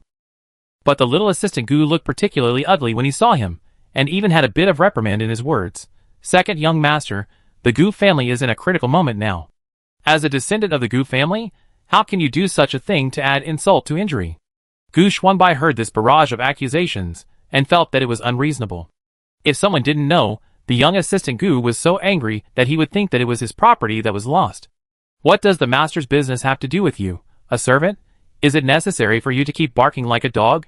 Gu Xuanbai was so angry that he naturally spoke without thinking. The young assistant Gu's face turned red when he heard this. When he saw Gu Fengchuan coming out of the villa, he said with a hint of complaint, "Young master, the second young master is not young anymore, you should persuade him more." Gu Xuanbai felt a little uneasy when he heard this provocative words. After all, he took more shares, and his eldest brother might get less shares when he inherits the family business in the future. But unexpectedly, Gu Fengchuan didn't say anything unpleasant, but sent the young assistant Gu away first. "Dad is waiting for you, you go to see him first." Although the young assistant Gu looked very upset, he still hurried into the villa with the documents in his arms. "Brother, I'm not saying anything unpleasant, but Dad is too fond of this assistant. He's just an assistant, but he's teaching us, the proper young masters of the Gu family, a lesson. He's really against the will of heaven." Gu Xuanbai tried to change the subject with this matter, fearing that his elder brother would continue to pester him about the shares. Gu Fengchuan said with a look of relief, "You're right to ask for more shares. I'm glad you've learned your lesson." Gu Xuanbai didn't dare to reply for a moment after hearing this, and couldn't figure out whether his elder brother was really relieved or was just being sarcastic. Gu Fengchuan put his arm around his brother's shoulders, and then took him to a deserted place in the yard, and whispered, "Assistant Gu will of course be anxious, because in his heart, he is the heir to the company." Gu Xuanbai jumped up anxiously after hearing this. "Brother, what do you mean by this? Dad has 4 of us children. When will it be the turn of Assistant Gu, an outsider?" As he spoke, his voice suddenly lowered, and he murmured, "Our surname is Gu, and his surname is also Gu. How could it be such a coincidence? Could it be? Impossible, absolutely impossible." Gu Xuanbai was unwilling to continue. Gu Fengchuan sneered and said, "Why not? There are so many wonderful things in this family, and you still know too little." Gu Xuanbai couldn't help but widen his eyes when he heard it. What else? He couldn't figure out what else the family was hiding from him. Gu Fengchuan wanted to hide it, but seeing the little assistant Gu's arrogant look, he couldn't help but resent all the father's illegitimate children. Dad dotes on Shuang. Even if he knows that she is not our sister, he still dotes on her very much and doesn't want her to leave the Gu family. When do you think Dad is so kind and willing to raise an outsider whose origins are unknown? Shuang is actually our half-sister. Gu Xuanbai seldom goes home. He didn't expect that his family has been so busy now. His lips trembled. After a long time, he said, "Shuang has always been well-behaved and sensible. I like her very much. Even if there is no blood relationship, the love for so many years is not fake. Her life experience should not be like this." Gu Fengchuan killed the game with one sentence. "After returning from Hong Kong City, I secretly did a paternity test with her." Gu Xuanbai was stunned for a moment, and then said after a while, "At least Shuang has always been well-behaved, and will not lose her sense of proportion like Assistant Gu. She has a child with the 3rd child." Gu Fengchuan casually threw a bomb. "Shuang and the 3rd child. Do they know their what relationship is?" Gu Xuanbai asked, scratching his head. Gu Fengchuan sneered. "Of course I know. You don't have to feel sorry for Gu Shuang. She is very happy." Gu Fengchuan was originally distressed about Gu Shuang, but when he heard his brother and sister talking privately a few days ago, he realized that the 2 of them were purely willing. Hard. Gu Xuanbai always felt that he was a piece of shit, but when he heard this, he was still shocked and couldn't say a word for a long time. After all, this matter was really beyond his cognition. "Brother, won't you stop it?" Gu Xuanbai asked. Gu Fengchuan shook his head, and looked at his younger brother. Gu Fengchuan had also heard about what Gu Xuanbai did in the circle. Now that you have also obtained shares of the company, you are considered an important shareholder of the company. There are some things I can't hide from you, Gu Fengchuan said. Gu Xuanbai immediately perked up. What's the matter, brother? If the company needs my help, I will do my best. Gu Fengchuan said. The Gu family has messed up several times. Do you know why the Red Dragon King is willing to protect the Gu family one after another? Gu Xuanbai's eyes lit up surprisingly. Such a big secret, brother is willing to tell me. I know that brother has always loved me the most. Gu Fengchuan said meaningfully. Don't worry, I am not only willing to tell you, but also count on you to help. Chapter 334. The news about the Gu family has been very popular for a while, and the whole network is full of people boycotting Gu's products. However, the Gu family is involved in many industries, and with so much criticism, there will always be a few nitpickers who jump out and sing the opposite tune. The electric fans produced by the Gu family are easy to use. My family bought them 20 years ago, and they are still using them now. You can't generalize. I always feel that the sound of hair dryers from other brands is buzzing, but only the ones from Gu's family have no noise. Yes, everyone says that the quality of Gu's clothes is poor, but I only wear clothes produced by Gu's company, and my skin is not allergic. There are so many comments like this that it is hard to tell whether they are Water Army or really think that Gu's products are good, or whether they are Gu Xuanbai's fans fighting for their own owner. Thanks to these similar remarks, the public slowed down for a while, and the focus of public opinion was no longer on the Gu family. Now it was all focused on a certain celebrity artist whose reputation had collapsed. Although the Gu family was still plagued by infamy, everything seemed to have passed. Su Yu watched Gu Xuanbai come out to do business again, and his fans in the comment area looked like they were living a peaceful life again. She couldn't help but sigh that netizens really forget things. Netizens do forget things, but no one can stand it again and again, Lu Jingyao said. Su Yu felt that he was implying something. Will he come for the third time? Lu Jingyao said. Red Dragon King can indeed help them conceal the secrets, but if the product quality is poor, there will be another round of siege sooner or later. Su Yu couldn't help but ask after hearing this, evil cannot prevail over justice? It's almost the same truth. Metaphysics is just a side path in the final analysis. If you want to be truly successful, you still have to take the open and righteous path. Su Yu thought that if she could get the help of Red Dragon King, she could become a billionaire. I'm afraid everyone would go to please Red Dragon King. Lu Jingyao shook his head and said, Red Dragon King is not omnipotent. He could only add icing on the cake and add fuel to the flames, but he can't make a tall building rise from the ground. The Gu family can be what it is today because the couple acted decisively back then. Although Su Yu didn't want to admit it, she had to admit it. After all, not everyone can do such things as using slaves to oppress their masters, or even setting up a trap to frame their old masters. Su Yu was thinking about her mission in her heart, and she didn't dare to act rashly in Shanghai. She just read books, learned calligraphy, and helped to organize the manuscript every day. She spent 3 months in a dull manner. On this day, she was invited by Ouyang to visit the set. Song Jibai's movie started shooting more than 4 months ago, and it has not been completed until now, and it has only been shot for less than half. According to the fast food shooting mode of the entertainment industry today, this time is already considered a long time. Ouyang took the initiative to invite, and the reason was simple. Su Yu spent so much money, but the movie was not finished yet. He felt very empty in his heart, and he also planned to ask the company for more money. Although Xiaoran agreed to make additional investments, he also hinted to Ouyang to ask Su Yu to go over and take a look, at least to let the investors know where the money was spent. This little reminder of worldly wisdom also alerted Ouyang. Su Yu received the call and said casually, if you need money, just ask Xiaoran. I have informed him about your project, and I will approve any amount of money for you. Ouyang immediately said, Boss, you said it as if I am thinking about your money. I also hope that you can come to see our work and give us some advice. Su Yu felt so awkward when she heard him say this. Okay, stop talking nonsense to me. You are not a person who can talk in an official tone. Ouyang on the other end of the phone smiled honestly and didn't know what to say. Then he heard Su Yu say, I will go there tomorrow afternoon. Although Ouyang didn't expect Su Yu to come, he felt that he was highly valued when he heard that she really planned to come, and he couldn't help but jump up. Boss, I'm waiting for you to come. Su Yu didn't really have nothing to do and had to make this trip, but when she was on the phone, the system, which had been silent for a long time, suddenly came back to life. Su Yu's memories surged again, And she vaguely remembered that phone call, which seemed to be with Ouyang, and the system suddenly pointed the golden pointer to her phone. Ouyang is now filming in a small town in Xiong province. If it weren't for the system's reminder, Su Yu would hardly have thought that this small town would hide what she needed. Lu Xiangyi was still doing her routine work in the morning, but she didn't expect to receive a message in the afternoon asking her to pack her luggage and go to Xiong province. A young girl, full of energy, how could she not like to go out? Although she was accompanying her boss was particularly easy to talk to. After hearing that she was going to visit Song Jibai, Lu Xiangyi was so happy that she almost jumped up on the spot. Sister Su, what should I prepare for visiting my idol? Lu Xiangyi chased Su Fang and asked. Su Fang looked at the little girl helplessly. I'm so old, and I've never chased stars. If you ask me, who should I ask? Lu Xiangyi said, I thought Sister Su knew everything. In my heart, Sister Su is an all-round assistant. Su Fang looked at the little girl in front of her with sparkling eyes, and couldn't help but feel a little dazed for a moment. She still remembered that when she just became an assistant, she didn't know anything, and had to ask everything.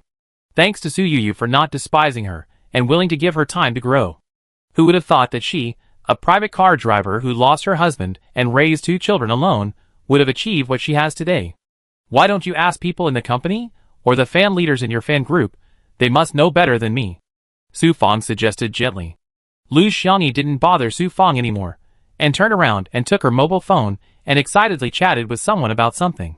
Although Lu Xiangyi used to chase stars, she was short of money, so she mainly did it for free, followed dramas, posted recommendations online, and pretended to be a live person on Weibo. After careful calculation, this was the first time she spent money on her idol. She knew in her heart that if Su Yu hadn't paid her too much, she wouldn't have been able to be so generous as she is now. Her question happened to be posted in the fan group, and a big fan in the group immediately responded. No need to bring gifts to the staff.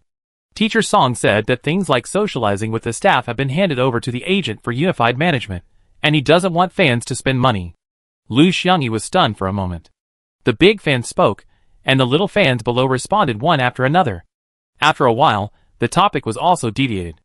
Xiao Lu, your connections are really good. You can actually visit the class in person. If I didn't have to go to class, I really want to beg you to take me with you. Chapter 335. The fans in the group were talking at once, and suddenly a little fan said, Xiao Lu's surname is Lu, and Miss Su's assistant is also surnamed Lu. Assistant Lu is also a fan of Teacher Song. Xiao Lu, are you Miss Su's assistant? Lu Xiangyi's nickname in the fan group is Xiao Lu. In the past, she always lurked quietly. Only when the group was in chaos, she would reveal some of the news she knew about Song Shibai as an insider. She didn't expect that when she visited the studio, her identity would be exposed by other fans. Seeing that Lu Xiangyi was silent in the group, the big fan stood up to control the situation. Why are you exposing me when everything is fine?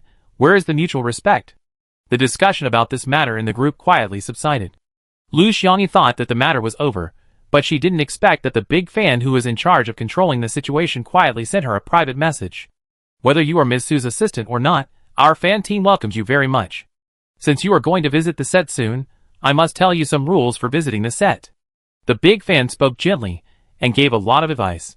He said it was about the rules, but in fact, he was afraid that Lu Xiangyi would offend people rashly and implicate Song Jibai. The next morning, Su Yu's team went to the airport in a mighty manner. After all, it was a domestic trip, so Su Yu also brought her along. Because it was a temporary travel plan, Lu Jingyao was still busy with a merger and acquisition case, and could not spare the time, so he only assigned half of his bodyguards to accompany Su Yu. As a result, Su Yu had more people accompanying her this time, and the private plane could barely fit all the people. The plane had no way to directly reach the small town where the filming was taking place. After landing in a nearby city, the pickup car that had been booked early in the morning was already waiting at the airport. Although Su Yu looked a little tired, she refused the idea of resting nearby, and went directly to Fushan County where the crew was currently filming. Fushan County is 3 hours away from the airport. Thanks to the country's vigorous development of infrastructure in recent years, the roads are well built. Even on the long and winding mountain road, Su Yu only felt tired from sitting, and did not feel much bumps. After several hours of travel, Su Yu was really tired. After arriving in Fushan County, she did not go to the crew immediately, but had lunch in the hotel, and slept for another hour. After she woke up from her nap, Su Fang reported softly, "Boss, Director Ouyang is waiting in the reception room. Not only Ouyang came, but Song Jibai was also waiting.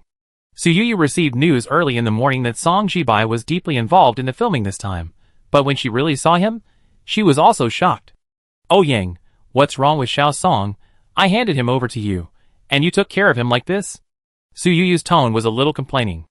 It's not that she deliberately made trouble, but Song Jibai's appearance was really too scary now. He was thin, unshaven, with a pair of dull eyes, and a strong sense of dejection. If it weren't for his still good-looking face and his decent clothes, Su Yu couldn't help but wonder if he had become a homeless person. However, although his appearance was terrible, it strangely matched the dejected look of the male protagonist in the second half of the movie. Ouyang hurriedly said, "Boss, you are wronging me. Teacher Xiao Song is my treasure. How can I bear to let him suffer? Teacher Xiao Song is sacrificing himself for the movie." Su Yu couldn't help but sigh after hearing this. Looking at Song Jibai, who was still a little out of the situation, she said softly, "I know that the incident at the Hong Kong City Awards ceremony was a bit of a blow to you, but you can't get too deep into the role. If you can't get out of it, it will be so worrying." Su Yu's alarm bells rang wildly. In her 2 lives, she had heard a lot about actors who got too deep into the role and couldn't get out of it, and finally got stuck and became crazy. Whether it was because of the identity of a friend or because of the thought of a precious cash cow, Su Yu didn't want Song Jibai to become so crazy. Even at this moment, she couldn't help but think of the figure she saw in Jiling City. Gu Shuiying's mother, who was originally a famous star in the country, became a madman. Ouyang saw that Song Jibai was silent for a long time, and stretched out his hand to push him. Song Jibai was awakened from a dream, and his eyes looked at Su Yu with a little more spirit. "I'm fine, don't worry about me, the things in Hongcheng didn't affect me. I just think it's rare to meet a good script, and I want to do my best to shoot it well." Although he only said a few words, Song Jibai's face actually showed fatigue. Su Yu and Ouyang looked at each other, and a touch of reluctance rose in their hearts at the same time. "Xiao Song, Auntie Song has to take care of 2 children. Before I left Shanghai, she even greeted me and asked me to give you some advice," Su Yu said softly. At first, Su Yu felt that Song Jibai was fragile and his face was full of stories. Now she resented his sense of stories, as if people like him were particularly prone to falling into emotions. Song Jibai listened to her words, and a light smile appeared on his beautiful face. "I know. Don't worry, I know what I'm doing." Song Jibai paused for a moment and said, "Boss." Su Yu didn't show much emotion when she heard this title, but Ouyang, who was standing next to her, suddenly wrinkled his face, as if he had eaten something very sour. "What's wrong with you?" Su Yu asked Ouyang. Ouyang waved his hand quickly. "I'm fine." Ouyang said that he was fine, but the pain in his heart gradually overflowed. He and Song Jibai had been together for too long, and he always paid close attention to Song Jibai. So he clearly remembered that since Song Jibai understood his feelings for Su Yu, he no longer called her boss, but always called her Ms. Su, or simply called her by her name. Suddenly hearing the title of boss, Ouyang was a little confused. Song Jibai is now famous, and seems to have everything in his hands, but he can no longer get what he wants. He even gave up on his own initiative. This secret love that was not known by the main character finally came to an end. "I brought gifts to everyone in the crew, and I will let Su Fang take them over to share later," Su Yu said. Ouyang nodded seriously. Su Yu has always been generous. Every time she visits the set, she will take care of everyone. Even the extras can get a red envelope for visiting the set. "Did you encounter any difficulties during the shoot?" Su Yu asked casually. Unexpectedly, Ouyang suddenly perked up. "Boss, we did encounter some difficulties." Chapter 336. Ouyang said the difficulty in a few words. "Do you have to rent this family's cellar? Can't you change to another family?" Su Yu didn't understand. Ouyang scratched the back of his head and said, "Boss, that cellar is really different." Su Yu looked strange. She felt that this matter was difficult to comment on. No matter how good the cellar was, it was just a cellar. Ouyang handed the script to Su Yu to read, and there were many red words on it. "This cellar perfectly fits the script setting. Boss, you should know the script you gave us better than me. This script can't be changed in almost any word," Ouyang said. The movie script that Su Yu gave him was produced by the system. It was basically unchangeable. All possible errors and omissions had been solved satisfactorily. In Ouyang's eyes, this script is as good as the works of the top screenwriters in the circle. "No. Ouyang thinks it is better than the works of the top screenwriters in the circle. The lines and plot settings are already perfect and cannot be changed in a single word. This is the seller that Ouyang found in reality that best matches the script settings. Boss, you have also seen Xiao Luo at our team. If he is not a local, and has dealt with this eccentric old man a lot, I still can't find such a seller that meets the conditions. As Ouyang said this, he showed Su Yu the photo of the seller. It's not that Su Yu had never seen the seller in the village when she was a child. The one Ouyang found was indeed different. After all, she rarely saw a 3-bedroom and 1 living room dug out of the cellar. What's more rare is that the top of one of the rooms in this cellar is empty. It doesn't look like a cellar at all, but it is exactly the same as the description in the script. But even if Su Yu thought it was suitable, she didn't jump in like Ouyang did. Instead, she said, it's just a cellar. If you have the energy to do this, you can ask someone to dig another hole like this. Ouyang said helplessly, Boss, do you think I haven't thought about it? But it's either bad here or there. I've made several holes, but I can't get such an effect. Su Yu was amazed and said, that's really hanging on a tree. Ouyang's tears were about to fall, and he said aggrievedly, Boss, I can't help it. This plot has to be filmed. I see that the independent funds are burning more and more. Su Yu waved his hand and said, I told you a long time ago that money is not a problem. Ouyang whispered, Boss, you are generous, and I can't be ignorant. What if someone says that I deliberately burn funds or something? Su Yu continued to feed him a reassurance. I know who you are. Don't doubt people when you employ them, and don't employ them when you doubt them. Don't say such words. Ouyang no longer pretended to be pitiful, but still looked at Su Yu eagerly and said, Boss, you have a quick mind.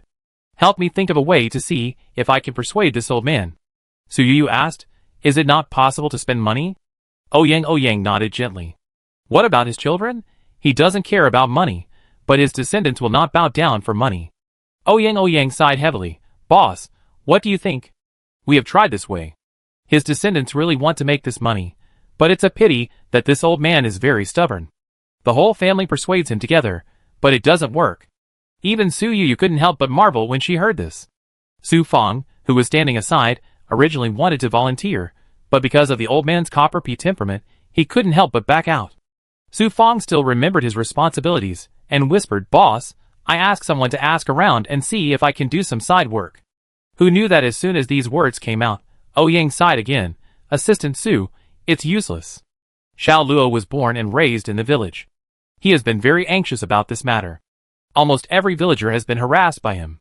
He has turned the old man's past upside down, but it's useless. Su Yu was aroused by his curiosity and asked, What is the past of this old man? This old man's past is both strange and ordinary. There were many people like him in that era. His family is said to be a wealthy family. The family drew lots that year, and the old man won and stayed in China, while the others went abroad.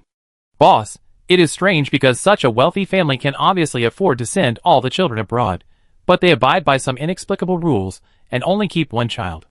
They don't care that the child was only 10 years old at the time, and they are at ease with him staying in China alone. How cruel these parents must be.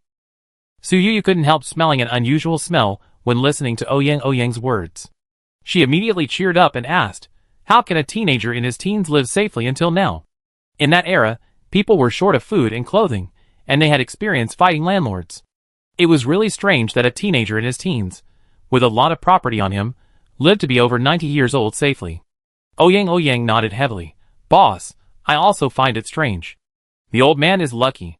It is said that before liberation, he was set up by someone and lost all his family property, leaving only a broken cellar to live in. After liberation, he was classified as a poor peasant. Su Yu was slightly surprised. In that era, class status was very important. Too much property became a hot potato. This person was really lucky, but she felt strange in her heart, as if the other party deliberately calculated her into poverty. What about after liberation? Su Yu asked. Ouyang continued. After liberation, the old man married and had children normally. Later, when the school was suspended and the educated youth went to the countryside, the old man still attached great importance to education. When the college entrance examination was resumed, his son and daughter were all admitted to university, and his descendants followed him into the city. Even his son caught up with the last wave of dividends from reform and opening up, made a lot of money, and became the first millionaire in the village. At this point, Su Yu thought the story was over. Unexpectedly, life is unpredictable. Yang said, "It's a pity that his son and grandson died early, and the huge family business was ruined by his great-grandson. Now the family is just better than the rich and the poor." Su Yu sighed in his heart. Even if the family has a visionary helmsman, it can't stand the foolishness of his descendants. Yang, his great-grandson, is short of money, and is anxious all day long. He persuaded the old man to rent out the cellar, but he refused no matter what he said. Chapter 337. Su Yu felt that if the story developed normally, it should be that this great-grandson used his status as a junior to force the elders to agree to this matter. This is the power of the old man. No matter what anyone said, it would not work. But no one felt that there was anything wrong. After all, the old man has been very stubborn all his life. Even if he loves the younger generation, he will not change his mind because of a few words. Yang said. Su Yu listened to this, and immediately respected the old man. When people get older, they will especially love the younger generation. According to common sense, it is a common plot for an old man in his 90s to feel sorry for his great-grandson, who has lost his parents and grandparents. But he can still be cold and hard-hearted when facing his great-grandson crying, making a fuss, and hanging himself. If the descendants of his son are useless, what about his daughter? Maybe he prefers his daughter and granddaughter more. Su Yu asked. Yang shook his head helplessly. His daughter's lineage is now flourishing, but his daughter trusts and respects the old father very much. Even if we promise the most, his daughter is unwilling to persuade the old father, and even restricts her children from disturbing the old man. Su Yu sighed casually. Daughters are more considerate. Yang smiled awkwardly and said, "Boss, the old man really loves his daughter. If his daughter is willing to speak up, I'm afraid this matter will be settled." Su Yu shook her head. The daughter refused to speak because she sympathized with her father. If she didn't sympathize, according to the old man's black and white personality, maybe her daughter's words would be useless. Yang was helpless after hearing this logic. Is there really no way out? Su Yu saw that he was so excited and asked again, "Do you have to go to the cellar?" Yang nodded vigorously. "Boss, we have tried other places, and it is precisely because they are not suitable that we have been thinking about this."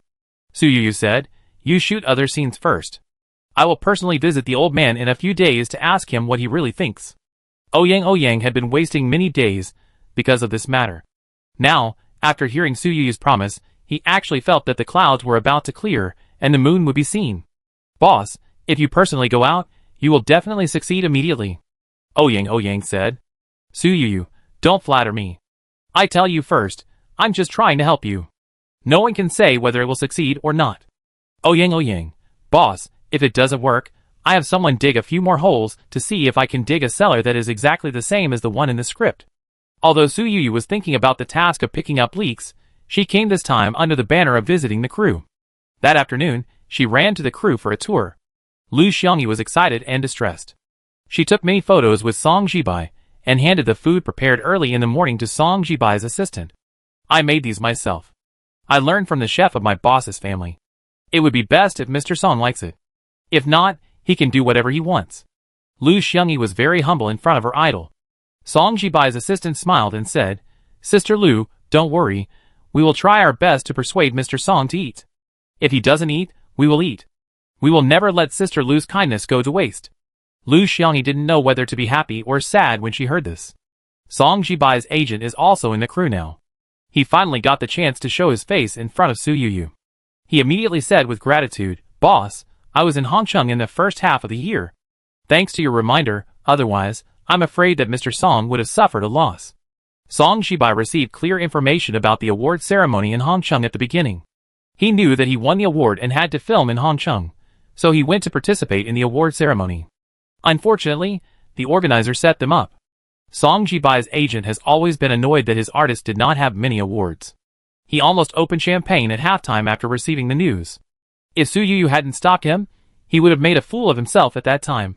When Su Yu heard this, a hint of displeasure appeared on her face, and she said, "Xiao Song is a big star now, so don't let him go to such mediocre award ceremonies in the future." The agent hurriedly nodded and agreed. Su Yu also reminded, "Xiao Song has worked hard in the crew these days. I know that director Yang likes to polish the lens and shoot a scene repeatedly until he is satisfied. It is a good thing to strive for excellence. As an agent, although you can't stop him, you should also pay more attention to Xiao Song's physical and mental condition. Agents and artists are a community of interests. They will restrain each other and take care of each other. Song Jibai's agent was originally immersed in the joy of his artist's amazing performance in the movie. After being reminded by Su Yu, he glanced at Song Jibai, who was full of depression, and felt that this person seemed to be more broken than when they first met. It seems that the wind can blow him into pieces. The agent was suddenly startled, and a chill ran down his back. Thank you for the reminder, boss. Don't worry, I will take good care of Teacher Xiao Song. After Su Yu completed her KPI for the visit mission, she took people away from the crew. But she didn't go too far. The golden pointer of the system pointed to a place nearby. Su Yu's car turned around on the cement village road for half an hour, and arrived at a village. Nowadays, the infrastructure projects in beautiful villages are in full swing. Even a small village deep in the mountains has a beautiful display board at the entrance. Baiyun Village. Su Yu whispered the name. Lu Xiangyi's voice came from the side. Baiyun Village, boss? Doesn't the difficult old man the director Ouyang mentioned live in Baiyun Village? Are they the same person? As the first assistant, Su Fang was also very good at collecting information, and hurriedly said, Boss, the old man who the director Ouyang mentioned lives in this Baiyun Village. The old man doesn't like the city. His children and grandchildren have come to pick him up many times, but he is unwilling to leave the village. Although several people were surprised that Su Yu actually knew the way to Baiyun Village, they didn't think much about it. They just thought that Su Yu had turned on the navigation in advance, and came here to help Ouyang solve the problem. Su Yu listened to their chattering, and her heart paused. She had a vague premonition that her task of picking up leaks this time might fall on this difficult old man. Sure enough, the car passed the clean and tidy village road and drove all the way to the beautiful two-story building at the end of the rural road, and then stopped. Looking in from the outside of the gate, there are many flowers and plants planted in the yard, and an old man in old navy blue clothes is watering the flowers. Hearing the sound of the car engine, the old man turned around and said with a sullen face, Go away, my cellar is not for rent. Chapter 338. Su Yu looked at the old man's vigorous appearance, and suddenly understood a little. It is said that appearance is determined by the heart. Although it is not absolutely true, it is almost the same. Weak people are inevitably timid in their words and deeds. And strong people can be distinguished by just one look. Although the old man who in front of him is over 90 years old, his eyes are bright, his actions are powerful, and he speaks and does things very decisively. He doesn't look like the kind of person who is in a weak position at home or at work. No wonder, even the great-grandson of the eldest son can't do anything to the old man. Old man, don't be angry first. We can talk slowly if we have something to say. Su Yu said. The old man heard this. A flash of disgust flashed in his eyes, but then he waved his hand. I'm old and can't hear clearly. You said you want to rob me? I beat you to death. The old man said this as if it was an early warning. As soon as he finished speaking, he picked up the crutch beside him and pretended to hit him. The bodyguards quickly protected Su Yu. Boss, this old man is unreasonable. Don't force him. The bodyguard advised. Su Fang also nodded on the side. Boss, the old saying is good. The son of a rich man should not sit in the hall. If you really want to persuade him, let me do it. You can go around the village. Su Yu waved his hand and said, Don't worry, I won't force him to talk to someone who can't be persuaded. A group of people discussed for a long time, but they didn't come up with a rule. Su Yu suddenly looked at Lu Xiangyi beside her. Xiangyi, what are you thinking about? Lu Xiangyi didn't say anything, but was carefully looking at a painting behind the old man. It's called a painting, but it's actually still on the drawing board, and it's only half painted. This painting is pretty, Lu Xiangyi said. Not only did Su Yu's crew's task fall on the old man, but her golden pointer for the task of picking up leaks also pointed to the old man's home. Su Yu always valued Lu Xiangyi's intuition, and immediately said to Su Fang beside her, Sister Su, can you tell the old man that I want to buy the painting he is painting? Su Yu also felt it was strange. The information Ouyang gave him never mentioned that the old man could paint. Besides, a 90-year-old rural old man had all the professional painting tools at hand, which was a bit out of place. After Su Fang received the clear instructions, he immediately communicated with the old man loudly. But even though he praised his paintings to the sky, the old man still had a sullen face. Why are you shouting so loudly? Are you trying to make my ears deaf? I won't rent the cellar, and I won't sell my paintings. Get out of here. After being scolded, Su Fang was angry, but she didn't dare to get angry with the old man. Instead, she turned around and told Su Yu, The old man doesn't want to. Boss, do you think his hearing is actually very good, and he is just pretending? Su Yu nodded in agreement. He looks like this. I'm afraid people will believe him if he says he is 60 years old. He doesn't look that old. Seeing Su Fang return in vain, Su Yu didn't give up on this matter, but set her sights on Lu Xiangni. Xiangni, why don't you go and ask? You don't have to buy his paintings. Try to talk to him more and build a good relationship. Lu Xiangni was not very confident when she received the order, but when she thought that she was supported by Su Yu with a high salary, and the old man was responsible for Song Jibai's movie, she still plucked up the courage to go up and communicate with the old man. Grandpa Wu, our boss. Lu Xiangni had just finished speaking. Grandpa Wu glared at her and knocked his cane on the ground. Get lost too. Lu Xiangni's nose was sour, and she ran back dejectedly. The little girl was young, cute, and straightforward. The whole team had always treated her as a mascot. Suddenly, seeing her being wronged, a group of people felt distressed. Boss, why don't we just forget it? Anyway, we have tried our best. If it doesn't work, let Director Ouyang think of a way to dig out another one. Su Fang suggested. Su Yu thought to herself that if it was only about the cellar, she would have given up long ago. She didn't dare to give up her task of picking up leaks. Suddenly, she had an idea and asked, "Where is the cellar?" Su Fang remembered it clearly. The cellar is in the backyard of the old man's house. The backyard is surrounded by mountains and rivers, and it is a natural barrier. It is difficult to enter from other roads. If it weren't for Xiao Luo's playfulness, when he was 10 years old and secretly ran into their cellar, outsiders would not know that there is such a luxurious cellar. Su Yu asked in confusion, "Don't local people dig cellars like this?" Su Fang couldn't help laughing when he heard this. "Boss, people everywhere don't dig cellars like this. They don't live in them, so who would dig such a weird shape?" Su Yu grew up in an orphanage and saw the villagers using cellars to store sweet potatoes. He asked again, "What do the villagers dig cellars for?" "Boss, I really don't know what's in their cellars. I go ask the villagers now," Su Fang said. Su Yu and the others didn't leave, but continued to wait outside the gate. Old Man Wu inside the door stopped painting and stared at the group of people fiercely. Su Yu had not noticed it before, but now she felt familiar with the half painting that the old man had drawn. The painting was not a famous mountain scenery or a figure sketch, but a cabinet, and it was not an ink painting, but an oil painting. The lines on the cabinet were very clear, with a simple charm. Perhaps Su Yu's sight was too obvious, and after the old man noticed it, he immediately put away his painting, and then went into the house, and closed the door heavily. Su Yu was still thinking about the painting, and always felt that her familiarity should not be without reason. 20 minutes later, Su Fang came back. After some inquiries, the result she got was no different from the secular cognition. People in the village rarely use cellars now, and those who still have cellars also store crops such as sweet potatoes in them, which is no different. Lu Xiangni suddenly said, "Grandpa Wu is unwilling to rent out the cellar. Is it because there is a treasure hidden in it?" Su Fang smiled and said, "You little girl, have you read too many novels and TV dramas? If there is a treasure hidden in the cellar, the old man can just take the things in the cellar out. Why must he keep the cellar covered?" The villagers also said that the old man has a strange temper and is unwilling to change his mind. Lu Xiangni listened to this and did not give up his imagination, saying, "Maybe the treasure cannot be moved easily. The old man is too old to move it, and his great-grandson is not doing well. The old man keeps this family business, and is afraid that the younger generation of the family will lose it all?" Chapter 339. Su Fang still thought Lu Xiangni was joking.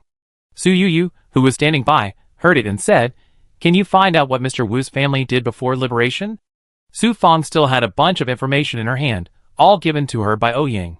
She quickly found the information page related to the old man's family.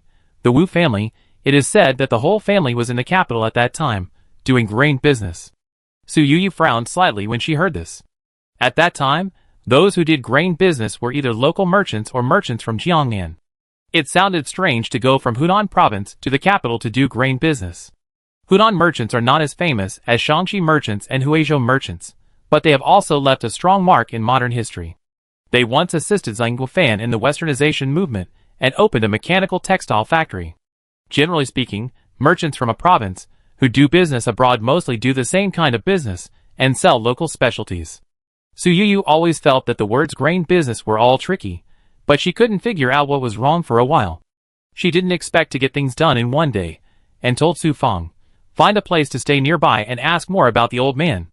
They came to the village suddenly, and the nearest town was nearly 20 minutes away by car. Su Fang originally planned to arrange for some people to stay in the hotel in the town, but Su Yuyu finally made the decision, and the group paid to stay in several villagers' homes. After learning about their purpose, the village chief even invited them to dinner.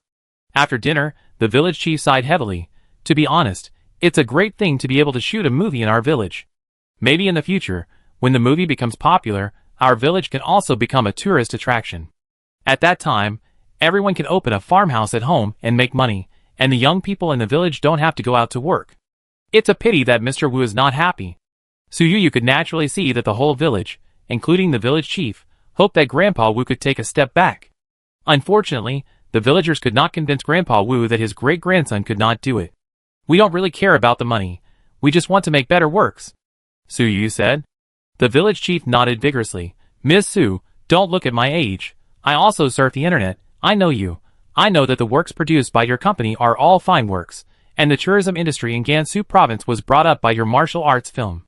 We are eager to cooperate with you, but unfortunately, the seller belongs to the old man, and no matter what others say, it's useless. Su Yuyu could naturally see the other party's attitude of trying to cooperate, and all she could do now was to try to find out more about Grandpa Wu. Wu family? Miss Su, my family has lived in this village for generations. I have told you everything else about the old man. If there is anything different, it is probably when I was a child. My grandfather said that the original surname of the Wu family was not Wu, but Wu. I don't know why they suddenly changed their surnames. Su Yuyu frowned slightly. Wu? She really couldn't detect too much content from a surname. Village head, do you know that the old man's family used to do business in the capital, grain business? Which company did they do? Su Yuyu asked. Which business? The village chief looked thoughtful, and after a long time, he said, it seems to be called Jun. Juncheng business. Su Yuyu asked, Junchen? With Jun as the name, could it be a business of military pay? Was there anyone from the Qin government or the Republic of China government supporting their family at that time? It's no wonder Su Yuyu asked this question. After all, at that time, it was popular to say things like it's easy to be an official if you have someone in the court. If there was no one to protect them, I'm afraid the business would have been eaten up by others long ago. The village chief shook his head. It's the Jun of a gentleman. When Su Yuyu heard this, she was suddenly startled and couldn't help but think of the key she got, which was said to represent the safe deposit box of Junyo Company. She thought of Lu Xiang's words. Is there any treasure hidden in the cellar? Treasure? Safe deposit box? She suddenly felt that everything seemed to be connected. After the village chief left, Su Yuyu did not hesitate at all, and almost took people to the yard of Grandpa Wu overnight. Grandpa Wu saw that they did not have any good face. What? You still want to bully an old man like me in the middle of the night? I will call the police now. Su Yuyu was not scared by this sentence, but said, I have the key of Junyo. Her voice was not very loud, but Grandpa Wu's figure suddenly stopped. Obviously, the old man heard Su Yuyu's words clearly, and there was nothing wrong with his ears. After a long time, Grandpa Wu put down the cane he was going to use for attacking, opened the big iron gate outside the yard, and said in a calm voice, Come in. Su Yuyu walked in, and the others behind him wanted to follow, but the old man glanced over and said, Others are waiting outside. Su Fang hesitated, not knowing whether to continue to follow in. Su Yuyu said directly, Listen to the old man. Su Yuyu entered the yard of the Wu family alone. Grandpa Wu turned on the lights in the main room, and Su Yuyu saw the painting again. Unlike the semi-finished product before, after they disturbed him, the old man did not lose his interest in painting, but finished the whole painting. The light at night is indeed not as good as that during the day, but Su Yuyu can see it clearly. The part that she felt familiar with before is very similar to the pattern on the key. Let me see your key, Grandpa Wu said. Su Yuyu carried the key and the note with her, and immediately took them out of her bag, and handed them to the other party when she heard this. Grandpa Wu looked at the key again, and looked at it for at least 5 minutes before he nodded gently. This key is real, and it corresponds to box A. Su Yuyu didn't expect that she actually guessed it right. You came here aggressively, and you must have asked about me a lot. I am indeed the last head of Junyo Company, Grandpa Wu said. Although Su Yuyu was very curious about Junyo Company, she was more concerned about the safe deposit box she was about to get. My box. As soon as she said this, Grandpa Wu waved his hand and said, Don't worry, I can give you the box at least tomorrow morning. Besides, the key is real, and you still need a password. Su Yuyu also knew the rules of Junyo Company. Only when the key and password match can you get the safe deposit box. The system didn't give her any commands, so she could only bite the bullet and hand over a piece of paper. This piece of paper was nothing else but something she found on the second-hand Lamborghini she'd brought back from Hong Kong. If this piece of paper didn't work, she didn't know what to do. Chapter 340. According to the information Su Yu got, according to what Mr. He said, the corresponding passwords of each safe deposit box of Junyo Company are all neatly written. Su Yu thought that even if the password was not a poem or song, it was at least a couplet. She didn't expect that Mr. Wu nodded when he took the note. You are very well prepared. Anyway, she couldn't get the safe deposit box today, so Su Yu wanted to get to the bottom of it and asked, is the password of the safe deposit box really this?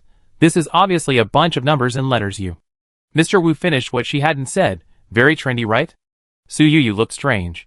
Grandpa Wu said, our family rose in the late Ming dynasty, experienced the Tartar regime, and encountered the opening of the eyes to the world.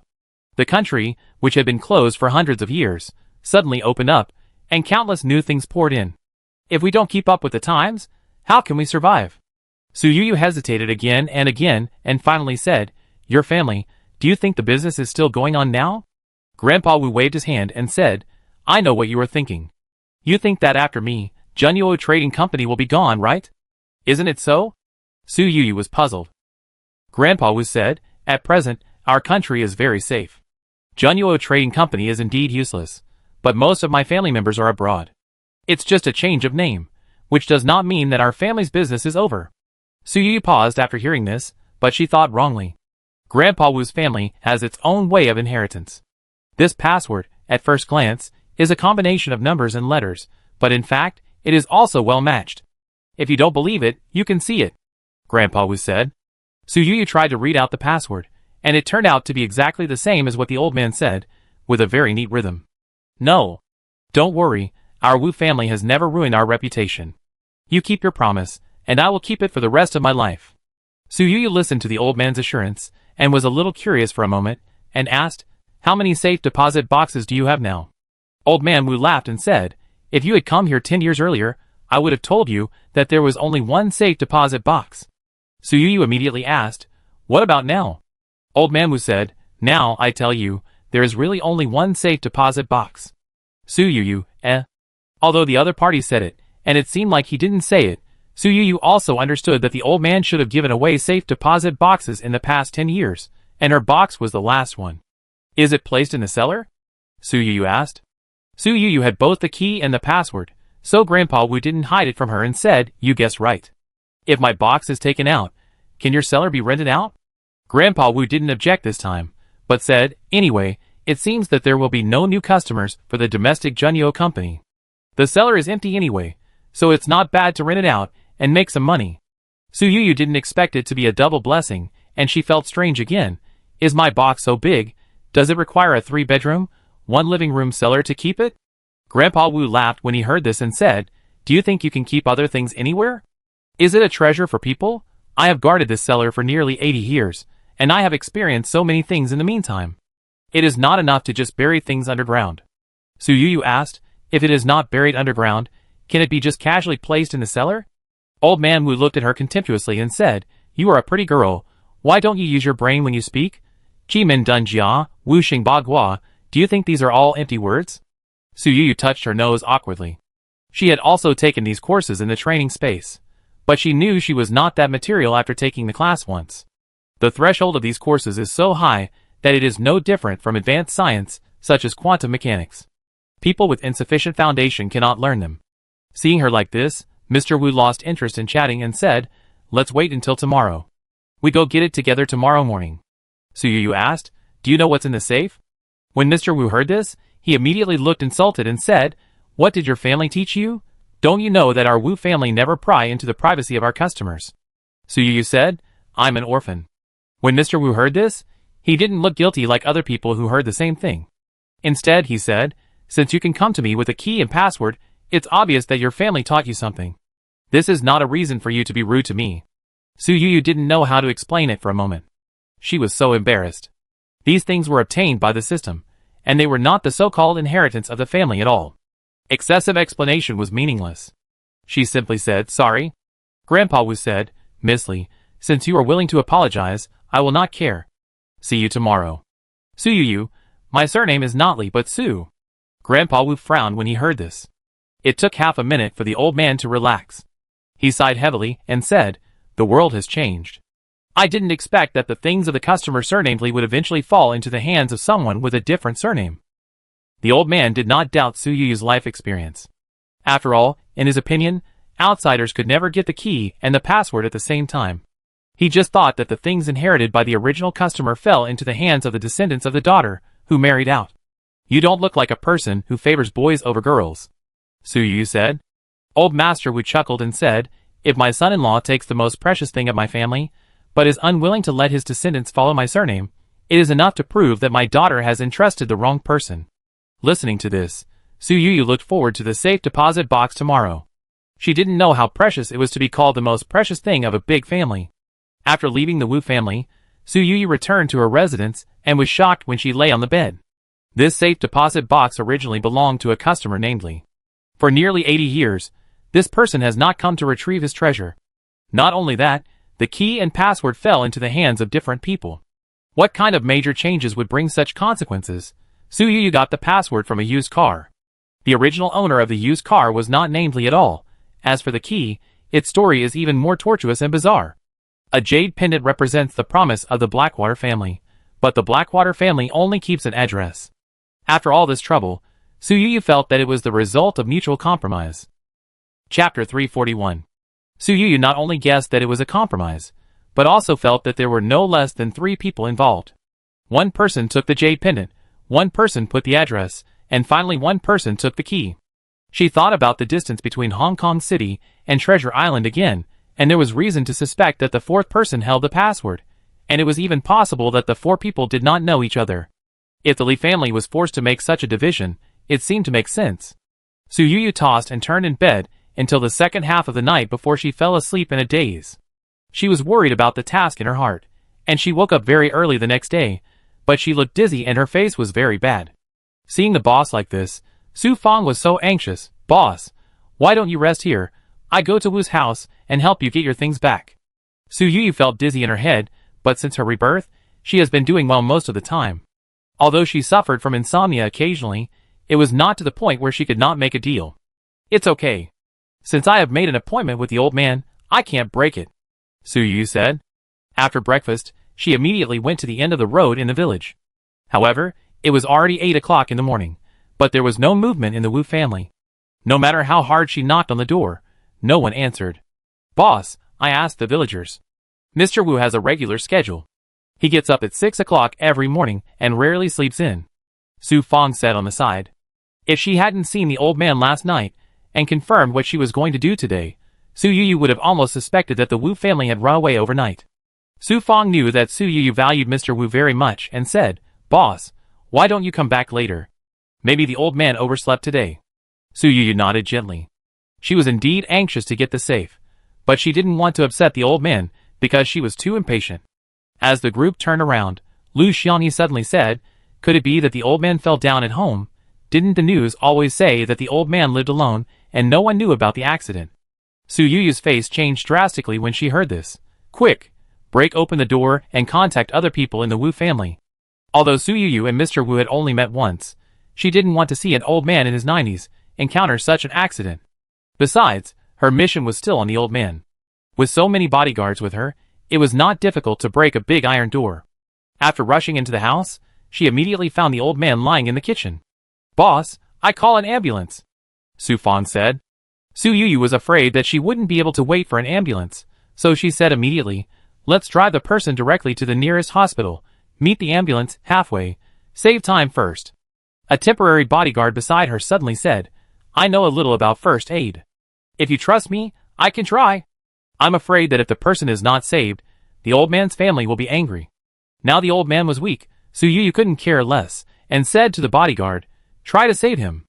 If you fail to save him, I will be responsible for the compensation for his family. So many people are witnesses, I will not break my promise." After hearing Su Yu's words, the bodyguard, who was originally hesitant, immediately took action. Su Yu looked at his decent movements and felt relieved, but she couldn't help thinking that it was indeed a task to leave the novice period. Even if she successfully contacted the most important person in the task, there would still be twists and turns. She kept praying in her heart at this time, hoping that the old man could survive this disaster. With the temporary rescue of the bodyguard, the old man suddenly moved. It's good that he is conscious, there should be hope. Boss, let's send the people to the car now.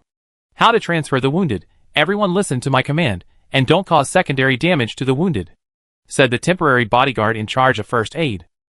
Su Yu couldn't help but look at the bodyguard when she heard him say injured all the time. Su Yu couldn't help but suspect that he was a retired medical soldier. Thanks to the command of this temporary bodyguard, the old man was safely transferred to the car, and the ambulance arrived in time and met Su Yu's car on the way. After the old man entered the hospital, after a lot of work, his vital signs finally stabilized. The doctor couldn't help but sigh. Fortunately, you rescued him in time. The old man is old. If it was delayed for a few minutes, I'm afraid he would be powerless. Su Yu felt cold sweat on her back. If Lu Xiaonie hadn't come suddenly, she wouldn't have let anyone break in directly. Thanks to her hiring enough bodyguards, even if she returned to Shanghai, she didn't let a few temporary bodyguards leave. If not, I'm afraid the old man would have confessed today. Mr. Wu's family came very quickly, and the first person Su Yu saw was the old man's daughter, an old lady in her 60s. She looked like an educated lady in her 60s.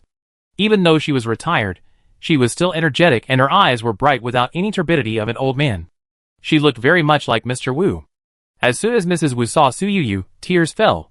Miss Su, I really don't know how to thank you. You saved my father's life. If you need any help, just ask. During the conversation with her, Su Yu learned that the old lady was a professor at a key university in the province. Her identity was similar to what she guessed. She was indeed an intellectual. Ms. Wu, you are too polite. This time I was able to save the old man's life. It was completely a coincidence. I had made an appointment with the old man today to take back my family's things from him, Su Yu said. Mr. Wu's great-grandson was also waiting on the side.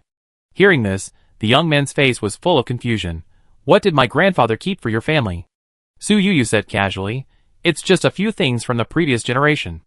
I don't know what it is specifically. The great-grandson's eyes flashed with greed, and he said, words are not enough. You said my great-grandfather kept it, but who knows whether the owner of this thing is my family or your family. Before he finished speaking, Mrs. Wu slapped him. Wu Xiaoguang, how can you talk to your great-grandfather's savior? Wu Xiaoguang was obviously very afraid of this aunt, and lowered his head quickly. Miss Su, I'm sorry, I spoke without restraint. Su Yu waved her hand, not meaning to care, turned to look at Mrs. Wu, and always felt that she seemed to know something. Sure enough, Mrs. Wu said, Miss Su, the things kept by my father can only be handed over by him personally, and we children can't find them. Chapter 342.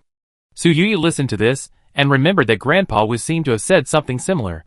Even if you know where the thing is, you can't find it? Su Yu asked. Grandma Wu nodded and said, my father is very capable and stubborn. He kept many things from us children. He only revealed a little to me, but I knew that he was different from ordinary people. Su Yu believed her words. On the other hand, the younger generation Wu Xiaoguang drooped his mouth and flashed a disdainful look in his eyes. Grandpa may be a capable person, but his temper is too weird. He doesn't know how to earn the money given to him. If it were me, I would have rented the cellar to the crew long ago. Now where can I find a fool to spend hundreds of thousands to rent a cellar? Wu Xiaoguang stopped talking in Su Yu's unhappy eyes. Su Yu said directly, I invested in the crew you mentioned. Wu Xiaoguang was like a chicken with its neck strangled, and he dared not speak for a long time. Old Lady Wu looked at her disappointing nephew and said, since your great-grandfather is unwilling to rent, he must have his reasons. Don't say bad things about your elders behind their backs. Wu Xiaoguang was still trying to get money from Old Lady Wu, but he didn't dare to force her, so he could only lower his head. At this time, in the urban area of Fushan County, Hunan Province, in a black Maybach, an old man with a skinny face was holding a humming compass in his hand. Go west, the old man said in a vague voice. The driver didn't dare to slack off and drove the car directly to the west. The car drove for a long time, and finally entered a village under the guidance of the compass, and finally stopped in front of a two-story building at the end of the village road. The gate to the yard in front of the house was only half closed, and the old man's entourage walked in directly, and soon retreated. Dragon King, there is no one in the house. What is it? Can we go in and find it ourselves? Hearing this, the Red Dragon King shook his head, and looked down at the compass that no longer indicated the direction after arriving here, but started to spin around. How can we get the treasure if the master didn't invite us? Said the Red Dragon King. After hearing this, the master said immediately, Brother, I will go to the village to ask about the family's situation. The Red Dragon King nodded and said one more sentence. The treasure this time is extremely precious. As soon as he finished speaking, the compass in his hand suddenly made a loud noise and exploded directly. Brother, are you hurt? Asked the master with a concerned face. The Red Dragon King looked at the broken compass needle and said with joy instead of sadness, I knew that with such a big reaction from the compass, there must be a treasure in the world. The master was still worried. A good compass is destroyed. This is the magic weapon that you value most. I don't know how many antiques you have put into it to support it. Is it worth it? The Red Dragon King waved his hand and said, Don't think too much. As long as you can get this treasure, it's worth it even if you blow up 10 or 8 compasses. The master was able to become the most trusted person of the Red Dragon King, so his investigation ability was naturally not bad. Soon, he learned about the past 2 days from the villagers. A beautiful girl named Sue, prettier than a star, and very generous. When the Red Dragon King heard this description, he immediately knew who he was talking about, and said with a gloomy face, This girl is very cunning. If she gets involved, I'm afraid the things won't fall into our hands. The master said, hearing what the eldest brother said, I also have such concerns. According to what the villager said, I guess that the things should still be in the hands of Mr. Wu. He talked with Su Yu for a long time last night. Maybe the two have reached an agreement. Now our only chance is to find his great-grandson. The Red Dragon King nodded, very much agreeing with the master's idea, and said, There is no time to lose, and there is no need to wait for the old man to die. Let someone come now, and the price can be a little higher. In the hospital, the Wu family thought Su Yu would leave immediately, but she stayed in the hospital with them all the time. Even when they went to eat, they would leave 2 bodyguards to watch by the old man's bed. Miss Sue, if you hadn't discovered my father's sudden illness in time, he still doesn't know what's going on. You really don't have to stay here all the time and waste your time. Old Mrs. Wu said with a guilty look on her face. Su Yu shook her head. I won't say those polite words. The deal between Mr. Wu and me has not been completed. I should be more eager for him to be alive than anyone else in the world. Old Mrs. Wu didn't feel offended when she heard this, but felt a sense of relief. She is old and can't always stay by the bed to take care of him. The younger generations in the family have their own things to do. The only person who can stay here all the time is the idle Wu Xiaoguang. To be honest, old Mrs. Wu is not at all at ease with her nephew. After all, he has always been useless. If something happens to the old man while taking care of him, she doesn't know where to cry. Although Su Yu is an outsider, he is more reliable than Wu Xiaoguang with a group of people. Wu Xiaoguang was also unwilling to let himself be burdened, so he also persuaded Mrs. Wu, Andy, you don't want the free labor. Why do you have to make me work so hard? I have something else to do, so I go back first. After Wu Xiaoguang said this, he turned around and was about to leave, but the phone in his pocket suddenly rang. 200,000? Tell me the story again. I usually don't agree. But since you said it sincerely, 500,000, one price. Wu Xiaoguang said to the other end of the phone. Old lady Wu felt something was wrong with what she said, and asked with a cold face, What kind of people are you dealing with again? Are you going to do something illegal? When Wu Xiaoguang heard this, he put away his phone and immediately performed, Auntie, you have disliked me since I was a child. I think you are prejudiced against me. I swear to God, I have not done anything illegal. If you continue to look at me with tinted glasses, I will really do something illegal to show you. Wu Xiaoguang's reaction was so big, but old lady Wu's eyes did not fluctuate at all, but said, If you really want to do something illegal, I don't have a nephew like you. So don't look for me if something happens in the future. Wu Xiaoguang snorted hard and said, If you don't want to find me, then don't look for me. Do you think you are so good to me? I don't care. After saying this, Wu Xiaoguang left the hospital angrily. The worry on Mrs. Wu's face was almost condensed into substance. What a useless thing. I really don't know what trouble he will cause. Su Yu comforted, Old lady, since he doesn't listen to advice, you don't have to ask for trouble. Children and grandchildren have their own blessings. Worrying about everything will only add to your troubles. Chapter 343. Old lady Wu was not so easily persuaded, but said, My nephew is crooked from the root. He has been disobedient since he was young and has not studied hard. I felt sorry for his parents, who passed away early, and the old man was too old to control him. I worried about his hair turning white, but I still couldn't straighten his temper. Su Yu listened to the old lady's words seriously. The old lady was obviously an intellectual woman with a strong character. At this time, she rarely showed a trace of weakness. I don't pay much attention to my own sons and grandsons. They are all obedient, and don't need my supervision. But this nephew is uncontrollable. He stopped studying when he became an adult, and learned to gamble and prostitute with those bad people outside. He spent all the money that his parents, grandparents had worked hard to save for their whole lives. 2 years ago, he secretly went to the old man to steal money, and sold some treasures collected by the old man to outsiders. He almost got sick because of the old man. Suyu cheered up. He has stolen things from the old man? Mrs. Wu looked painful. He is just a shallow-minded person with a lot of bad habits. We beat and scolded him, but we couldn't make him change. Suyu hurriedly. She waved her hand and told the 2 bodyguards, "Go and guard outside the old man's yard." I'm afraid Wu Xiaoguang will get confused. When Mrs. Wu heard this, she was not angry, but nodded.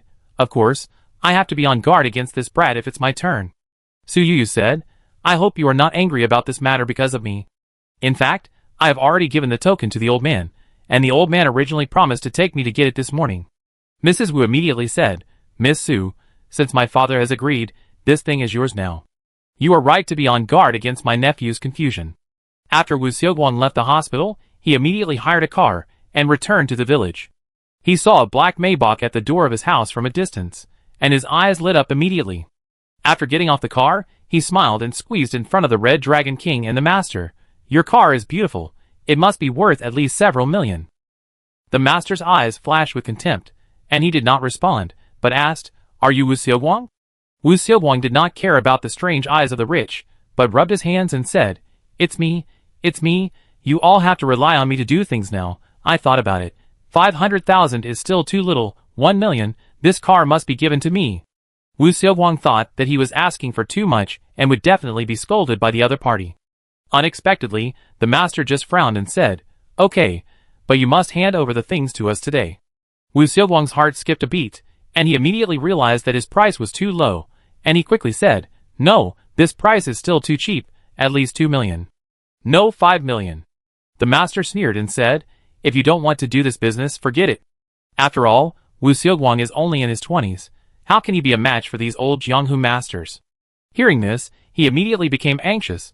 Forget it.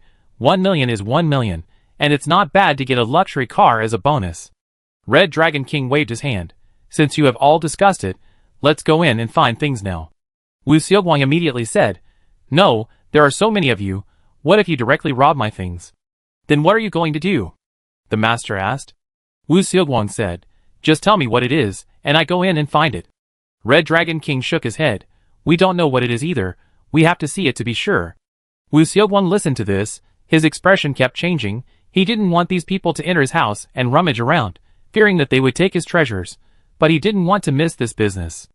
If you can't figure it out, forget it. The master had investigated Wu Xiaoguang's financial situation, and knew that this man was absolutely unwilling to lose this money. Wu Xiaoguang was really reluctant. He used his not-so-bright little head to think for a long time before saying, I don't know if you are really willing to give me money. You can give me a deposit of 200,000 yuan first. I can send someone in to find it, but I want to follow him. The master didn't want to give the money first, no. But the Red Dragon King on the side was obviously anxious to get the things, and was afraid that something unexpected would happen and let the things fall into Su Yu's hands. So he interrupted his deputy's words directly. Give him the money. Although the master was not happy, he would not refute the Red Dragon King's words, and ordered his men on the side. Give him 200,000 yuan. Wu Xiaoguang looked at the huge amount of money in his account. His eyes were amazingly bright. He didn't expect this group of people to be serious, and he also saw that the real boss among this group of people was the Red Dragon King, not the master, and he immediately nodded and bowed to invite people in. Old sir, please come this way. When the Red Dragon King heard the title of Old Sir, his face immediately sank. The master hurriedly scolded. Just call my elder brother Mr. Hong, don't call me that. Wu Xiaoguang glanced at the face of the Red Dragon King, and couldn't help but mutter in his heart, why does this old man care so much about age? Okay, Mr. Hong, come with me. The Red Dragon King followed Wu Xiaoguang and searched carefully in the 2-story building, even knocking on every wall to make sure there were no secret compartments, but he still didn't find what he was looking for. Wu Xiaoguang was so anxious when he saw this. Old man. No, Mr. Hong, how about looking again? Did you miss something? He was afraid that the 1 million that flew to his mouth would be lost. The Red Dragon King said, I heard from the villagers that a film crew wants to rent your cellar. Wu Xiaoguang immediately slapped his forehead. Yes, There is a cellar, but it's empty inside. I'm afraid you can't find what you want." The Red Dragon King didn't take this seriously. "Now I go see the cellar." "The cellar is in the backyard. I take you there." Wu Xiaoguang led people to the cellar in the backyard, and he said proudly, "Mr. Hong, I'm not afraid to tell you that our cellar is the best in the whole village. No, not just this village. I guess there's no other cellar as neat as this in Fushan County, or even the whole country." The Red Dragon King followed Wu Xiaoguang into the 3-bedroom, 1 living room cellar, and frowned immediately. This place. He noticed that this place seemed different, but his compass had been destroyed, and he couldn't find the place where the treasure's luck was the most concentrated. At that time, Wu Xiaoguang looked at the empty 3-bedroom, 1 living room cellar and said, "There's nothing in here, Mr. Hong. How about we go back home and search again?" Chapter 344. The Red Dragon King listened to this, and his cloudy old eyes suddenly shone. He shook his head. "No, the thing must be here." Wu Xiaoguang just felt that he was talking nonsense. "There is nothing here. Why do you think there will be treasures?" The Red Dragon King frowned slightly. "The air here is different." Wu Xiaoguang took a step back after hearing this, looking at him with a weird look, thinking to himself, "This man is talking nonsense. Is he a cultist?" The Red Dragon King still refused to leave, but Wu Xiaoguang was annoyed. He stayed here with him, and felt that he was just about to dig 3 feet into the ground, but he didn't find anything. If Wu Xiaoguang hadn't been thinking about the money that hadn't been received, he would have run away long ago. He could only bite the bullet and say, "My grandfather has a hoe in the yard. If you really want to dig the ground, I will give it to you." The Red Dragon King nodded, and did not reject Wu Xiaoguang's proposal. Wu Xiaoguang shook his head, and after leaving the cellar, he really kept his promise and took a hoe back. But after he did all this, he ran to the master again. "I also put the person in, and I have provided a lot of help. Now that the things can't be found, you can't not give me the balance." The master looked at him, as if he was looking at some kind of non-recyclable garbage. "Why should we give you money if we haven't seen the things?" Wu Xiaoguang still wanted to play rogue. But the master had long been very tired of him. With a look, the entourage behind him immediately stepped forward, pressed the man to the ground, pinched his throat, and made him unable to move at all. Wu Xiaoguang's eyes were horrified. He was just greedy for money, and he was afraid of losing his life. He wanted to shout, but the other party covered his mouth. "Yo, what are you busy here?" The sudden voice made Wu Xiaoguang's eyes light up. The master and the people he brought with him all looked at the 2 strong men, who suddenly appeared with vigilance. These 2 people were not bystanders, they were Su Yuyu's bodyguards. After receiving Su Yuyu's instructions, they hurried over to keep watch. They thought they would get nothing, but unexpectedly they actually caught a big fish.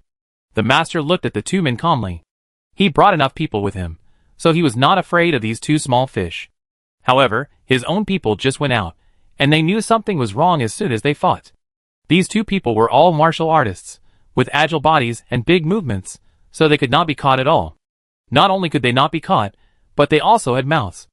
"Come on, come on!" Someone broke into the house and robbed it. "It's on fire! It's on fire! Come and put out the fire!" The 2 people shouted nonsense. The Wu family's house was originally located at the end of the village, in a remote place. After these 2 people made a fuss, other people in the village heard the news and moved. In less than 3 minutes, a large group of people rushed over with kitchen knives or hoes. "They are the robbers." The master accused the 2 bodyguards first. But some villagers said, "You are talking nonsense. These 2 guys were brought by Miss Su, and they stayed at my house last night. You are the strangers who came to the village. So they are Miss Su's people?" "Miss Su saved Mr. Wu. The people she brought must not be bad people." "These people are bad?" "Yes, yes. You see this group of people press Xiaoguang to the ground. They must be a group of bad guys. No matter how bad Mr. Wu's temper is, no matter how much Wu Xiaoguang is a spendthrift, at least they are recognized by the villagers, and naturally stand on the opposite side of the Red Dragon King and his people. They broke into the Wu family and robbed them, and also bullied Wu Xiaoguang. Send them to the Public Security Bureau. Let them stay in jail," some villagers shouted. The master looked at Wu Xiaoguang coldly and asked, "Do you still want your money?"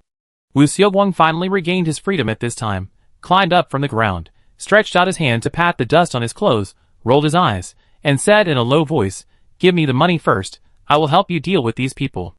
The master sneered and said, "We are just afraid of trouble, not these people." Wu Xiaoguang looked tangled, and after thinking for a long time, he finally came up with a sentence to persuade him. "Wouldn't it be time-consuming to trouble you? You don't look like people who are short of money." This sentence actually moved the master. The Red Dragon King inside hadn't come out yet, and no one knew whether he had found anything. The master knew very well how much the Red Dragon King valued this treasure. If he didn't check it for a while, and let Su Yu get ahead, it would be too late to regret it. He almost uttered a few words from his teeth. Okay. When Wu Xiaoguang heard this, he immediately covered his stomach and cried out in pain. The village chief who was nearby hurriedly asked, Xiaoguang, are you seriously injured? Otherwise, we will call 120 for you now. Wu Xiaoguang just rolled on the ground.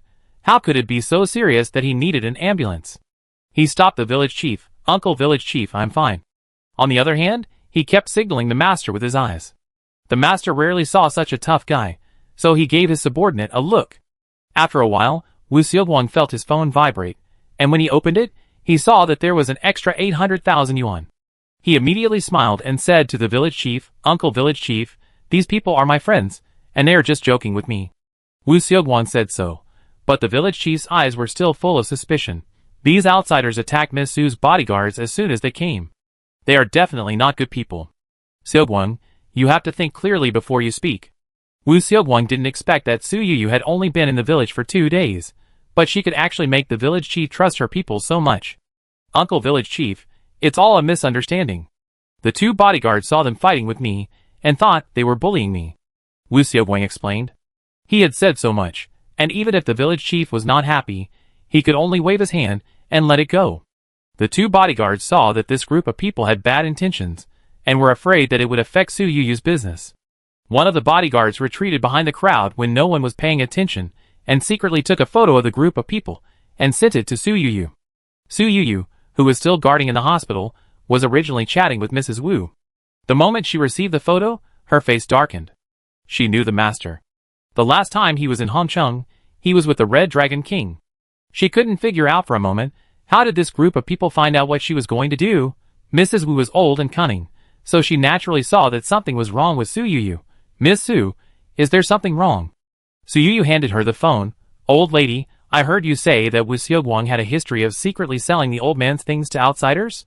When Mrs. Wu saw the photo of Wu Xiaoguang with a group of strangers at her doorstep, her blood pressure rose immediately. This bastard. Chapter 345. Although the villagers dispersed, the village chief stayed behind with 2 bodyguards. For a moment, no one gave way to the other at the door of the Wu family's small building, and there was a stalemate. The master kept hinting at Wu Xiaoguang with his eyes, asking him to drive these people away. But he underestimated Wu Xiaoguang's greed. I will charge you for whatever you do. I will not do less, but don't worry, don't expect me to do more. The master was so angry at his bad behavior that he could only grit his teeth and say, 50,000 yuan, drive these people away. At least 100,000. Wu Xiaoguang said. The master gave him a cold look. You can take it or not. Seeing that the master really ignored him, Wu Xiaoguang stepped aside and called someone with his mobile phone, and suddenly became anxious. Without waiting for the other party to finish the call, he leaned over and said, 50,000 is 50,000. Consider it as my good deeds today. After the master nodded, someone immediately transferred the money to Wu Xiaoguang. Wu Xiaoguang took the money, and was quite dedicated. He leaned over and muttered to the village chief. Uncle Village Chief, I'm fine now. Don't worry about me, go back and have a rest. But even though he was talking so hard, the village chief's feet seemed to be fixed, and he didn't mean to move at all. Instead, he began to educate Wu Xiaoguang. Xiaoguang, although you grew up in your aunt's house in the city, you spent every winter and summer vacation in the village. Everyone in the village treats you as their own. You are young and it is inevitable that you are confused, but it doesn't matter if you take the wrong road for a while. You can't keep going further and further on the wrong road. Wu Xiaoguang felt as if he had welcomed another living ancestor. Listening to his nagging, he felt very upset. Don't worry, village chief. I will definitely change after every failure. He just treated the village chief perfunctorily, just like he treated the elders at home. But the elders at home, after hearing these assurances, although they didn't believe him, knew that it was useless to say it, so they didn't keep repeating it. But the village chief was like a deaf person, still repeating the same words over and over again. Xiaoguang, you are young and don't know the depth of things. Some people you think are your friends are actually harboring evil intentions. Don't associate with those questionable people.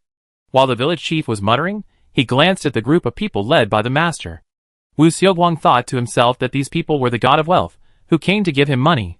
So how could they be questionable people? The village chief's muttering seemed endless, and Wu Xiaoguang was inevitably irritated. Uncle Village Chief, Don't you have anything else to do today? The village chief said, it is more important than anything else to help people return to the right path. Wu Xiaoguang, The master was very impatient and coughed lightly. Wu Xiaoguang, don't forget what you should do. Wu Xiaoguang could only continue to urge the village chief. But the village chief was calm and motionless, and even the two bodyguards found a stone to sit down with a relaxed expression and watch the show. The master was so anxious that he couldn't get through to the Red Dragon King. It was as if he had entered a different dimension. He was right behind the yard, but his phone kept showing no signal. He also had to be on guard against Su Yu returning from the county town. Wu Xiaoguang, why can't I get through to my eldest brother? Did you do something to him? Take me to see him now. The master said, pulling Wu Xiaoguang. Wu Xiaoguang rolled his eyes. You have to know that this house belongs to the old man. Although I am the great-grandson, I cannot bring more people in unless you pay more money. The master was immediately happy when he heard this. He grabbed Wu Xiaoguang's collar and said in a low voice, You little brat, you like to ask for money. I'm afraid you can't spend it all. Looking at his fierce appearance and the threatening words, Wu Xiaoguang was frightened and trembled. In the end, he didn't continue to make big demands. Okay, but I can only take you alone. The master then let go. The village chief said with a smile, Xiaoguang's friend, you are playing a joke with him. Why don't you just slap him twice? Wu Xiaoguang, master, Uncle village chief, you are so nice to me. Wu Xiaoguang said sarcastically. The village chief said, I am nice to you, what's the use if you don't listen to me? Wu Xiaoguang didn't want to talk nonsense with this old man, who was confusing right and wrong, and turned into the yard with the master. Even though the rail owner was gone, the village chief did not leave immediately, but said to the two bodyguards, I don't know what Miss Su wants to do with Mr. Wu, but since Miss Su has already convinced the old man, I will definitely help her rent the cellar, stop Xiaoguang from making trouble, and won't let anyone rob the cellar. The two bodyguards realized that the village chief seemed to have misunderstood, and thought that Wu Xiaoguang brought this group of people to rob the cellar, but they did not refute it. The bodyguards did not dare to delay Su Yu's business. The village chief also thought that after the crew rented the cellar, their village might have the potential to develop into a tourist village, so they tried their best to help Su Yu. When Su Yu's car appeared on the village road, the bodyguards and the village chief were relieved. The car door opened. Su Fang hurriedly got out of the driver's seat and helped Mrs. Wu down from the back seat. Aunt Wu, it's good that you're back. Xiaoguang is a child who is easily confused. You must stop him. This cellar has been agreed to be rented to Miss Su, and it cannot be rented to anyone else. Su Yu and Mrs. Wu heard this, and knew that the village chief had misunderstood, but neither of them explained. Don't worry, village chief, I will take good care of that stinky boy, Mrs. Wu promised. Su Yu left 2 bodyguards in the hospital, and there were more than a dozen bodyguards with him. Such a group of people got off the car in a hurry. The entourage left by the master at the door was inevitably panicked and hesitated for a while whether to go in to find someone. Mrs. Wu took Su Yu into the yard, but did not find Wu Xiaoguang and others in the 2-story building. Mrs. Wu immediately understood that it should be this rascal who took people into the cellar. She said without any hesitation, Miss Su, my father has always disliked people going to his cellar, but you are my father's guest and his savior. My father will definitely agree to let you go to the cellar. I will take you there directly. Su Yu was also very curious about the cellar that Mr. Wu treasured very much. She followed the old lady to the backyard, and saw the cellar that Ouyang was obsessed with. It was called a cellar, but there was an opening on it, so the light inside was not bad. Without turning on the lights, Su Yu could also see the old friends in the cellar at this time. The Red Dragon King was unhappy to begin with, and when he saw Su Yu coming in, his face suddenly became so gloomy that water could drip out of it. I have already bought the things in this cellar, and everyone else get out, the Red Dragon King said viciously. Chapter 346. Su Yu was not angry when she heard this, but asked, Who did you buy it from? Red Dragon King glared at Wu Xiaoguang. Wu Xiaoguang was coerced. No matter how reluctant he was, he jumped out and said, I will make the decision and sell the things to Mr. Hong. Lady Wu beside Su Yu looked at her nephew with a heavy look and said, When will it be your turn as a prodigal son to make the decision on family matters? Wu Xiaoguang said confidently, I am the eldest grandson of the Wu family, Aunt, you are a married woman, so don't worry about your mother's family affairs anymore. Lady Wu said, The old man is still lying in the hospital, and it is not your turn to make the decision on family matters. Wu Xiaoguang's eyes flashed. He said with a sinister look, Grandpa is old, who knows if he can survive this disaster? Old Lady Wu scolded, Asshole. Wu Xiaoguang said, Don't think I'm being harsh, Auntie. Grandpa is already 97 years old. Do you really expect him to live to be 100 years old? Can he really live to that age? Old Lady Wu looked at him coldly and said, even if the old man has any problems, his things should be handed over to me, his own daughter, to deal with. I am the grandson of the Wu family. Wu Xiaoguang still insisted on his own logic. The old lady said, it's a new society now. Children are the first heirs. What's the use of you being a grandson? Old Lady Wu Xiaoguang was speechless. Old Lady Wu said to the Red Dragon King and the master beside her, we don't welcome you in the Wu family, get out. The Red Dragon King didn't say anything, but the master said, Old Lady, the transaction between your nephew and us is witnessed by a contract. Old Lady Wu saw the other party take out a paper contract, which not only had Wu Xiaoguang's signature, but also a red handprint. Wu Xiaoguang said, yes, Auntie, I have already sold this thing. When they got the money, these people asked Wu Xiaoguang to sign the contract. He just glanced at it hastily. He only saw the huge amount of money, so he didn't care whether the contract was a trap or not. If you change your mind at the last minute, you have to pay us 3 times the deposit.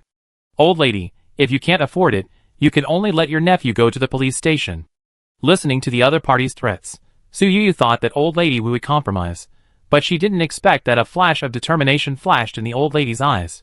It's just a matter between you, I won't care. Wu Xiaoguang was immediately anxious. Auntie, do you want to watch me fall into the fire pit? The old lady said, it's better for you to go in, so as not to cause trouble outside all the time. The old lady glanced at Su Yu and didn't know what was wrong with this person. At this critical moment, Su Yu seemed to be wandering in the sky. When she finally stopped distracting, she would start playing with her mobile phone again. The Red Dragon King and the Master didn't seem to expect that the kind-looking old lady in front of them could be so cruel. The Master simply said, Old lady, you should be able to see that we are not people who follow the right path. Your nephew is the only grandson in your Wu family. Are you really willing to watch him being tortured to death in prison? Old Lady Wu said, what's the difference between him and death now? He is a scourge to the family. Everyone was speechless. Wu Xiaoguang suddenly moved, almost running out like escaping. He thought that he had made money anyway, so at most, he could hide outside for a while. But as soon as he took a step, he was clamped by a big hand. You haven't finished your business yet, where do you want to go? Wu Xiaoguang had a bitter face. At most I will return the money to you. The master sneered, his eyes full of fierceness. We don't want money, we just want to find the things we see, and find them for us quickly. Speaking. The sudden crisp female voice made the crowded cellar quiet. Are you all lawless criminals? Su Yu asked with a smile. I remember that financial disputes only have the risk of becoming a deadbeat, and no one said that he would go to jail. Wu Xiaoguang was relieved immediately. But the master leaned close to his ear and said sinisterly, there are so many of us, don't you think there is no other way to deal with you? There are ways to make you want to live but not die. Wu Xiaoguang was frightened and his face turned pale. Although Su Yu couldn't hear their whispers, she knew that the master probably didn't say anything good. She still had a smiling face. What's the point of keeping him here? You can't find something. Do you think he can find it? Red Dragon King and Master's face suddenly became ugly. Just like Su Yu said, they were turning around in this place like headless flies, and they couldn't find the thing at all. If Red Dragon King hadn't sensed that the breath of the cellar was unusual, he wouldn't have been crowded here all the time. Su Yu, you want to fight with me again? Red Dragon King said dryly. Su Yu used to be very afraid of these people, but the Queen of Heaven had died inexplicably, so she was not so afraid of the Red Dragon King now. Old man, please be reasonable when you speak. Everything has a first come first served, and I came earlier than you. The Red Dragon King was not a reasonable person. I paid. Su Yu said, how did you know there was a treasure here? Did you send someone to follow me like you did in the treasure island? The Red Dragon King thought of the treasure he had lost, the compass, and felt a pang of heartache, but he did not show it on his face, and said, Miss Su, you are young and shallow-minded. You are not the only one in the world who is good at finding treasures and picking up leaks. Su Yu listened to this and couldn't help but wonder, is the Red Dragon King also good at this? Isn't this person engaged in metaphysics and making people rich? In theory, he should be responsible for hiding behind and doing things like the Queen of Heaven, instead of rushing to the front line to snatch things from her. Su Yu said loudly, the treasure belongs to the capable. The thing is here. Can you get it? Red Dragon King looked unhappy. He had dug deep in the cellar, but still couldn't find the thing. Old Lady Wu couldn't help laughing. If you don't have the ability, don't take up space. Even though Red Dragon King looked unhappy, he didn't leave. Instead, he looked straight at Su Yuyu and Old Lady Wu. Can you find it? Su Yuyu turned around and gave Su Fang a look. Her all-round assistant produced 2 chairs from nowhere. Old lady, there is still a long time to go. Please sit and wait, Su Yuyu said. Red Dragon King frowned when he heard this. What are you waiting for? Since these people broke in, they have been fighting. Red Dragon King's hoe has stopped. At this time, he can't help feeling empty.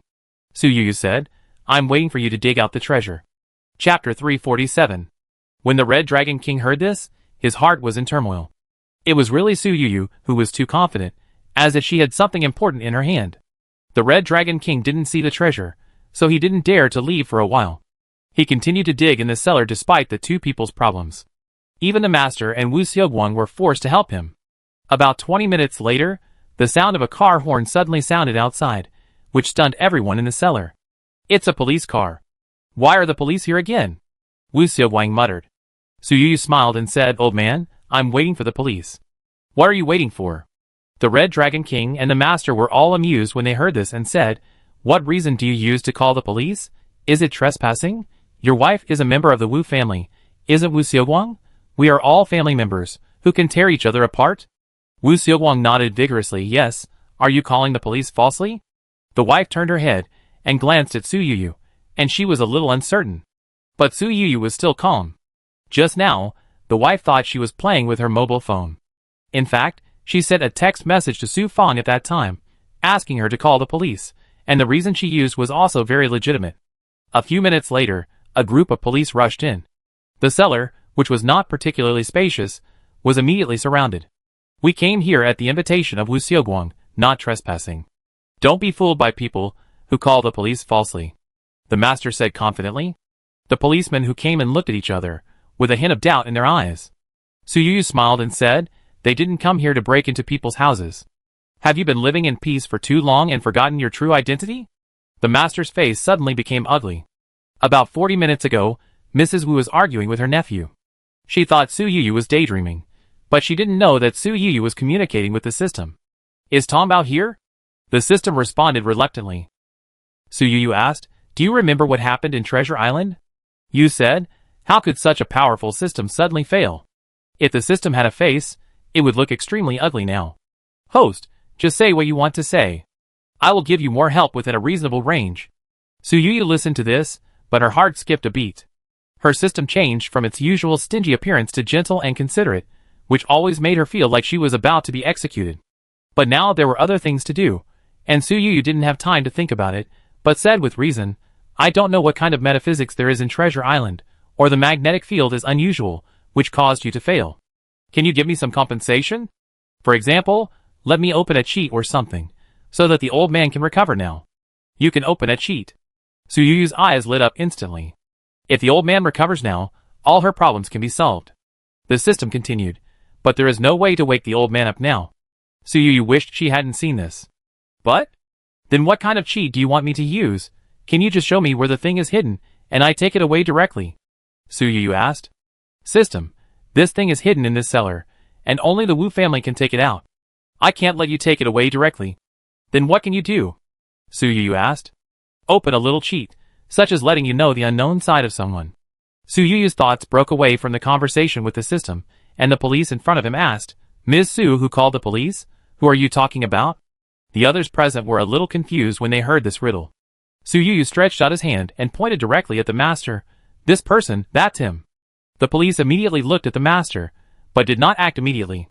After all, they had repeatedly seen the wanted poster of that person on the way here, and he did not look like the current master. He had plastic surgery. You can check fingerprints or DNA, Su Yuyu said. The master's mind was in a mess, but looking at the police guarding the cellar door, he knew that he could not escape today. He pretended to be calm.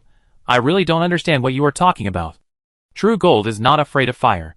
If you catch the wrong person, I will definitely ask for an explanation.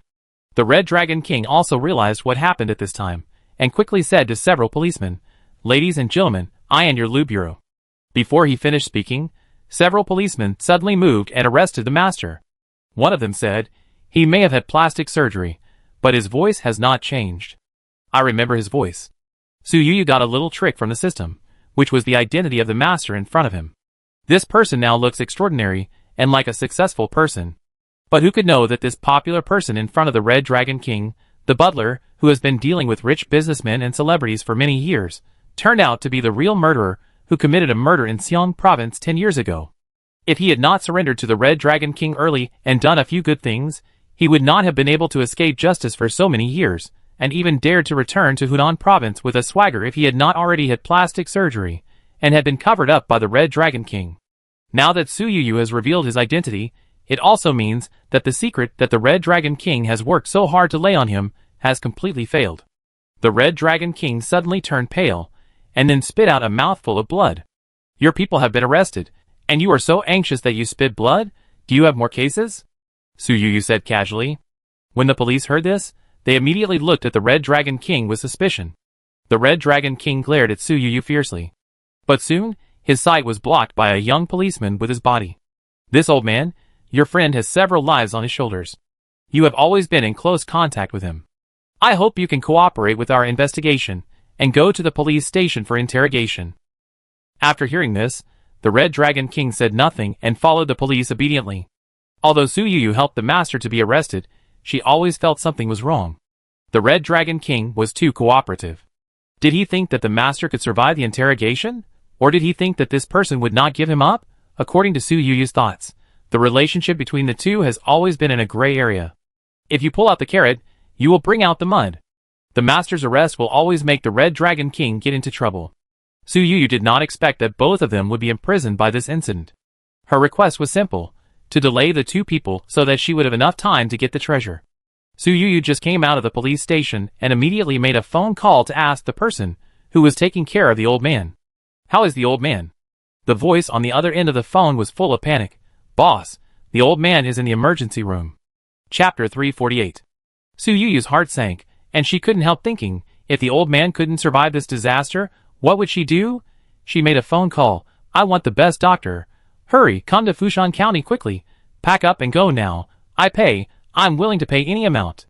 If someone who didn't know the situation saw her so anxious, they might think that this was a domineering president performing some kind of bloody drama. Su Yuyu spent money, and indeed attracted a few retired industry masters who were willing to come, but Fushan County was far away, and it would take them a while to come. Su Yuyu felt depressed. If she had known this, she shouldn't have agreed to the old man last night, and should have taken the things on the spot. She used the murder case of her master to hold him, and the Red Dragon King back, but she didn't make any progress on her side, and was even heading towards despair. She didn't even keep the little mascot by her side, but sent Lu Xiangyi to the hospital to wait outside the emergency room, hoping that the little mascot would bring good luck.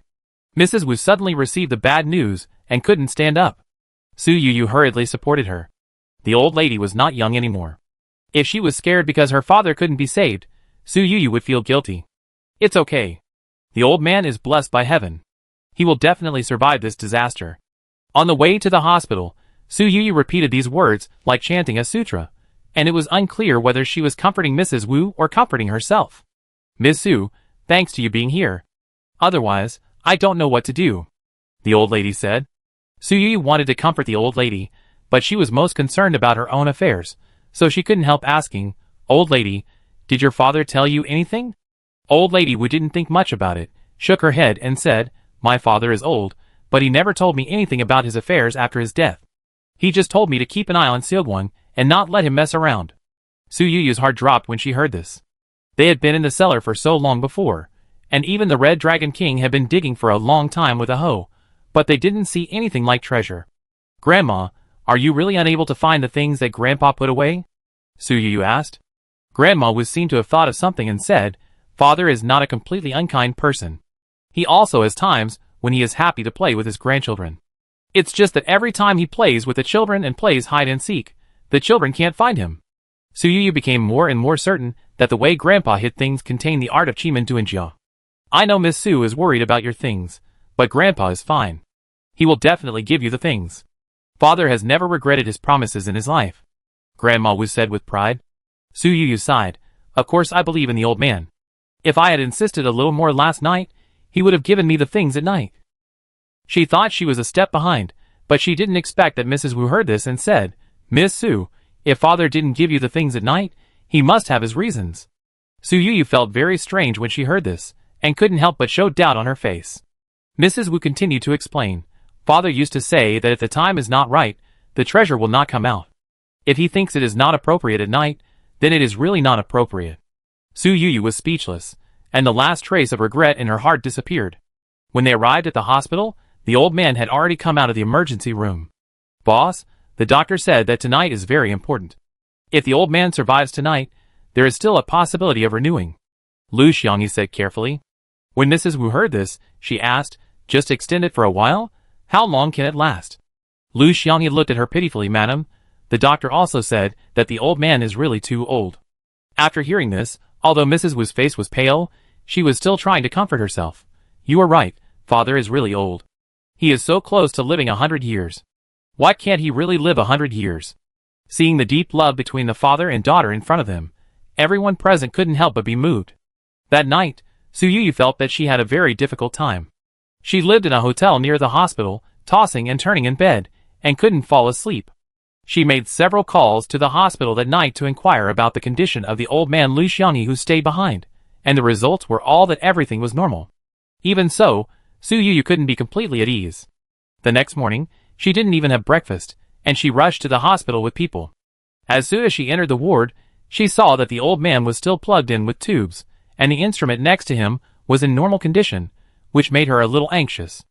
Old Mrs. Wu's eyes were full of bloodshot, and she said to Su Yuyu, the doctor came to check on the old man this morning, and said that the old man is in good condition now, but he may not be able to move freely in the future. Su Yuyu didn't know whether to cry or laugh for a moment. She thought that after surviving this disaster, the old man would be able to get up to help her get things, but she forgot to consider that people who have been seriously ill may not even be able to sit up.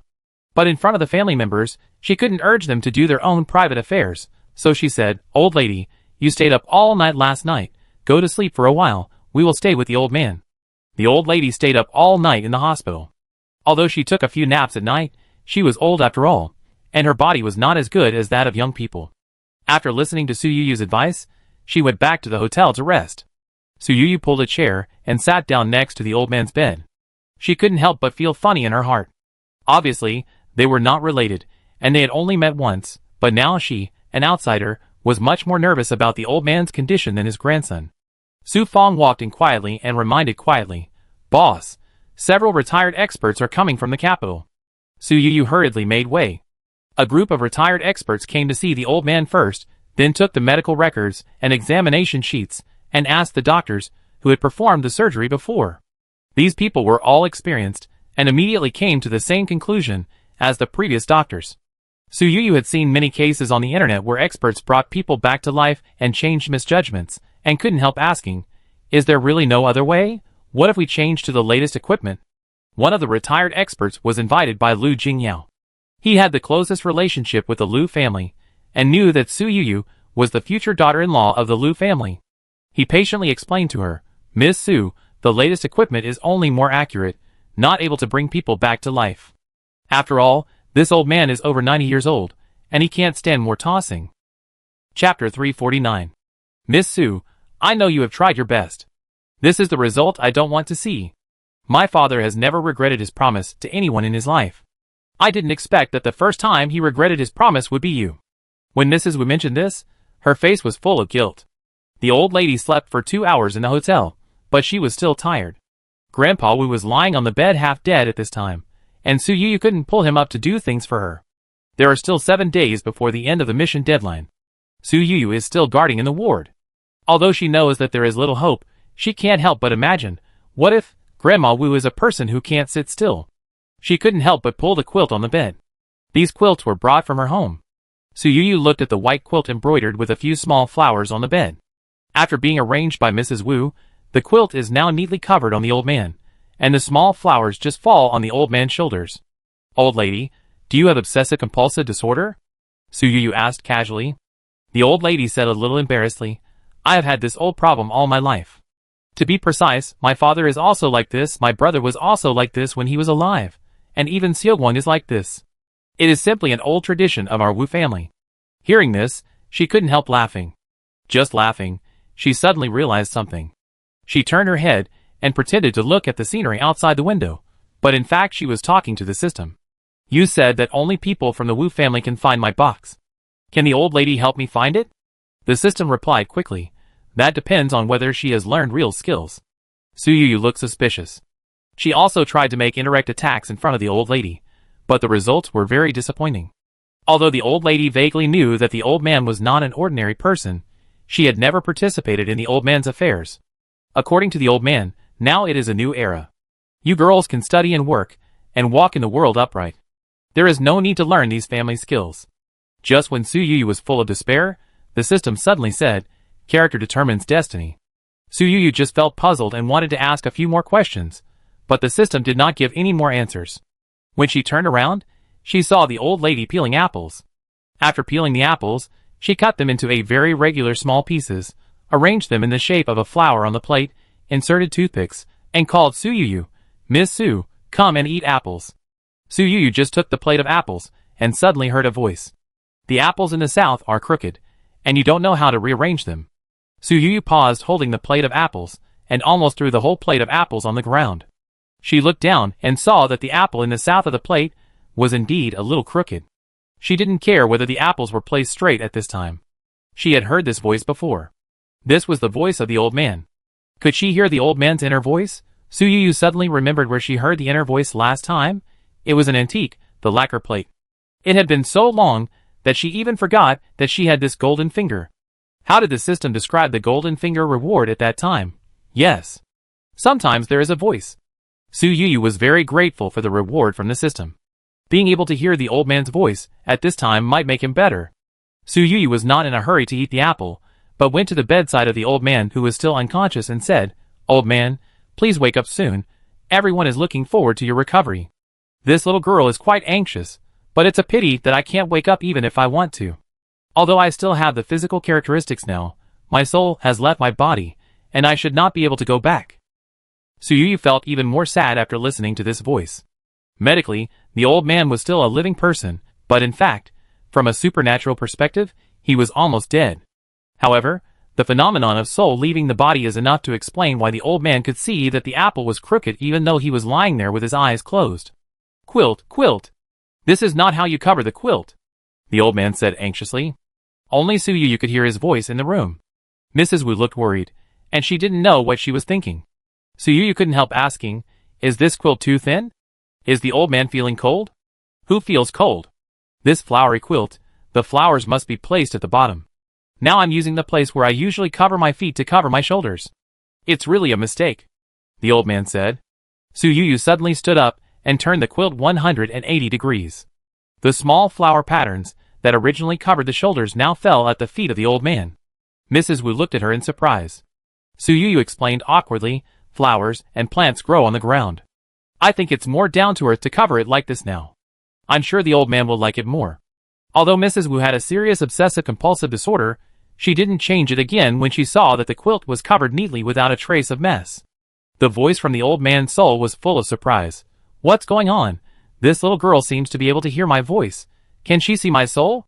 As the old man said this, his soul suddenly rushed towards Suyuyu from in front of her. Such a horrifying scene, but Suyuyu did not react at all. She can't see it. Just when the old man thought it was a coincidence, Suyuyu suddenly said, I can hear it. Old Lady Wu, ? Miss Su, what did you hear? Old Lady Wu asked. Suyuyu didn't want to appear too strange, so she said casually, I heard the bird singing outside. Old Lady Wu didn't say anything else. After Suyuyu made a few perfunctory remarks, she found a reason to send Old Lady Wu out of the ward. There was no one else in the room, so she came to the bedside and said, Grandpa, I can hear some strange noises. I think you have been guarding the safe for your whole life, and you have taken all 99 steps, but at the last step, you lost it in your hands. You must feel bad. Oh, this little girl can really hear it. The old man's shouting voice reached Suyuyu's ears. The fact is indeed the same as Suyuyu said. The old man has kept his promises all his life. To a certain extent, it is not only a noble character, but also because his obsessive-compulsive disorder has long been terminal. Making a promise, but not being able to execute, it is no different from killing him. In his current situation, he is about to die, and what he cares most about is not the future of his descendants, but the last safe in his hand. Only this last one. He can complete the task assigned to him by the family. Chapter 350. Although the old man was eager to get it, he still faced the problem. Only I can give you the things. You can't get them by yourself in my current condition, the old man said. Su Yu asked, can your daughter do it? The old man was silent for a moment before saying, I haven't taught her anything. She may not be able to get the things smoothly. Su Yu heard this and said, so she can actually get it, but she doesn't know how to do it now? The old man gave a positive answer. I can be the middleman and teach her how to get things through me, okay? Su Yu asked. The old man hesitated and said, it should be possible. Su Yu immediately felt relieved. There is no time to lose. I will discuss it with the old lady now, Su Yu said. Old lady would like Su Yu very much and believed that the old man promised to hand over the things to Miss Su before he fell ill. Su Yu didn't tell the old lady that she could understand the old man's mind, but only said that the old man told her in his dream how to take out her safe deposit box from the cellar. At this time, outside the Public Security Bureau, after a day and a night of questioning, the Red Dragon King came out with a gloomy face and got into the car. Why did it take so long? As soon as he got in the car, the Red Dragon King couldn't help but question the person who came to pick him up.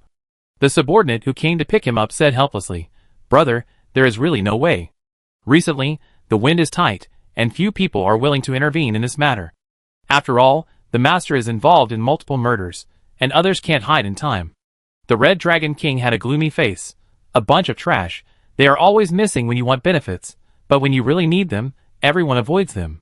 The subordinate didn't dare to refute and could only ask, Brother, have you finished your business in Hunan province? When this matter was mentioned, the Red Dragon King was furious. The subordinates looked at his expression and dared not speak carelessly anymore. Go to Xianong, said the Red Dragon King. When the subordinate heard this, he couldn't help but feel fear in his heart. He had only been to Xianong once, and he wished he would never go there again. But the Red Dragon King had already spoken, so he didn't dare to refuse. The Red Dragon King said, I have put so much effort into the Gu family, and now it's time to close the net. When the subordinate heard this, he felt cold all over again, but still said, I will obey the order of the eldest brother. Do you still want to bring 3 people? Of course. The Gu family had finally survived the last crisis, and they were not particularly cautious during this period. After all, they were protected by the Red Dragon King. If something happened again, the worst thing would be to ask for another method. In comparison, the money earned was real, and they were unwilling to earn even a penny less. The most panicked people were not the Gu family, but the middle-level managers of the Gu family. After all, they knew the quality of their own products better than anyone else. Although it was a lie before, it was just technology and mixing, and it probably wouldn't kill people. Now there's so much melamine in the milk powder. Several managers of the Gu family milk powder production factory gathered together, all looking worried. There's nothing we can do. That's what the boss ordered. We all have parents and children to take care of. Where can we find such a high salary if we leave this job? Besides, we've always been well controlled. Every child has a different physique, so it's not certain that something will go wrong. The person who said this was the person in charge of the milk powder factory, who was also the most trusted by the Gu family. Other managers didn't feel relieved when they heard this, and turned to say, but if something really goes wrong and the official finds out, what should we do? The person in charge couldn't say anything, and just said casually, the Gu family is very capable, they will definitely find a way to solve it. After the meeting, although several managers left the meeting room, they still looked worried. Old Lu, I don't think this is right. Although the ingredients were ordinary in the past and sales were increased through marketing, the babies were at most malnourished. If this batch of milk powder with new ingredients appears on the market and something goes wrong, the 2 of us who are responsible for quality will probably go to jail, said Mr. Zhang. Old Lu listened to this, and although he couldn't stop worrying, he couldn't bear to give up this high-paying job. He lowered his voice and said, I heard that the Gu family worshipped a master, so you see, after so many things, isn't the Gu family still doing well? Mr. Zhang shook his head when he heard this. This is different.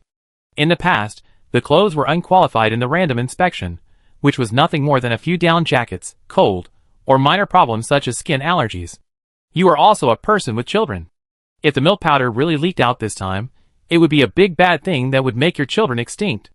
At most, you will earn less money in the future and live a harder life, but you won't be unable to sleep at night. Old Lu fell silent when he heard this.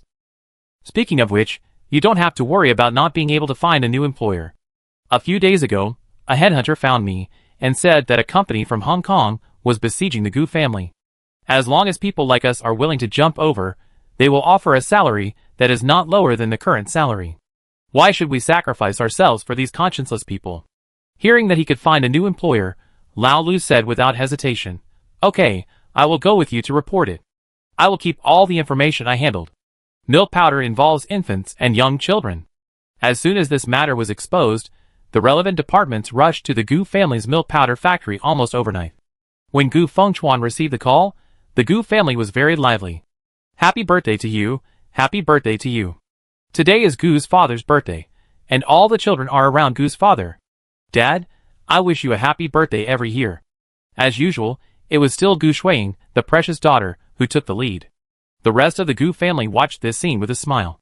Gu Fengchuan's phone rang suddenly, and Gu's parents glared at him with some displeasure.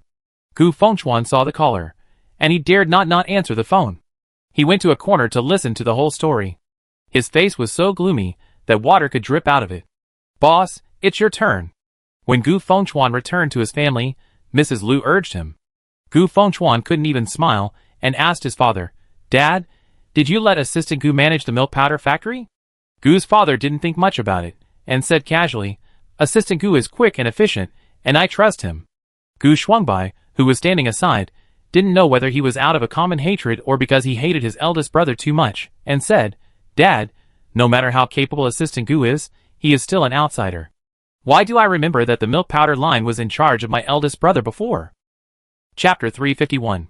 Father Gu glared at his second son. "Don't make trouble." Gu Shuangbai stopped talking.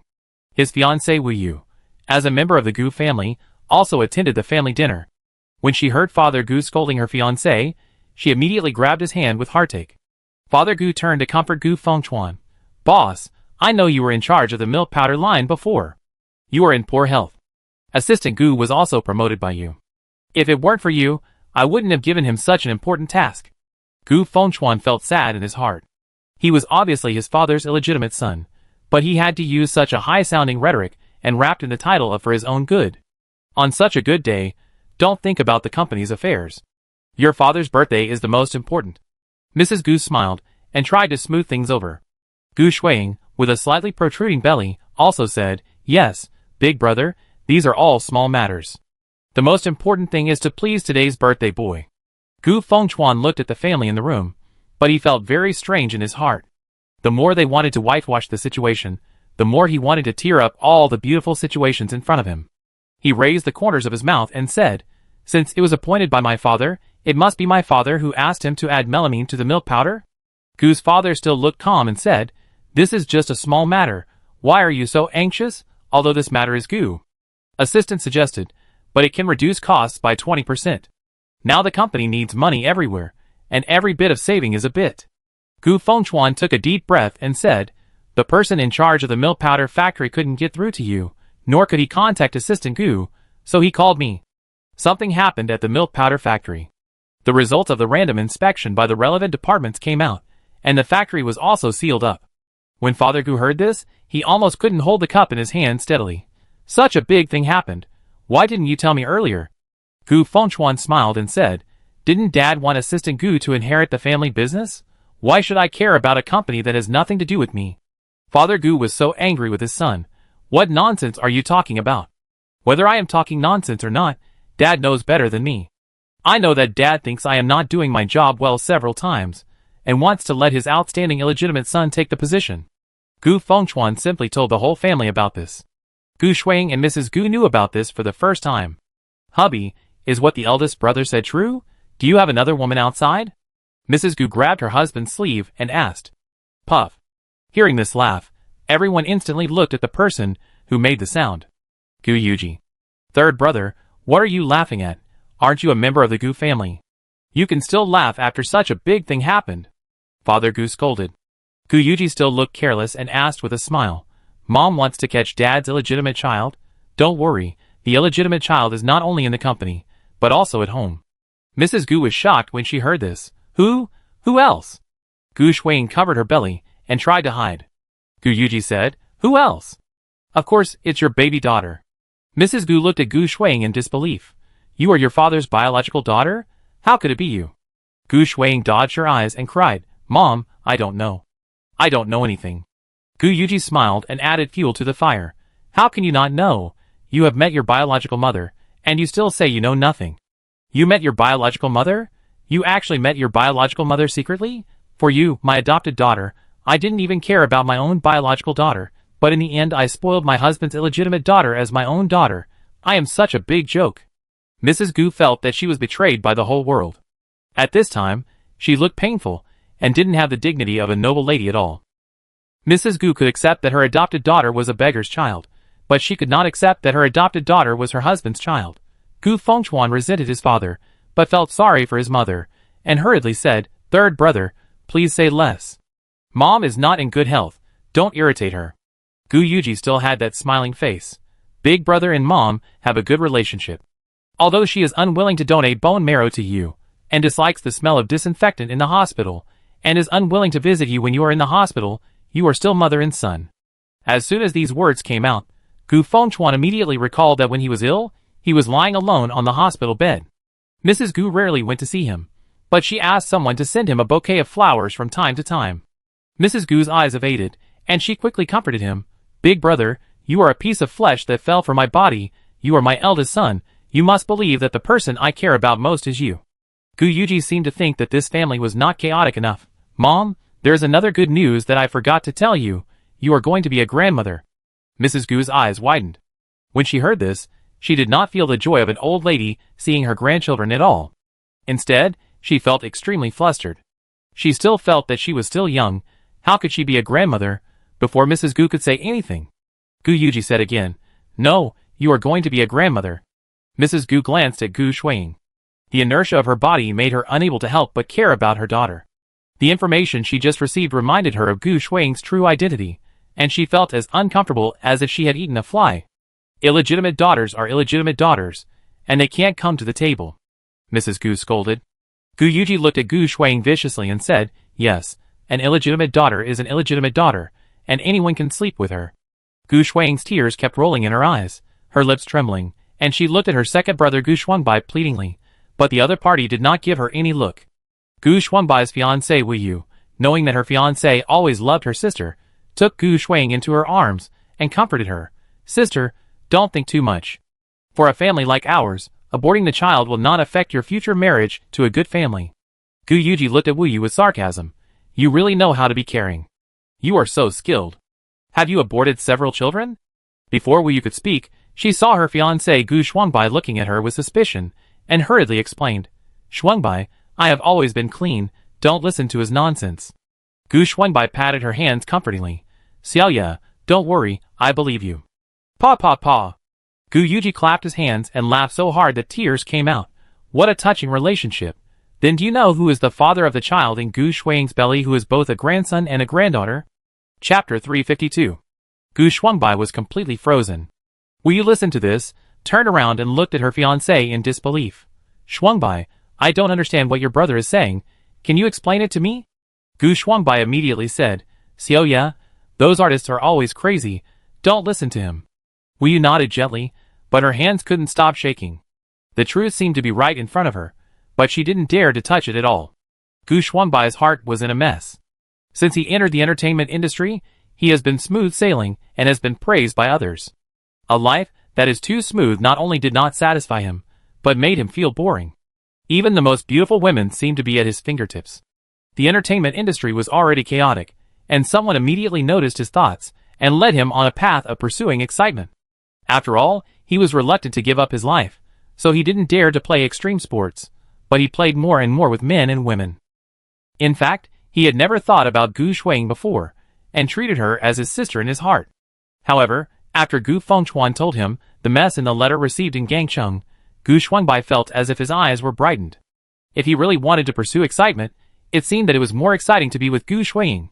It happened that the Gu family's business had problems at that time, and the Red Dragon King had already obtained a fetus. If the Gu family had not promised the second one, the Red Dragon King would not have been so quick to do it. Gu Xuanbai felt excited, and couldn't help thinking that he was contributing to the family. He was a great contributor to the family, and in the end, the family's property should be given more to him. As for Wu Yu, she did hear some rumors about her fiancé, but every time she just started talking, she was coaxed by her fiancé with sweet words. Gu Yuji had long been blinded by jealousy because of the matter between Gu Shuiying and his second brother. He was already a crazy person, and now he was even more paranoid. He wished that the entire Gu family would be as chaotic as possible. You believe whatever he says? Then do you believe him when he says he didn't force his fans? Gu Yuji smiled sinisterly. He casually took out a dozen disgusting photos and put them on the table. Wu Yu, who had an ostrich mentality, was so scared when she saw these photos that she screamed on the spot. She slapped Gu Shuangbai in the face. You. Why did you do this to me? Wu Yu's heart was broken. Gu Shuangbai hurriedly coaxed. Xiaoya, don't listen to his nonsense. These photos are all composite. The photos are composite. Is the baby in your belly also composite? Gu Yuji said. Father Gu felt his head buzzing because of his children's quarrels. He slammed the table and shouted, Enough, third son, what are you going to do? Haven't you been treated well enough by the family over the years? When Gu Yuji heard this, his eyes suddenly sank, and he said, Be good to me? Haha, be good to me. I was only 8 years old that year. Have you forgotten what you did to me? Who would have thought that the biological father would sell his son for fame and fortune for the sake of profit? Everyone was stunned when they heard this. The third son was lost once, when he was 8 years old. Gu Yuji was found in an abandoned park. At that time, he was in a mess, as if he had been greatly frightened. Anyone who touched him couldn't help but scream. In the end, it was Gu Shuang, the younger sister, who spoke softly and successfully calmed Gu Yuji. Gu Yuji was born very beautiful, with red lips and white teeth, even prettier than a child star. Everyone in the family guessed that he must have encountered something bad during the time he was lost. Although his family felt sorry for him, they didn't ask him further because he didn't want to talk. Now Gu Yuji's words were like a bombshell, and everyone looked at Gu's father in disbelief. You're talking nonsense, Gu's father scolded. Although he tried his best to refute, he looked around and didn't look at his third son at all. You are a person who doesn't have any family affection in his heart. You have sold your wife once, so why would you feel any psychological burden in selling your children? Gu Yuji's words successfully made everyone focus on Mrs. Gu. Who would have thought that Mrs. Gu, who had always been pampered, would have such an unbearable past? Mrs. Gu was originally heartbroken that her husband exchanged his illegitimate daughter for his own daughter. Now, under everyone's strange gaze, she could only unite with her husband. Third brother, are you drunk? Didn't you two make your first pot of gold by setting up a trap to harm the main family? Brother failed in Hong Kong City. Do you really think it's because of your lack of ability? You killed someone's son, so it's no wonder that they are resentful and want to take revenge. Seeing that more and more news came out of Gu Yuji's mouth, the Gu family and their husbands were all panicked. Third brother, we are all family. Why do you care so much? Admit it? Ha ha ha. Who wants to be a family with such a filthy family? Gu Yuji described himself as crazy, as if he would drag his whole family to death in the next second. Father Gu was really scared and said to his wife, Have someone keep an eye on him. I go deal with the milk powder first. It's rare that after eating so many shocking news, Father Gu can still remember the top priority. But before he left, the servant suddenly came down from the stairs. Sir, your cell phone in the study has been ringing non-stop. When Father Gu heard this, his eyes widened and he accused. The cell phone has been ringing. Why don't you give it to me? The servant shrank his neck. Sir, you have never allowed outsiders to enter your study. I dare not go in. Father Gu was so angry when he heard this, but he couldn't find any reason to refute it. He went upstairs angrily and found his cell phone in the study. When he saw the caller, he was immediately delighted. Mr. Wang, is it Lord Dragon King who has any instructions? As long as you ask, I will do it immediately. But now my Gu family is in trouble again. Please Lord Dragon King help again. Gu's father was prepared to be scolded by the person on the other side. After all, the Gu family has asked the other side for help for 2 years. Who knew that the person on the other side just had a strange tone? Is there something wrong again? Don't worry, as long as you listen, Lord Dragon King will definitely help you through the difficulties. Gu's father was relieved when he heard this. The person on the other side continued, Big brother wants to see you and your wife. Now there is a great opportunity in front of you. It depends on whether you can seize it. Gu's father was not prepared and said, I will go to see Lord Dragon King now. Don't worry, the master is not in Shanghai now, and a car has been sent to pick up people at home. Remember to bring your beloved children. Chapter 353. After hanging up the phone, Father Gu hurried downstairs. The cake prepared for him was not touched and was knocked over. The restaurant on the first floor was in a mess. The children were confronting each other. Wu Yu had already left. For a moment, Father Gu couldn't figure out who knocked over the cake. But there was no need to pursue the matter of knocking over the cake. Father Gu looked at Mrs. Gu, who was still crying, and asked, Who is your favorite child? Mrs. Gu was so scared that she stopped crying when she heard these inexplicable words. She has never been very smart, but she is always clever. She thought shrewdly that even if the family relationship is in a mess now, she can't speak carelessly, so as not to ruin the relationship with the children. Every child is my favorite.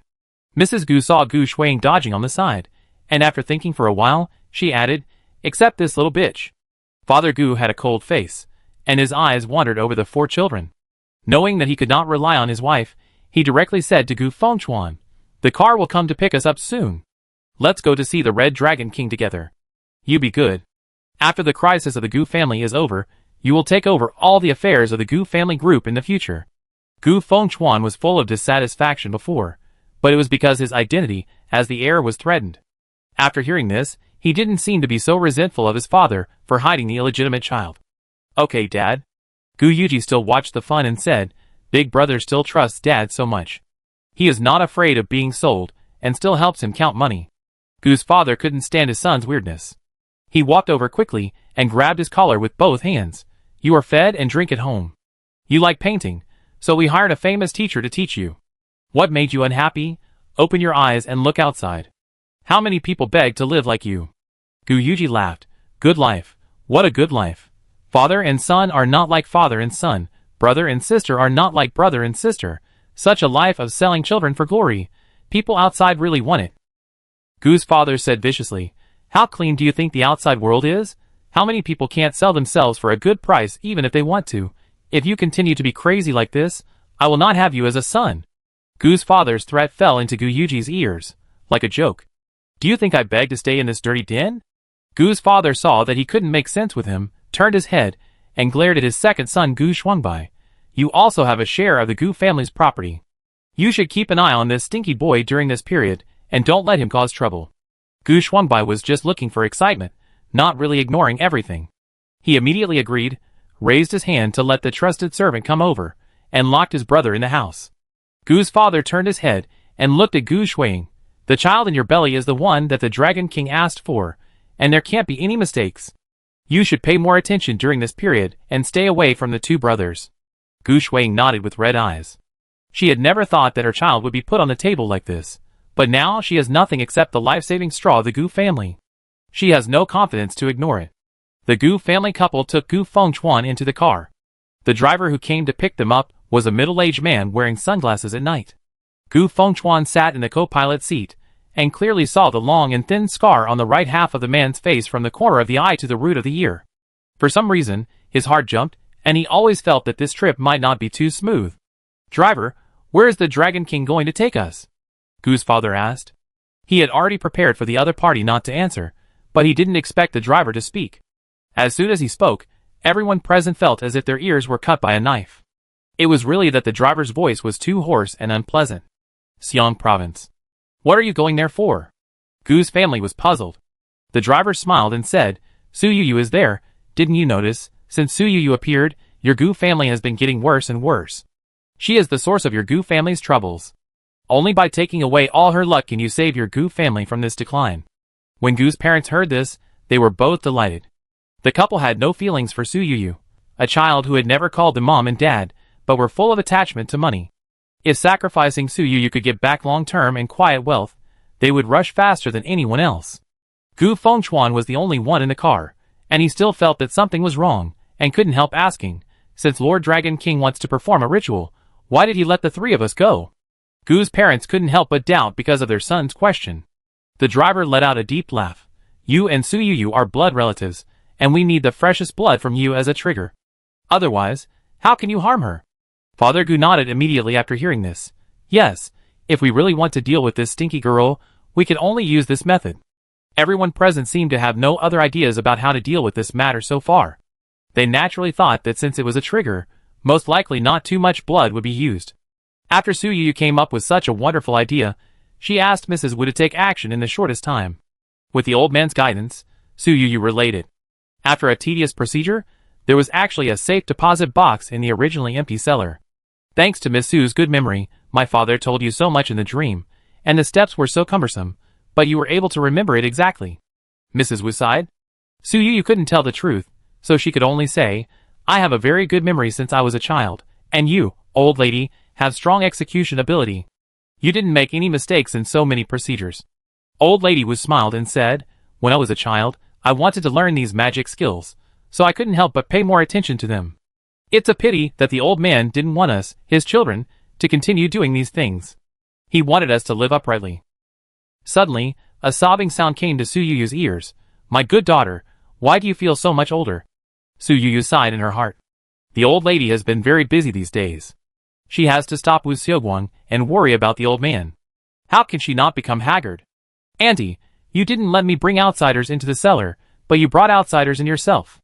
Wu Xiaoguang rushed in from nowhere, and when his eyes fell on the simple and complicated wooden safe in Su Yu's arms, he immediately stared at it. Did you find this treasure from the cellar? This is our Wu family's treasure. How can we let outsiders take it away? Wu Xiaoguang righteously accused Mrs. Wu. Chapter 354. While talking, Wu Xiaoguang actually went to grab it. He looked reckless, but in fact he had a lot on his mind. Although Su Yu had many bodyguards, they were not brought into the cellar, and the old lady was too old to be his opponent. But what he didn't expect was that Su Yu held the safe in one hand, and the other hand was extremely agile.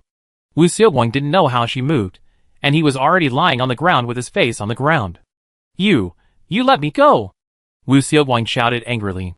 Su Yu pressed the person to the ground and said, I'm afraid you won't listen even if I talk to you nicely. I can only talk to you in this way. Listen to me, this safe deposit box is kept by your great-grandfather. It's not your family's thing, understand?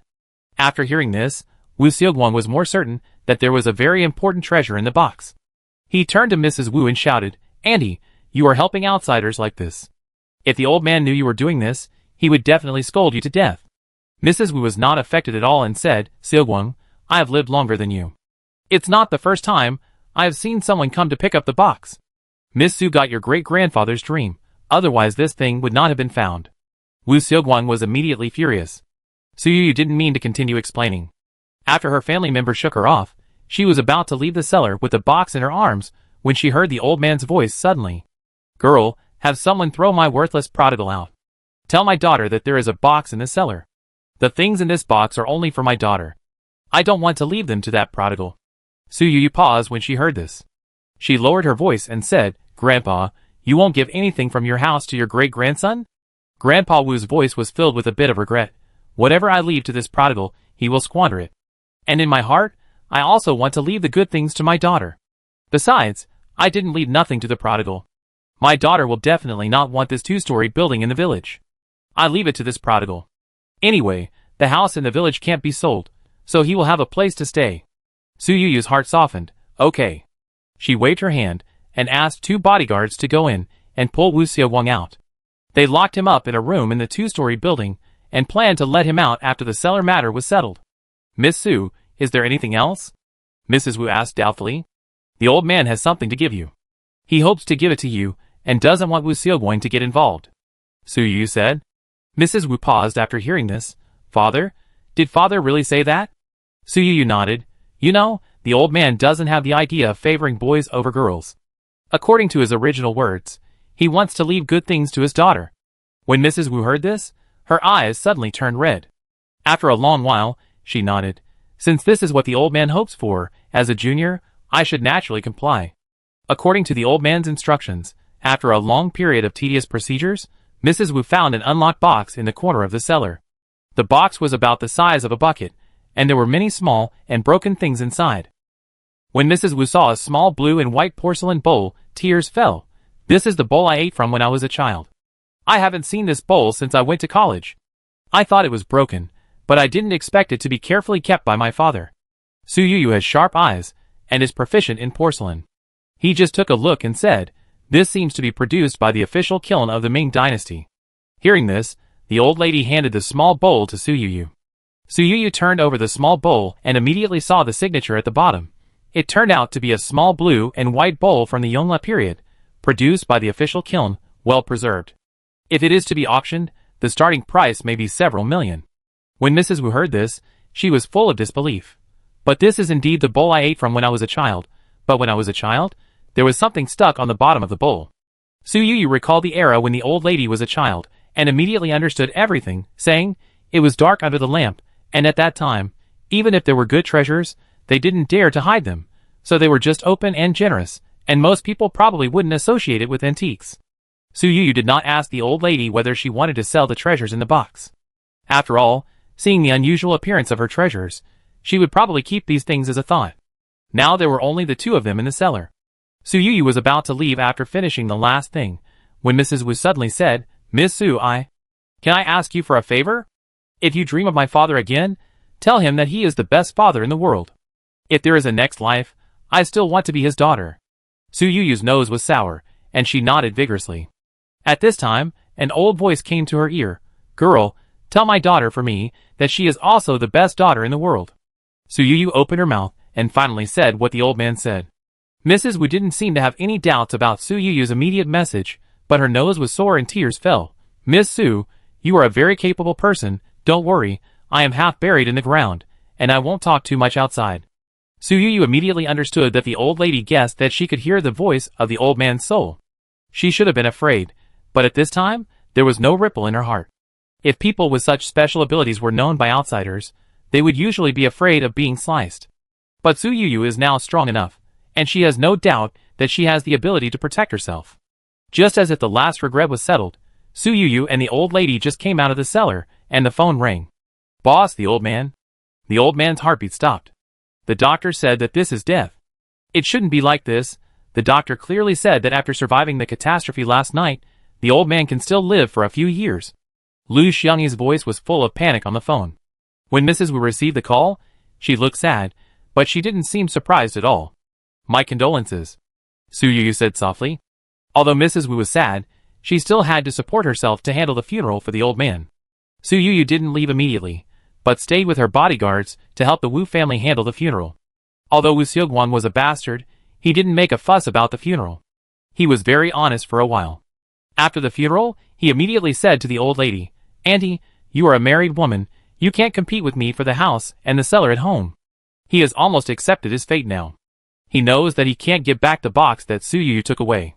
He doesn't know that the old lady also took a box from the cellar and left. At this time, she is still thinking about renting the cellar to the crew to make a lot of money. Chapter 355. Old Lady Wu also knew that the old man planned to leave this rural homestead to Wu Xiaoguang as a last resort, and she did not intend to compete with her nephew for this, so she did not seem to fight for the rent of the cellar. The old lady was generous, which made Wu Xiaoguang look more petty. "Auntie, do you really not want it at all? Since you said so, don't regret it." Wu Xiaoguang couldn't wait to make this happen in front of everyone. Director Ouyang also brought Song Jibai to pay his respects. Seeing that the long-awaited thing finally had a turnaround, even if it was at someone else's funeral, Ouyang couldn't wait to have someone send the lease contract over, and finalize the matter on the same day. Director Ouyang's price was indeed high. A cellar in a country house was actually rented at a sky-high price of 200,000 yuan a month. But what made Wu Xiaoguang full of regret was that Director Ouyang only rented it for 1 month. 1 month was enough time to finish filming the relevant plots in the movie. Su Yu felt that Wu Xiaoguang was not a good person. She was afraid that when the filming started, this guy would find excuses to ask for money again. "Boss, don't worry. I heard you say who Wu Xiaoguang is." The contract was checked by the company's lawyer Wu. All the terms have been listed to ensure that this guy can't do anything bad. Director Ouyang gave Su Yu a reassurance. But what Su Yu didn't expect was that Wu Xiaoguang disappeared after taking the money. The crew had finished filming the scenes in the cellar, and didn't see Wu Xiaoguang again. Su Yu didn't think much about it after receiving the news. She just thought that this guy was hiding somewhere to gamble again. She completed her mission, and stayed in Hunan province for so many days. It was time to return to Shanghai. In a cave in the deep mountains and old forests of Xiangxi, Wu Xiaoguang was tied up and hung high. "Brother, spare my life. I can return the money to you. Please let me go. I am willing to give you any amount of money. My aunt is rich. I'm going to ask her for money. Brother, just give me the phone number." Wu Xiaoguang pleaded loudly, but the people who caught him didn't show any emotion when they heard this. This place is deep in the mountains and old forests. It takes at least an hour to walk to the nearest village. It can be said that there is no one to cry for help. No matter how loud Wu Xiaoguang shouted, only the birds in the forest gave him some response. Before he could continue to shout, screams suddenly came from the depths of the cave. What scared Wu Xiaoguang was that the screams were not just one, but from men and women, at least 3 people. "Brother, what are you doing in there?" Wu Xiaoguang asked with curiosity. The man in black who was responsible for guarding him had a long scar on his right cheek. He had been ignoring Wu Xiaoguang, but he suddenly laughed when he heard this and said, "What else can they do? Of course, they are killing people." Wu Xiaoguang's face turned pale when he heard this. Half a minute later, a foul smell suddenly came from the air, and drops of water dripped from Wu Xiaoguang's hanging trousers to the ground. The guard looked at him with disdain and said, "I thought you were so brave, but I didn't expect you to be so scared after just a few moves. Since you are so timid, why do you want to offend our Lord Dragon King?" Wu Xiaoguang regretted it so much at this time. He didn't know that he was just greedy once, and he had to pay with his life. Brother, I really regret it. Please give me. I want a chance. I will work for Lord Dragon King in the future. Please don't take my life." Wu Xiaoguang begged repeatedly. The guard ignored him. Wu Xiaoguang tried to save himself frantically. "What's the point of you taking my life? I am willing to work for you for free. Not only for free, if Lord Dragon King needs it, I am willing to give all my wealth. I have money, and my aunt has money too." The guard seemed to be persuaded by him, stroking his chin, and smiled playfully. "What you said makes some sense, but you are wrong about one thing. Human life is very useful to Lord Dragon King." When Wu Xiaoguang heard this, he couldn't understand it at first, but after a while, he was so scared that his whole body began to tremble again. The guard looked disgusted. "You are so scared of such a small thing, it's really boring." And from the depths of the cave, a man's miserable questioning voice came. "My Gu family has been worshipping you since 30 years ago, and I have given you whatever you want without any slackness. Why do you treat us like this?" The Red Dragon King smiled and said, "Your Gu family worships me, and I have given you wealth for 30 years. Isn't it enough? Since you said you can take whatever you want, now I need you. Do you still want to hide? Don't you want to deal with Su Yuyu the most? I will use her blood relatives now to give her the most severe blow. Isn't it a reward for you?" Hearing this, Father Gu was so angry that his eyes turned red.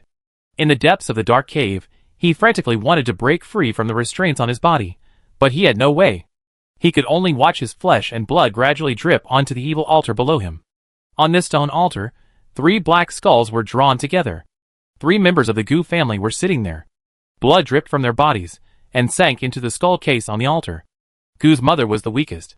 At this moment, she was completely limp and had lost all her voice. Gu Fengchuan, who was standing by, looked pale. He didn't even bother to question the Red Dragon King. Instead, he stared at his father. "Dad asked who Mom's favorite child was? Is it because you expected that this would happen when you came here?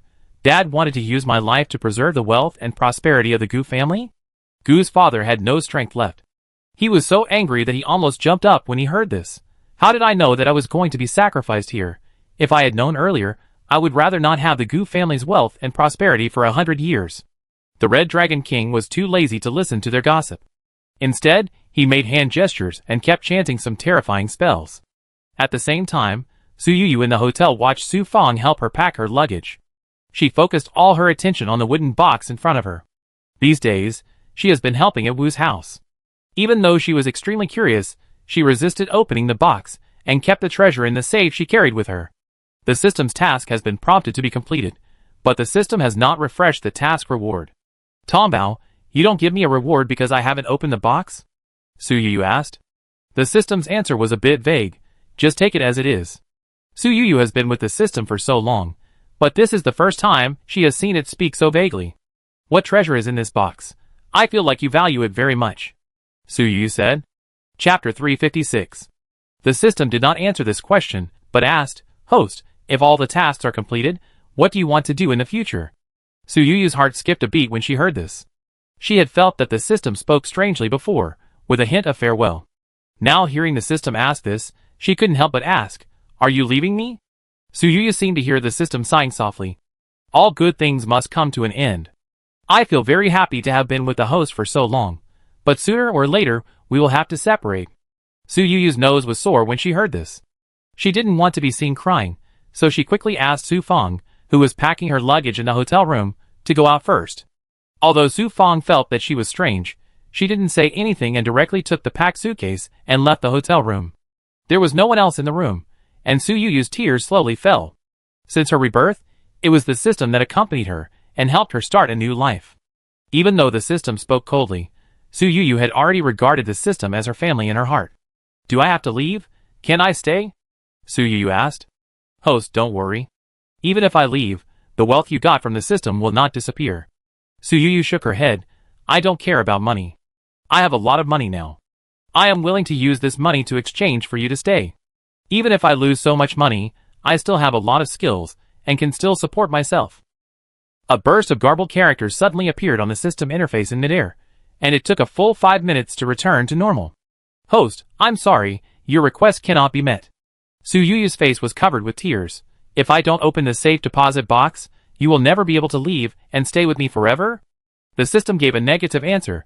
Host, if you don't open it and don't get this treasure, I can't give you a settlement reward. I still have to leave when the time comes. Su Yu asked, when will you leave? System, host, all your tasks have been completed. I will leave at any time. Now I am just waiting for the call of the Lord God. When Su Yu heard this, she wanted to ask the system to do something, but the other party had no entity.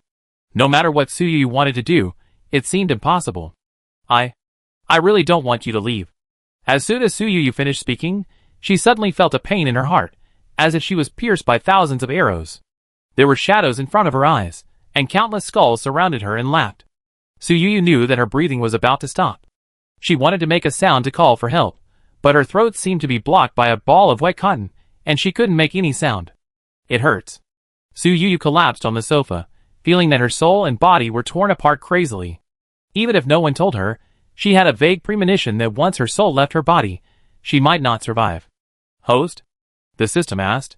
Su Yu had no way to answer the system. Host, you may have been cursed. Open the safe quickly. The treasure inside can suppress all evil ways. The system said. Su Yu almost exhausted all her strength to grab the safe in her hand, and used the key she got from the treasure island to unlock the safe. She was too weak now. She inserted the key several times before finally opening the safe. The things inside were wrapped in brocade. Observing the size, it was about the size of her palm. Su Yu took the thing out of the brocade. A seal. The seal was made of jade, and one corner had a touch of gold. It seemed that because the seal was dropped, this corner was filled with gold. Su Yu couldn't help thinking, what kind of seal was missing a corner, and it was filled with gold? It really valued the seal. She turned the big seal over and saw 8 strange patterns underneath, which looked like words and like little people. She didn't know any of them, but strangely, she suddenly felt no pain. What kind of evil ways dare to infect me? The voice that suddenly sounded in her ear startled Su Yu, and she realized after a moment that it was the big seal in her hand that spoke. Su Yu didn't know how to describe that voice for a moment. Even the most majestic voice she had ever heard was not as magnificent and righteous as this voice, as if it came from ancient times, with a powerful force to suppress all evil. What kind of seal are you? Su Yu asked in a low voice. The big seal was silent for a long time. You don't know me? You don't know me? The big seal was not surprised that Su Yu could hear it talking, but was surprised that Su Yu didn't know it. Should I know you? Su Yu asked curiously. The big seal said helplessly, receive the mandate from heaven, long life and eternal prosperity. Su Yu tilted her head. It sounds familiar, as if I have heard this sentence somewhere. She suddenly widened her eyes, and held the big seal tightly with both hands. The Imperial Seal. It is said that the Imperial Seal was made of the Hashir Bai. After Qin conquered Zhao, Prime Minister Li Si ordered craftsmen to carve the 8 characters received the mandate from heaven, long life and eternal prosperity. From then on, it became the Imperial Seal. During the change of dynasties, Wang Mang usurped the throne during the Han Dynasty. Queen Mother Wang Zhenjun angrily threw the Imperial Seal and knocked a corner. Later generations repaired it with gold. Then the Imperial Seal went through several rounds. The last time it appeared in the world was when Li Tsongka, the last emperor of the later Tang Dynasty, burned himself with the Imperial Seal in his arms. Since then, the Imperial Seal has disappeared. Su Yu looked at the information she found online, and suddenly frowned. Li Tsongka burned himself with the Imperial Seal in his arms, and when Mr. Wu saw her, he called her Miss Li. Could it be that the Imperial Seal had always been in the hands of the Li family, from the later Tang Dynasty to the Republic of China, and was handed over to Mr. Wu for safekeeping? Su Yu didn't know whether to lament the ill-fated fate of the Li family, or the Wu family's keeping their promise. Did they know that they were keeping the Imperial Seal?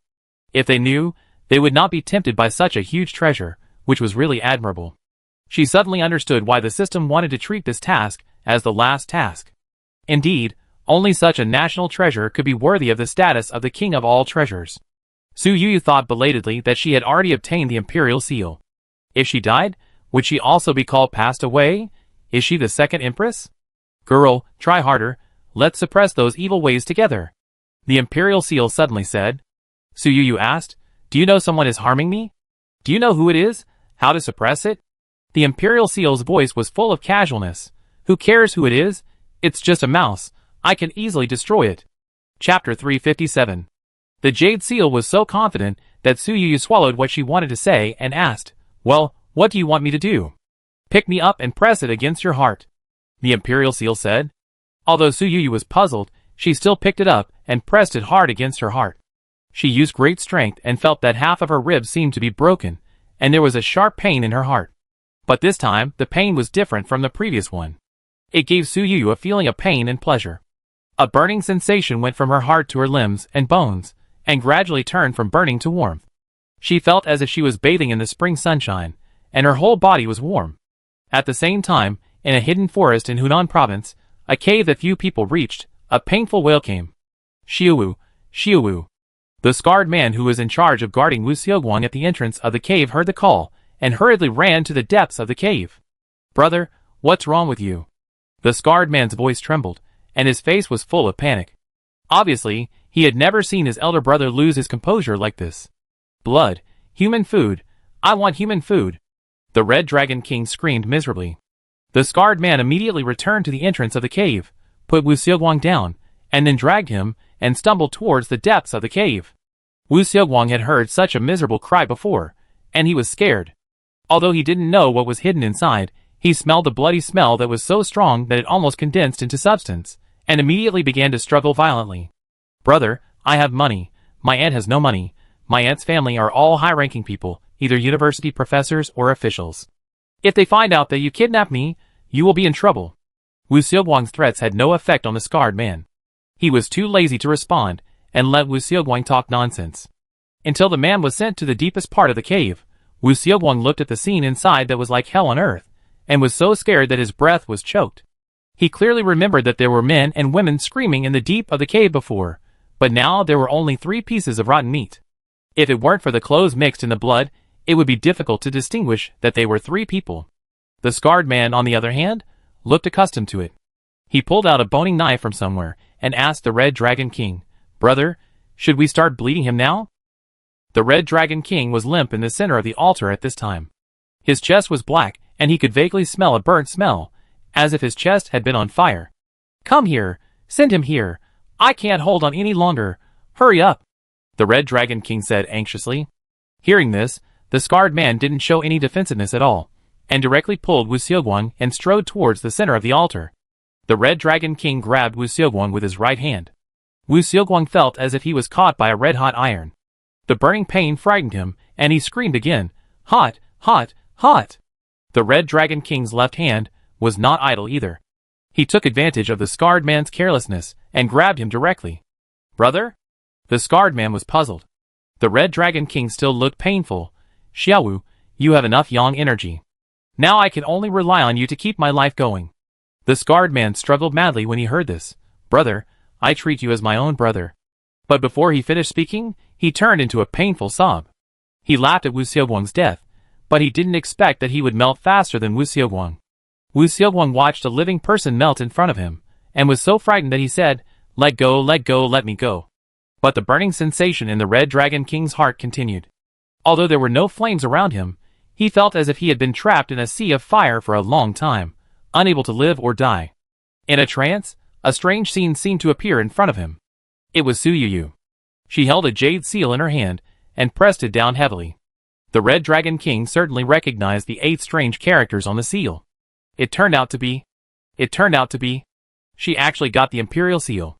Before he died, the Red Dragon King spent all his strength to shout out this sentence, but the cave was empty, and no one heard his shout at all. When a man was about to die, he was full of regrets in his mind. He was the founder of the 3 Saints sect. He had been in the world for decades. He was admired by thousands of people, and feared by his peers. Countless dignitaries held thousands of gold in their hands, just to ask for his help. Who would have thought that he did not die because of peers looking down on each other, but was defeated by a little girl? No, it's not like that. The Red Dragon King didn't know why he had come to this point. From Su Yu's perspective, Maybe she and the Red Dragon King didn't have much intersection, but in the past 3 years, every treasure that the Red Dragon King wanted would fall into Su Yu's hands by accident.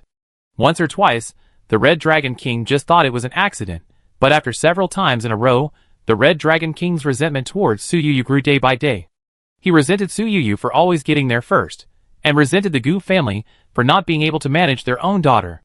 The Red Dragon King was originally a disciple of a big sect, and he studied under a hermit master, learning the most orthodox Taoist magic. The master still adhered to the most traditional way. He would not take a penny from the poor, and would only ask for a meal from the rich. With all his skills and energy, the money he got from each ritual was only enough to cover the cost of a meal for the rich. He thought about when he started to go astray. It was because he saw a bunch of charlatans who were not as good as him in magic, making a lot of money by cheating, while he, a truly capable person, was poor and destitute because he adhered to the rules of the master. The world under the mountain was too prosperous, and the Red Dragon King soon lost himself in the feasting and drinking.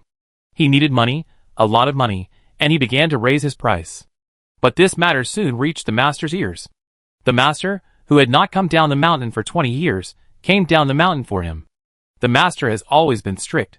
Seeing that he was stubborn, he planned to clear the door with pain. The Red Dragon King has always been vigilant. After all his Taoist mystical arts were abolished, he killed his master who loved him like a father. He fled to Tyrant, where he learned his national arts and used them for his own use. He founded the Three Saints religion and had countless followers in the country.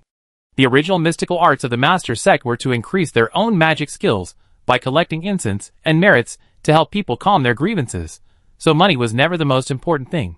But the Red Dragon King defected from the master sect, and his state of mind changed. Naturally, he could not continue to practice orthodox mystical arts. He wanted to gain power, so he could only borrow. Where to borrow? Borrow from antiques. The power of time is difficult to estimate. Those historical figures have been favored by time in the long river of time, and their items have also gained a special layer of power. When the Red Dragon King has enough money, if he wants to continue to grow his power, he can only destroy the antiques and convert their power into his own power.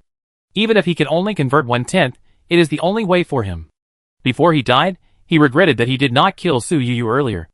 If he had been the one who got the Imperial Seal, what kind of power would he have now to destroy the world? Chapter 358. Su Yu pressed the Imperial Seal against his chest for half an hour. During this time, Su Fang knocked on the door several times, but Su Yu brushed her off with a perfunctory answer. "Is it not done yet?" Su Yu asked. After all, the Imperial Seal was so big and heavy. Su Yu's hands were sore after holding on for half an hour. "It's almost done." This bastard seems to be replenishing energy all the time. When the Imperial Seal said this, his tone was full of doubt. Replenish energy? How do you replenish this kind of energy? Su Yu was very curious. The Imperial Seal said casually, "How else can I make up for it? Those who do evil things naturally have to pay with human lives." When Su Yu heard this, she felt like someone grabbed her heart. "Just to do something to me, you killed several lives?" The Imperial Seal has existed for thousands of years. Just after hearing Su Yu's words, he immediately understood what she was thinking, and comforted her with his majestic yet loving voice. "Bad people want to do bad things, and you can't stop them. Don't rush to take the blame on yourself." Su Yu said softly, "But I didn't kill Bo Ren, but Bo Ren died because of me." "Little girl, being too kind will become self-torture. Don't blame yourself for someone you didn't kill yourself," the Imperial Seal said. Su Yu felt that although the National Treasure's way of expression was different, it sounded like he was advising her not to waste energy. "Okay, I try my best." Just after Su Yu finished speaking, a ding sound suddenly came from his ear. It was the system's prompt sound. It is detected that the host has completed all the tasks issued by the system, and the host is now settled with the ultimate task reward, a card with 5 times the bank account balance. Note, there is no upper limit on the doubled amount, and the validity period is 24 hours. The host can use it in advance. If the host does not click to use it manually, it will be automatically used after the countdown ends. Su Yu felt warm in his heart, and before he could speak, the system refreshed a new message. "Host, before the system leaves this world, after checking the data, it is found that the host still has 1 reward that has not been redeemed. According to the agreement between the host and the system, this reward will be exchanged for a card that doubles the account balance of 10 billion. Su Yu looked at this, and was still wondering which reward had not been redeemed, and then saw that it was a mission penalty exemption. She completed every task smoothly, and did not suffer any task penalties, so this exemption naturally had no place to use. She did not have the heart to sigh at the generosity of the system at this time, but chased after it and asked, "System, are you really leaving? Are you leaving now? The system task is completed, and cannot stay in the subworld for too long. I have received the call of the Lord God. Host, I have to say goodbye after sending you thousands of miles away. I wish the host to be high-spirited in the future and face all the difficulties in life, like a warrior." Su Yu was stunned when she heard this. Compared with other people's wishes for you peace and happiness, the system's blessing seems particularly ingenious. "Host, I think that as long as you have enough ability and courage to resist the risks in life, even if there will be temporary setbacks, you will definitely be able to get through it and see the light of day." Su Yu nodded with tears in her eyes. "You are right. Mountains will fall if you rely on them, and water will flow if you rely on it. It is better to rely on yourself than to rely on others." 10, 9, 8. A countdown suddenly appeared on the light screen in front of Su Yu. She knew that the time was up, and her tears were like beads that had broken off the string. "I know you will find another host. I wish you and your future hosts can complete the mission as smoothly as I did." A very light mechanical voice came from the wind. "Thank you." The light screen in front of Su Yu shattered into pieces, and soon turned into a shadow and disappeared. As soon as she stretched out her hand, there was no more light screen in the air that others could not see, and she could no longer hear the familiar mechanical voice in her ears, and no one chatted with her back and forth anymore. She lost an invisible friend. Su Fang knocked on the door for the 5th time. "Boss, are you okay? Are you feeling uncomfortable?" Su Yu wiped the tears from her face with a tissue. Although she was very reluctant, she still cheered up and said loudly to the outside, "Come in." Su Fang saw that her boss's eyes were red at a glance. She didn't dare to look at him anymore. She hurried to get some hot water and handed a hot towel to Su Yu. "Boss, if you don't want to return today, we can stay here for 2 more days. You have been busy in the room for a whole morning and missed the meal. I asked someone to buy some local snacks. Do you want to try them?" Su Yu nodded. She couldn't help but think of the words that Chuan Guiyushi said by chance. Although she didn't know what kind of conspiracy Su Yu encountered, such a fierce calculation was probably someone using her blood relatives as a trigger to harm him. Su Yu's only blood relatives now are the Gu family. She doesn't know whether the Gu family is voluntary or forced, but since they are no longer a family, there is no need to worry about the Gu family. She has gone through another calculation. Although she has lost the system, she still has the Imperial Seal in her hand. This powerful weapon will help her survive the next calculation from metaphysics. Tomorrow morning, we will return, not by plane or high-speed rail, but by driving directly back. Su Yu instructed Su Fang. For such a long journey, driving is much more difficult than taking a high-speed rail or a plane, whether for the driver or the passenger, and even has to bear the high rental fee for renting a car. The cost-effectiveness is extremely low, and it is particularly not worth the loss, but Su Yu is the boss, so Su Fang can only nod and agree. The next morning, before Su Yu set off, she heard abnormal movements in the hotel corridor. She was startled, thinking that it was the Red Dragon King's men who came to take revenge. Before she could call the bodyguards to protect her, she heard Su Fang outside say, "Boss, Mr. Liu is here to pick you up." Su Yu's somewhat erratic thoughts suddenly settled down. After the door of the room was opened, looking at the familiar face standing behind the door, Su Yu actually had the urge to burst into tears. Even if she kept comforting herself that there is no feast that will not end, Su Yu still felt like a piece of emptiness in her heart for the departure of the system. Now seeing Lu Jingyao's familiar face, Su Yu only felt like she saw a touch of bright color. Looking at Lu Jingyao with his arms open in front of her, Su Yu threw herself into his arms, like a young swallow flying into the forest. "Why are you here?" Lu Jingyao's arms were as dry and warm as always. Lu Jingyao said in a gentle voice, "I talked to Su Fang on the phone yesterday. She said you were in a bad mood. I was worried, so I came to pick you up." Chapter 359 Extra 1. Lu Jingyao has not found a suitable professional manager, so he can only be busy for a while and rest for a while, and cannot accompany Su Yu all the time. Of course, Su Yu has never asked him to do this. Su Yu has too many secrets, and she has too many things to deal with alone. It is much more convenient for her to lead the team alone. But in a foreign land, her lover travels overnight because of his worry about her. Everyone will feel touched. "I'm fine, I'm just not used to my friends leaving," Su Yu said softly. Lu Jingyao didn't think much when he heard this. He had heard Su Yu talk about Mr. Wu.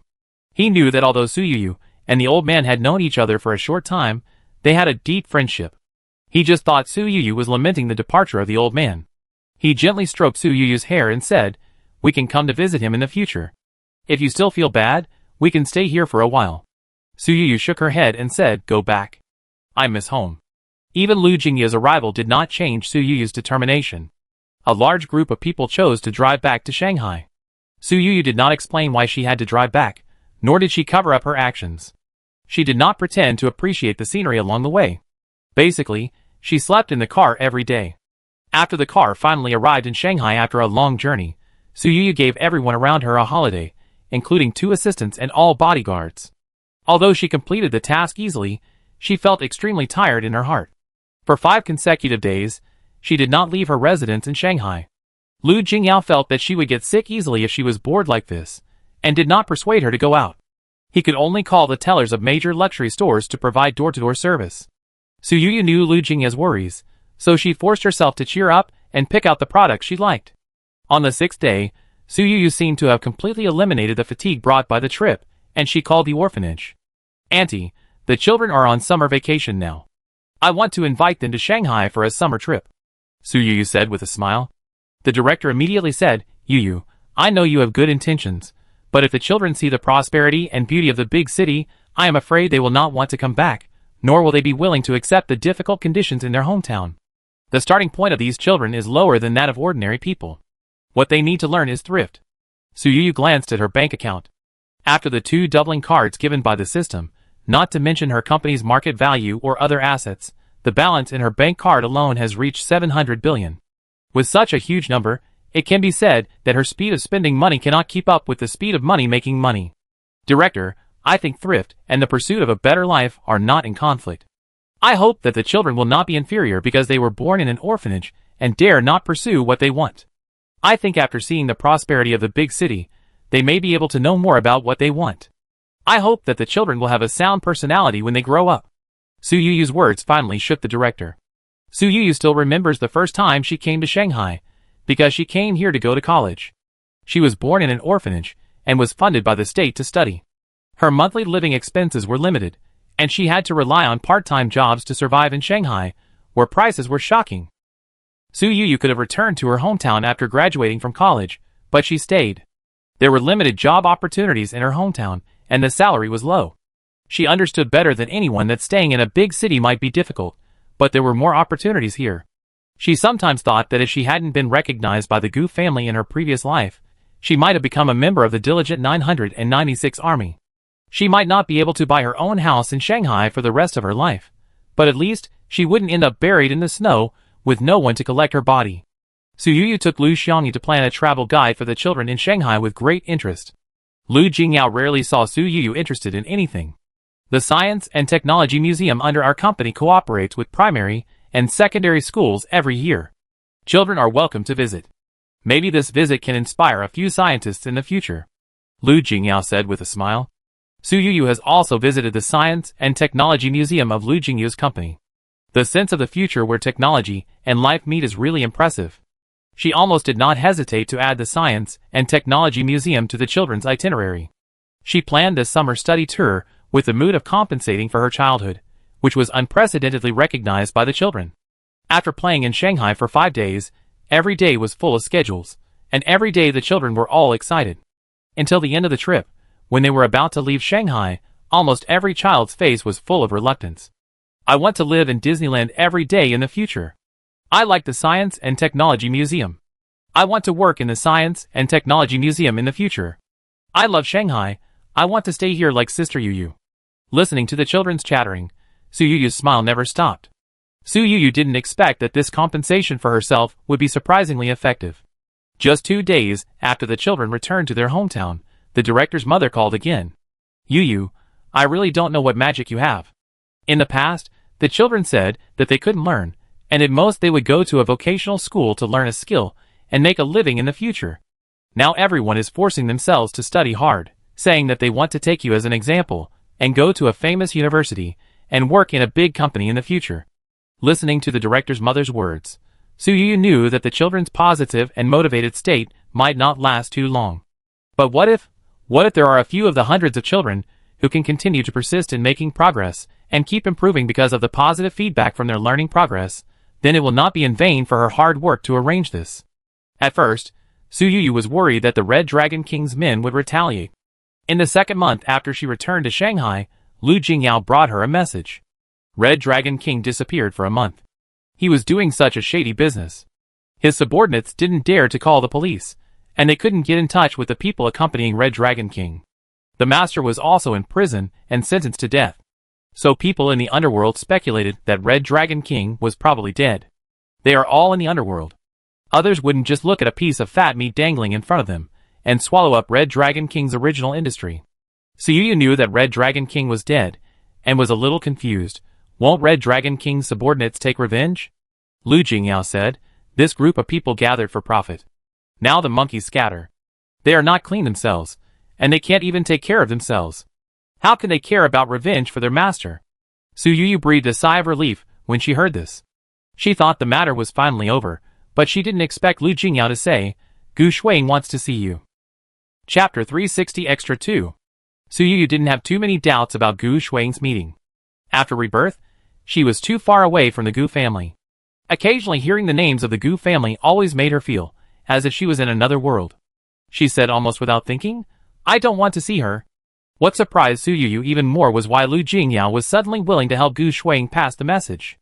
Lu Jingyao nodded gently and said, she found my company and begged me to help her pass the message. At first, I didn't want to, but she said that if I didn't help you meet, she would publish your identity on the internet and let everyone know your relationship with the Gu family. She said that you might want to know the truth about the child exchange back then. I thought about it and felt that I should still let you know. Su Yuyu asked, has something happened to the Gu family recently? Lu Jingyao knew more about the things in the rich circle than Su Yuyu, and because of Su Yuyu, he also paid special attention to the Gu family. The Gu family couple and their eldest son are all missing. Gu Shuang and Gu Xuanbai called the police. The three of them disappeared together.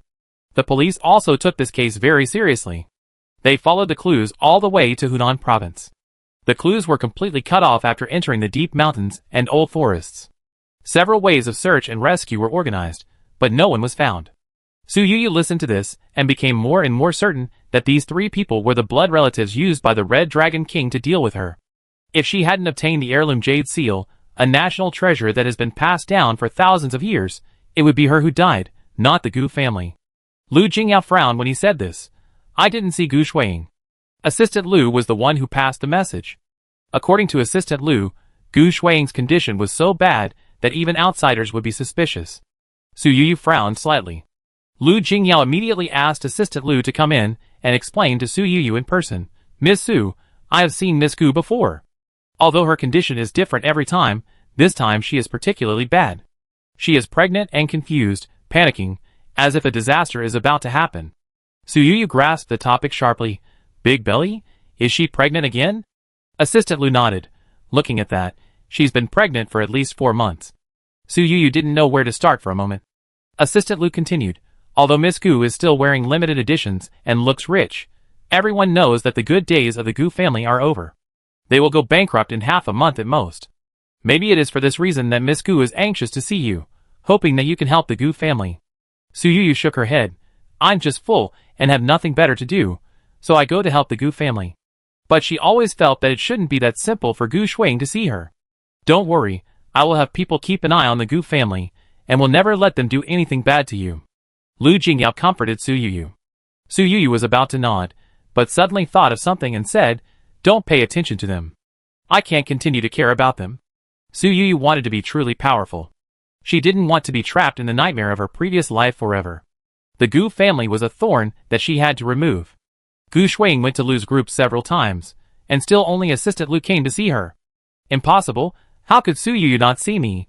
Did you not convey my words to her completely? Gu Shuang pulled Assistant Lu like crazy. Assistant Lu carefully, but unyieldingly broke free from Gu Shuang's pull. Ms. Gu, Miss Su doesn't care about those things. She said that she doesn't care about the truth or her life experience. She doesn't care about what you want to make public. Assistant Lu said. Gu Shuang listened to this. Her eyes widened. She was afraid of her life experience being exposed since she was young, and she spent a lot of effort to maintain her dignity. The thing she cared about the most was only exchanged for Su Yuyu's lighthearted I don't care. Gu Shuiying smiled bitterly. Of course she doesn't care. She is living such a good life now. But she left me in this hell of the Gu family. She was the one who should have suffered. Assistant Lu felt that Gu Shuiying was too crazy now, so he gestured for the security guard to come in and ask her to leave. That night, there was a post on the internet. This post, which almost named the names, was deleted from the entire network less than half an hour after it was posted, but even so, many people were quick to take screenshots and save the post. There was a lot of content in this post, not only about the mystery of Su Yuyu's life experience, but also about many things about the Gu family. How did Gu's father leave Hong Kong City? How did the couple team up to step on the old master to make a fortune in Shanghai City? And how did they worship the Red Dragon King and rely on metaphysical means to pull down competitors? Along with the Gu family, the second son of the Gu family, Gu Shuangbai, a popular male star in the entertainment industry, was also affected by the Gu family. His popularity would fluctuate every time something happened to the Gu family. But because he himself did not collapse, some of his stubborn fans loved him especially. It was precisely because of this that Gu Shuangbai's collapse this time would really cause his fan circle to be turbulent. Well-known top male star steps into jail. Such bad self-media titles are everywhere, because the post lists too much evidence of Gu Shuangbai's crimes. Gu Shuangbai is a person who can't control his lower body. It's common for him to induce fans and force fans, but the most shocking thing in the post is that Gu Shuangbai's affairs involved several young fans. The involvement of these underage fans immediately attracted the attention of the relevant departments. The police raided Gu Shuangbai's studio overnight, just in time to catch the staff destroying evidence overnight under the command of the agent, which made Gu Shuangbai's crime worse. In the Gu family villa. Are you satisfied with what you see? Gu Yuji asked in a low voice close to his sister's ear. Gu Shuiying was wearing a limited edition high-end dress, and her body couldn't stop shaking.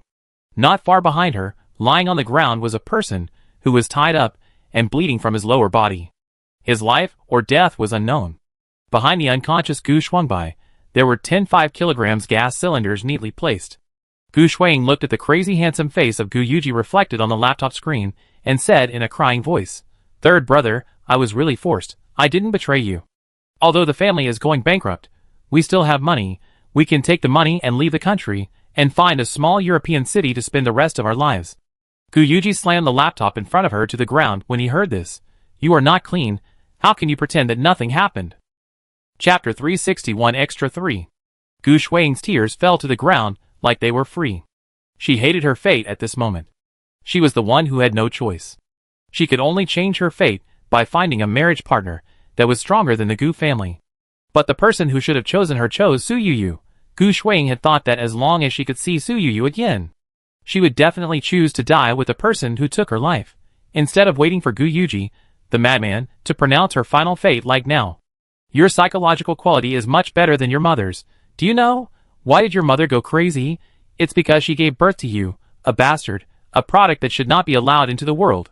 Gu Yuji said softly. Gu Shuiying's eyes widened.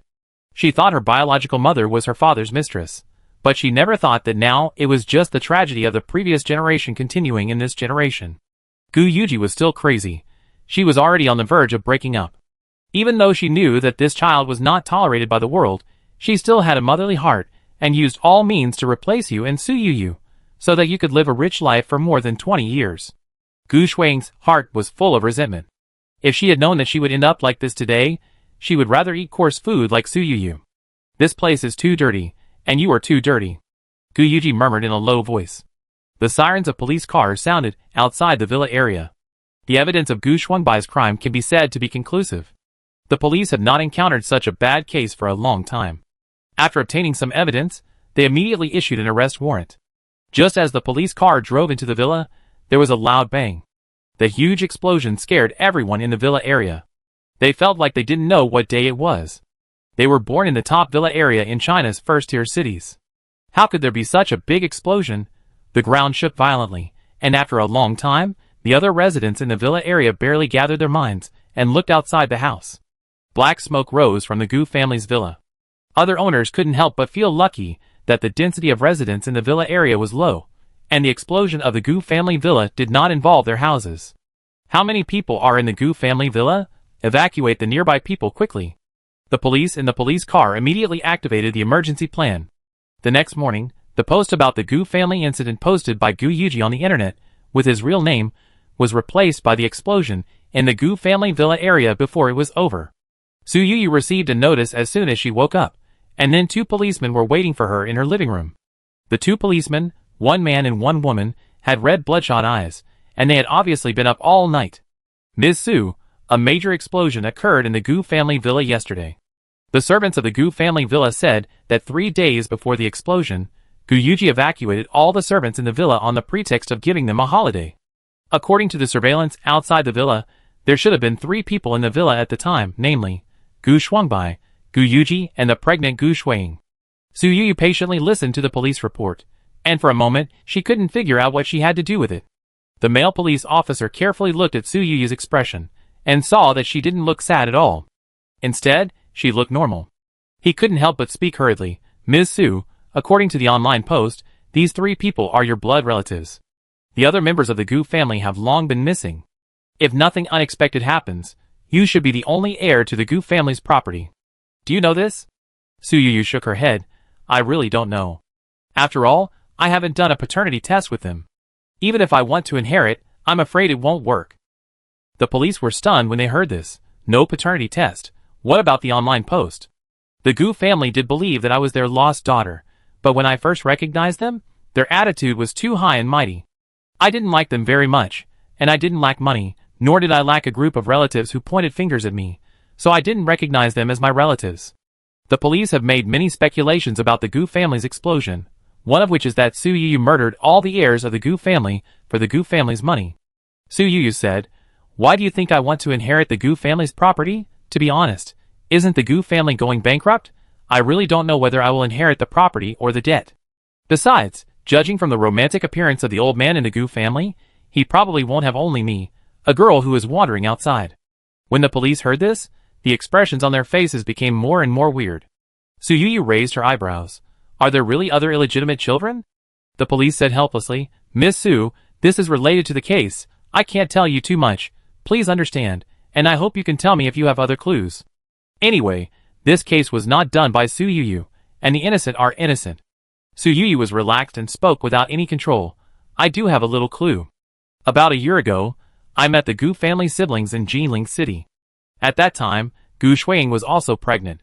Looking at Gu Yuji's anxious look, it seems like his child. Ahem. The police who had just picked up the water cup to drink a sip of water was so scared when he heard this that he couldn't hold the cup. Aren't they brother and sister? Although they are not blood related. They are also nominally brother and sister. The female police said. Su Yu nodded vigorously. I think so too. There are many shocking things in the posts posted by Gu Yuji on the internet, but although this kid is crazy, he still has selfish intentions. He did not announce Gu Shuiying's illegitimate daughter to the public, nor did he announce his unknown love with Gu Shuiying. Su Yu continued to shock people. Speaking of which, Gu Shuiying and Gu Shuangbai are also very close. The 2 policemen were inevitably led by Su Yu and suspected that the explosion was caused by love murder. No one expected that the process was all wrong, but the result was right.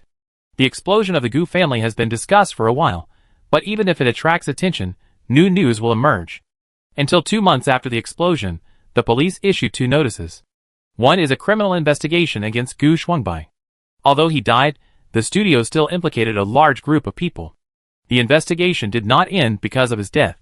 Instead, more and more evidence was dug up, and even the studio's parent company, the entertainment company controlled by the Wu family, was implicated. A large number of people were imprisoned because of Gu Shuangbai's studio's failure to clean up evidence in time.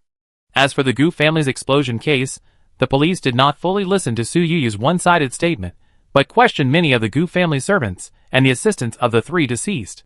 After confirming the evidence from multiple parties, the police reported the results and finally classified the explosion case as a murder of love. Chapter 362 Extra 4. Someone soon emerged to inherit the Gu family's large assets. This person was none other than Assistant Gu, who was discovered by Gu Fengchuan and brought into the company. When the Gu family's milk powder line was seized, Assistant Gu fled abroad to avoid being held accountable. Now, looking at the large number of assets, Assistant Gu immediately came back, and he also brought back the paternity test report between him and Gu's father. The time on the paternity test report was 9 years ago. Calculating the time, it was the summer vacation when Assistant Gu finished the college entrance examination, and he was admitted to the top domestic university with high scores. It was precisely because of his performance that Gu's father had the idea of recognizing him as his ancestor, and even tacitly allowed him to work in the Gu family company. Su Yu guessed that at that time, Gu's father only regarded Assistant Gu as a backup, until Gu Fengchuan's performance became worse and worse, and then he gradually had the idea of replacing him. Assistant Gu has been working in the Gu family company. Gu's father did not hide many things from him. He calculated several times abroad and confirmed that even if the Gu family building has collapsed and faces bankruptcy liquidation, according to his estimation, the Gu family's assets are still greater than debts. So he returned to China. Unfortunately, he was taken away by the police as soon as he found a lawyer to ask for inheritance. He thought that all the members of the Gu family were dead, and the darkness of the past was gone. But he didn't expect that someone was just waiting for him to be arrested. As soon as he showed up, he submitted the evidence he had prepared long ago to the police, all of which were the dirty things that Assistant Gu handled in the Gu family company. When Su Yu received the news, she was very confused. Someone is still targeting the Gu family. Who is going to kill the Gu family?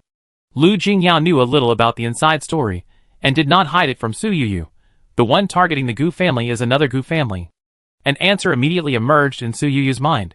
Gangcheng Gu family?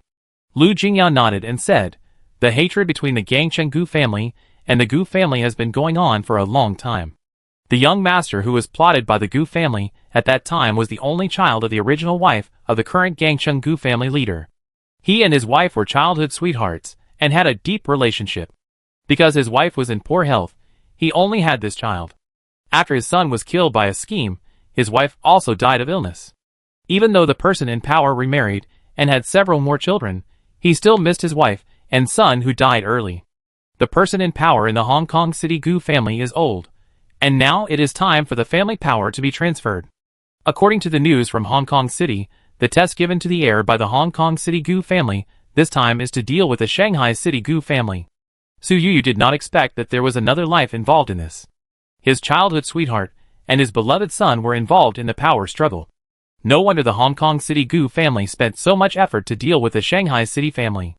After Assistant Gu was arrested, other illegitimate children of Gu's father, even if they were jealous of the Gu family's property, dared not show up again, and the Gu family's property fell into a situation where no one inherited it.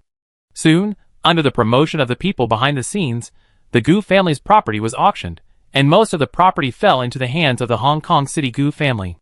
The Hong Kong Gu family had been planning to expand their business to the mainland 30 years ago, and it was not until now that they achieved this goal. Su Yu was filled with regret. She did not deliberately seek revenge, but the Gu family ended up with a white land. The Gu family and the Red Dragon King were gone, and Su Yu was no longer surrounded by danger. Even if she liked the imperial seal, after struggling for several days, she chose to donate this national treasure to the country. The imperial seal was born, and the news was a sensation for several days. People all over the country were staring at this treasure. After several rounds of expert appraisal, it was finally confirmed that this was the real imperial seal. After Su Yu received countless official and unofficial honors, she was confused for a while. Fortunately, she soon had a new life. She was getting married.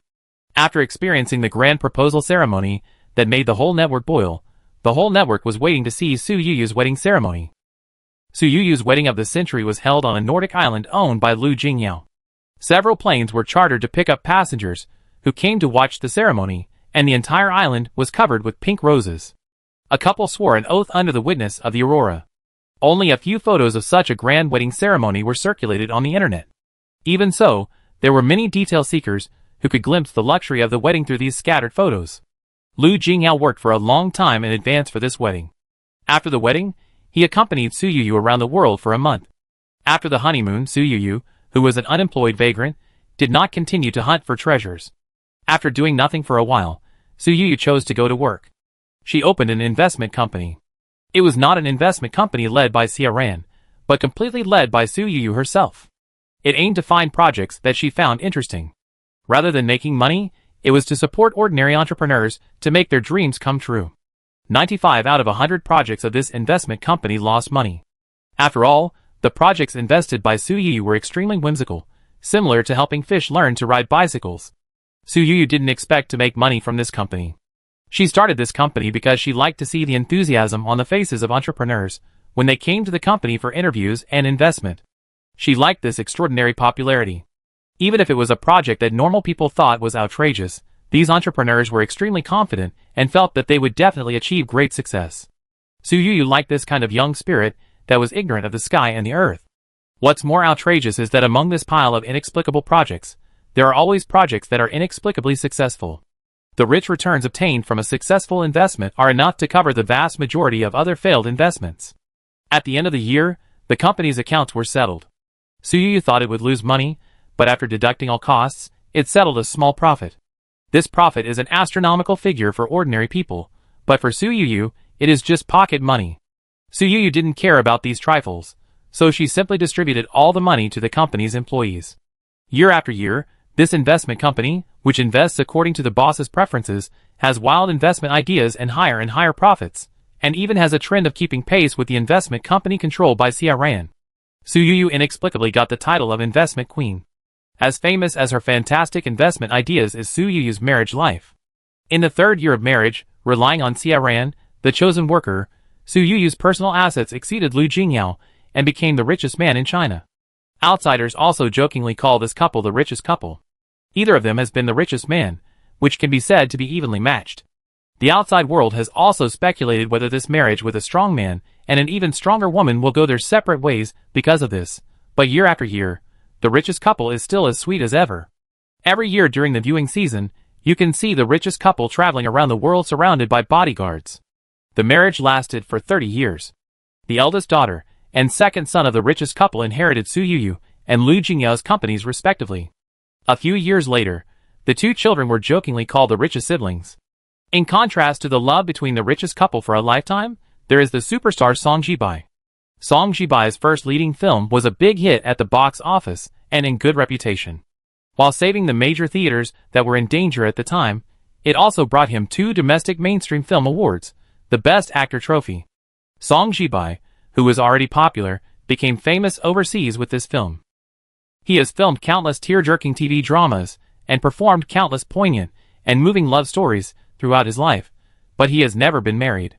Until he died, all his property was donated, and his estate agent accidentally discovered a long-treasured album. All of them were painted by Song Jibai. The people in the album, without exception, are Su Yu. This secret love that spanned more than half a century was just revealed to the public. Su Yu was still very old at this time, and it was hard to say that she knew nothing about this secret love. But Song Jibai had always been calm and restrained, so Su Yu thought that these things had long passed. He had never known that he had buried this matter in his heart for most of his life. Su Yu even thought belatedly that the single rate of people around him seemed too high. Qing Yata had been guarding the mountains all her life. Because of her villain father, the Yi sister still guarded her sister even though Yi Yang became the queen of Chinese pop music, and had no intention of starting a family. Xia Ran got married. His marriage partner was his college junior. At that time, many people thought that Xia Ran would have other thoughts after having his own family, and would definitely not want to continue working for Su Yu. Unexpectedly, the cooperation between the two continued until Xia Ran retired. Although he worked for Su Yu all his life, Xia Ran had long been financially independent, and gradually became the only 2 shareholders in Su Yu's business empire. The relationship between the two was not as complicated as Song Jibai's, but more like a worker meeting a boss chosen by heaven. It was obviously a mutual appreciation between the working emperor and the boss, but it was exaggerated by the domestic media as a century of friendship. Xia Ran was nearly 20 years older than Su Yu, and he was the one who died the fastest among all the people in this circle. Lying on the hospital bed, he was only hanging on for one breath, but he still refused to close his eyes. "Dad, the boss will be here soon," and he said he got off the plane half an hour ago. Xia Ran's son still used his father's name for Su Yu. Most of the descendants of the Xia family started their own businesses, but even the most successful among them could not compare to Xia Ran, the working emperor. Xia Ran opened his eyes and stared blankly at the door of the room. Su Yu was traveling abroad and rushed back immediately after receiving the news. "She's here," someone said. After Su Yu entered the room, the crowd automatically made way for her.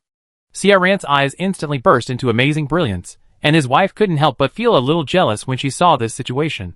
But she also knew in her heart that there was no flirtatious ambiguity between the two. Xia Ran said, "Boss, thank you for coming to see me off." Su Yu's nose was sore, and the haze of separation and death enveloped his heart. Back then, Su Yu found Xia Ran inexplicably and forced him to become the CEO of the company. Outsiders did not understand the thrilling scene, But Xiaoran knew clearly that this was the rebirth brought to him by Su Yuyu. He took revenge, and had a new and brilliant new life. He also repaid Su Yuyu with his lifelong loyalty.